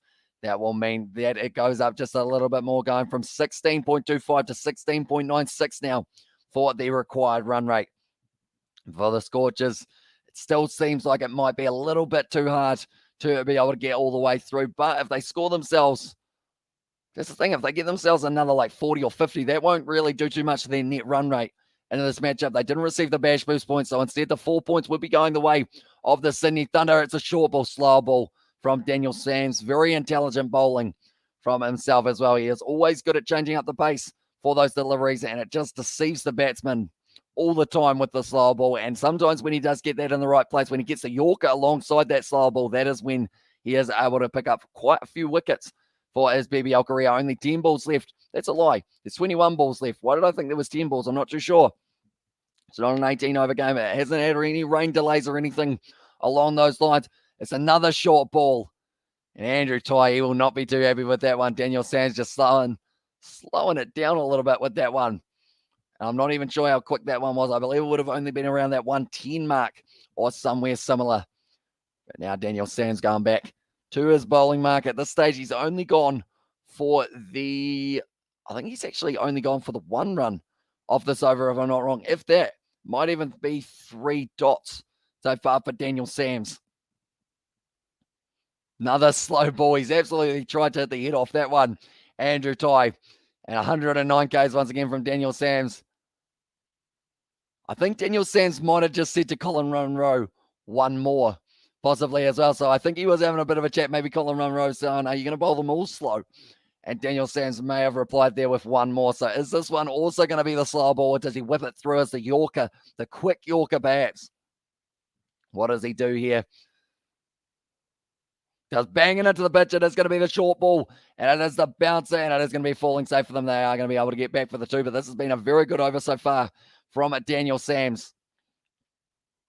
At the moment now, they are going to require 63 off 19, and they will need 20 runs per over to be able to win it from here on out. For the last 3 overs, they need power surge overs, but they do not have them. They will just have to go big or go home at this stage in their away game. Although, is this game actually considered as a home game for them? I don't believe so, but I know that there are a few games for them that might be considered as a home game. That's going to be 2 runs here or just a single. It is just a single. And it does mean now Andrew Tye has got the strike. So they've got Munro, who is set at the moment, 53 runs off 35 deliveries but Andrew Tye has had more of the strike. But the thing is, when you look at it, Andrew Tye, his strike rate is actually higher. So maybe he is the best man to have on strike. Might end up being a little bit more effective with the bat in hand, though, for Colin Munro if he was getting a bit more of the strike for the last three. But 20.67 runs per over is going to be required here for the Scorchers to be able to get the win. They are sitting on 139, so slowly creeping towards that kind of 170 mark, perhaps. They should be able to get to by the end of this one. Definitely if they don't lose any more wickets. 7 wickets is the most that they have had for themselves, but they are just showing there. The Johnny Marler medal did go to Scott Bolland for the Boxing Day test at his home ground as well. Just absolutely awesome for him, that is for sure. And it will be a day that he never forgets, a test match that he never forgets as well, Scott Bolland. I hope we get to see him back at the T20, but that is after the Ashes, because I assume he is going to get an opportunity in the next one, the way that he did play for that one. And now it is going to be Mahmood charging in. Full toss to Andrew Tye. It's hard down the ground. It just goes straight down the ground for 4. And at this stage, he is helping out the team just a little bit more with that run rate. Dropping. In fact, it did actually say almost exactly the same, only dropping by a little bit, about 0.3, if that, 0.2, in fact. A good shot down the ground from Andrew Tye. So far, they have it 10 4s, 5 6s. I feel like the big difference here was when I was mentioning the Sydney Thunder. I said that they had it themselves 4 6s, and I said that the Perth Scorchers would probably need themselves around that 8 marker. Going to be well played by Tye with a good Yorker, and that is going to be now Colin Munro, who will have the strike for the first time in about 10 balls here as well. So he might not be, I guess, familiar with Mahmood. He hasn't probably played up against him in this match so far. I feel like I'm about to sneeze, unfortunately.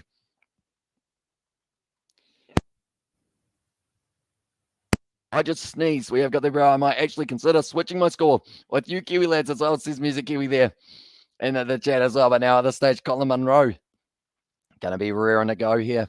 Once again on strike, Mahmood. It's going to be bowling at what can Munro do. It's going to be just glided out to the offside, and he knows that that was a bit of a mistake. There were 2 men out there. He does hit it for just a single there as well.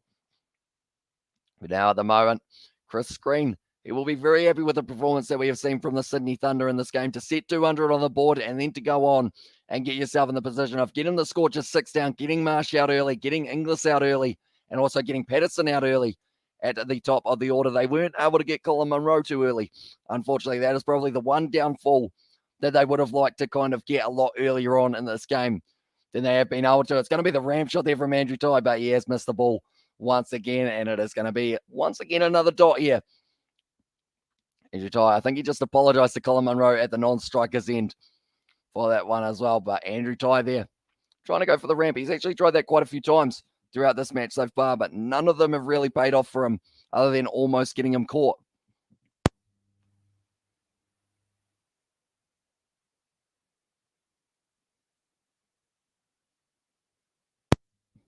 Now this stage, Andrew Tye sitting on 37 off 22 balls. Stand and deliver. That's what he should be doing, Andrew Tye. And that one's gone all the way for 6 there. And he is going to be bringing up to 43, which does mean now that is his new high score, I believe, in the BBL for himself, Andrew Tye. But it is a massive shot into the crowd. Should just be doing that rather than trying to dill scoop everything. 88 meters. That's not a half it. That is a massive one. That is a maximum for Andrew Tye. And no one in the crowd at the moment will be wanting to look away from the ground because he's trying to hit people with the ball by the looks of it, Andrew Tye. Although they currently need 50 runs off 13 balls here. And also 33 for 4 in Pretoria. Bavuma and Tekok at the crease now as well. But Mahmood going to be a little bit too forward. It's whipped away to the leg side. Andrew Tye once again. They do get the single, and that will be him on strike for the second last one as well. The partnership moves up on to 55 runs of 35 deliveries. But Munro, he just hasn't had any of the strike for the last about 4 or 5 overs. But saying that, Andrew Tye is doing nicely for himself, going at that strike rate of 183. But the big thing is he needs to up it just a little bit more as well. He actually needs to go at a strike rate of about 400 for this last little stage if they want any chance of being able to win it. They need 25 and over. I believe they have still got Chris Green and also Sanger if they do want to use them as well. And Nathan McAndrew, sorry, he will be bowling. And then I believe, yes, they are giving it to Captain Green here. See whether or not he can get the job done. It's a wide ball. It's going to be hit down the ground from Andrew Tye. It's taken, and he's going to be gone now. And at least Monroe now, he will have the strike. Well, this next one by Andrew Ty, he will be fired up. 44 runs he was able to get for himself. Alex Hales at the moment, I think he's maybe complaining about a bug as well. There's plenty of them out there at the moment. And Manuka Oval was the wide, almost full toss from Cam Green. Or Chris Green, sorry. And then Alex Hales done very nicely to take that catch into the deep. And that is going to be the wicket of Andrew Ty. Perhaps a game-changing wicket for the Perth Scorchers in regards of if they lose one more, that will be the most wickets we have ever seen the Perth Scorchers lose for BBL 11 so far. So they won't be too happy with that if that was the case. But that is going to be now Matthew Kelly making his way to the crease. Still 11 balls left, though, for them. So they will be trying to work their way towards that 180 mark, perhaps as well. Just looking, Colin Munro, he is going to be on strike, I believe, here. So that at least gives him that little bit of a benefit. I think he's just got a swing as well. This stage, he's sitting on 54. So many Aussies falling around the Kiwi as well, says Sebastian. Yeah, he's looking like he's going to be the last man standing at the moment for the Scorchers. Unless, of course, Chris Green can get his wicket here, which there is a possibility. He's done the wide Yorker there, and that's going to be a good shot out there from Colin Munro. It looks like that we're going to be thinking about the two, but they only get the one. Brilliant work, I should say, from the Thunder in the deep. They haven't actually made too many errors at all in the field. I believe there's probably literally only maybe one that I can think of, if that they have had where they have made the mistake and maybe led to a boundary rather than being able to cut it off. But everything else from there has been pretty much perfect for the Sydney Thunder. Gonna be well played once again by Kelly. It seems like Chris Green, he's very good with his wide Yorkers. Even though he has a spin bowler, he can kind of get them down there at about 105, 110, and it just kind of dips at the last moment. Makes it very tough to be able to read. The Thunders at this point, they were sitting on 181 runs for 6 wickets down. The Scorchers, they are 7 down, 154. Munro on strike here once again now. Just trying at the ball too hard, and it is going to be going to the leg side once again for the single. For Colin Munro moves up to 155 now. Still 8 deliveries left in this matchup. And I believe we will be finishing about that 12:45 mark. So it has been a relatively early finish, I guess you could say, compared to some of the other ones. Wicket as well, says Cam there. Although I don't think I've quite seen it yet. If there is one, it's going to be the shot straight up in the air. And I believe that is the wicket that is going to be falling. Oh, it's an awkward one. But Jason Singh, he ends up getting a slide tackle. Said, everyone get out of the way. Jilks was like, nah, mate, I've got this one. And he does end up taking it anyway for Jilks. Or sorry, for Sanger. And that is going to be the wicket falling as well. But that is going to be 8 down. So the most wickets lost for the Perth Scorchers so far this year, which is something that they will not want to look back on with a lot of, I guess, excitement. Because of the fact that sadly for them, that is going to be the wicket that they did not want to lose as well. Munro, he's going to get the strike back, but for all the wrong reasons. Once again, it's not from a single. It is from the wicket, and it is Matt Kelly does lose his wicket. 1 run off 2 deliveries. And now Jason Behrendorff making his way out there as well. So now it is going to be Behrendorff, and then they've got Lance Morris as the X-Factor player, as their final straw for the Perth Scorchers. Is there a chance that the Scorchers do get themselves bowled out? Yeah. As I never mind, you can keep your score. As I says, a music Kiwi there as well. And anyone but Munro, says Sebastian there in the chat as well. Now the stage it is going to be Behrendorff will be at the crease at the non-strikers end. Colin Munro hits hard. That's going to be the single. And that will be the end of the over. Moving up to 156 here for the Perth Scorchers after the 19 as well. Is it going to be bowled out here? Can they lose 2 more wickets? They're showing the games that are taking place tomorrow. That's going to be the Renegades versus the Hurricanes. But the game that we are talking about on that as well. And also we have got there, no spoilers, please. Wait till Hamish reacts or wait till him reacts. As I said, Paddy Wagon. But yeah, I believe the game that we are going to be covering, and also the hour of the second game, which is this Renegades versus Hurricanes game, we are going to be covering. We're going to be covering the first one, which is going to be the matchup between the Brisbane Heat and the Sydney Sixers. Depending on how it goes and how the Brisbane Heat bat, maybe we will actually get to do a majority of that other match. Depending on how they get going, maybe we can do the whole second innings. Depending on how it goes, we will have to wait and see. But McAndrew now bowls it full. Colin Munro whips it off its legs. Going to be surely the 2 runs here. Do they just take the 1 though? No, they just get the 1. Colin Munro not willing to risk going for the 2 here when he can easily get back for just the 1 and leave Behrendorff on the strike as well. But yeah, I do appreciate all you guys tuning in. Anyone who is new, like I mentioned, be sure to leave a like and subscribe. We have had a huge amount of support on the BBL and also on the Ashes, where we have been covering it over the last few days. We have got plenty more cricket coming on the channel, also plenty more rugby and other sports as well.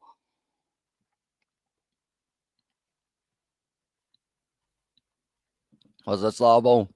And this point thing is kind of ruining my sleep at well as well. Says that Music Kiwi. I think you might be overthinking the point system a little bit too much in terms of like, yes, it is like the competition type thing in terms of the most points, but sleep is also important. So be sure to get some sleep if you do need it. As well, and that's the thing, you can predict your score at the start of the innings if it does make it a little bit easier for you as well. Colin Munro there, he does hit it to the boundary, and that is going to be the 4 runs there for Colin Munro. Does move up now to 162 here for the Scorchers. Speaking, it's slowly closer and closer as well. I know I need to win as well. And if the Sixers make quick work of the heat, we might be in time for the entire second innings of the Hobart game as well. Exactly right. So if that is the case, we will probably end up, I guess, jumping over to the new live stream if we've got a whole innings worth that we are going to be able to cover. But then if it isn't a whole innings, then we will probably just do it on the main one as well with the new scoreboard and also just with what happened in the Brisbane Heat game. It is scrolling across the bottom. Colin Munro trying to be a bit fancy. That's it for the single, and it moves up now to 163 here for the Scorchers.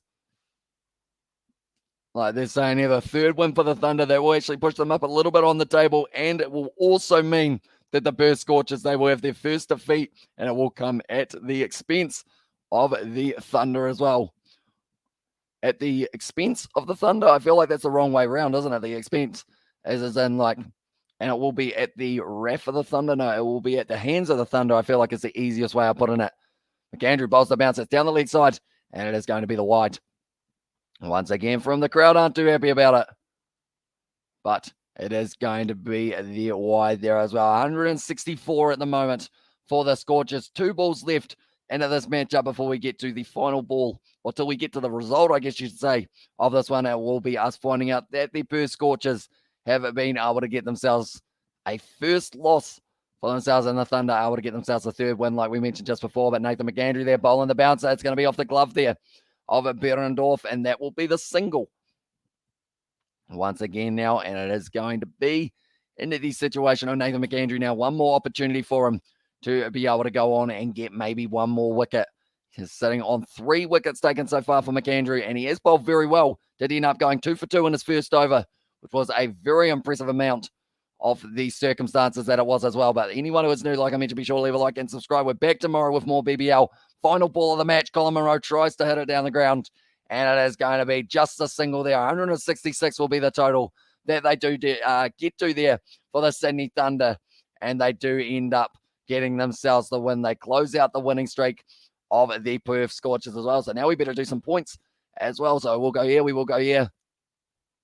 And we will go like this. I believe it is the first innings. Okay, that is the first innings one. I believe, yes, it is. So we will go here, and it is going to be from here on for the total as well. So we have got a few people who did say that Perth were going to be able to chase this one down, but I will quickly do some quick maths for myself as well. So we go like this, and we go like this as well. Right. So the closest that we have got at the moment, how much did they get? 165 for themselves. So we have got there 160 from Victor. Was able to get the closest there. So he will receive the full 3 points there for Victor. He is going to have first. Then in second, it is going to be Music Kiwi with the 178. There we go. And then in third, I'm just going to make sure that I've got this one double checked. It is going to be Kevin, who was able to be 15, or only 15 away, I guess I should say, as well. And that is going to be Kevin, who does get the other points on offer there. So Kevin Thomas once again receives himself just a little bit. Here we go. Just like that. We will go like that. And we will go like that as well. So we have got all the results from that one. And also we have got there. And the chat, when will your next rugby stream be as well, says Xavier Brown. Hopefully next weekend we will be able to get one going as well. That sucks to the guy I traded with. I got the same amount away from me as well, says Music Kiwi there. Never mind. And it says Music Kiwi. And also we have got there. Cheers for the stream, Hamish. Cheers. 10 out of 10. Cheers everyone who tuned in and gave good predictions as well. But nonetheless, we have got live streams tomorrow that we are going to be doing as well. Down under Fishing said he said 158. He did, but it was about 7 overs into the match. And as you guys know, Got to guess the total runs before the first ball. I was waiting how long and whether or not you were going to swap with him, because I was going to be harsh. And once you did swap, I was going to say that he gets the points because of the fact that his one would have been a legal delivery, I guess you'd say, of the prediction as well. But yeah, the next rugby stream, hopefully next weekend. I wanted to do the URC this weekend. Every single game got cancelled, sadly, as well. So if it's not a real life rugby game, it will be a rugby stream, hopefully, that we can get going on a gaming kind of side of it as well. My pick was after first ball, Hamish, if anyone wants to protest as well, says Victor, although we did allow it because it was only the second ball of the match as well. So I did say at that stage that it was allowed because there is a little bit of an exception there as well. So I came second, let's go as well. And by Hamish, see you tomorrow for the BBL, says Victor. But we did actually take a prediction 2 balls into the first innings as well, which is why I did allow your one as well. So it was just that little bit fair in that regard. So I'm all right with it. I feel like everyone else will be all right with it as well because of the fact that it was very, very close to the first ball. But nonetheless, thank you all very much for tuning into this live stream. If you did enjoy, sweet, I'll take it as well, says Victor there in the chat as well. But yeah, in the end, Billings was the man of match, as allowed in the first over. It doesn't influence at all as well, says that Sebastian there. But nonetheless, I guess I've said nonetheless quite a bit, haven't I? And also we've got the okay, good night, see you later, haters as well. And this is Jersey Kiwi, so we'll see you for the next one, mate. Thank you all very much for tuning in, and I will also see you all for the next one as well.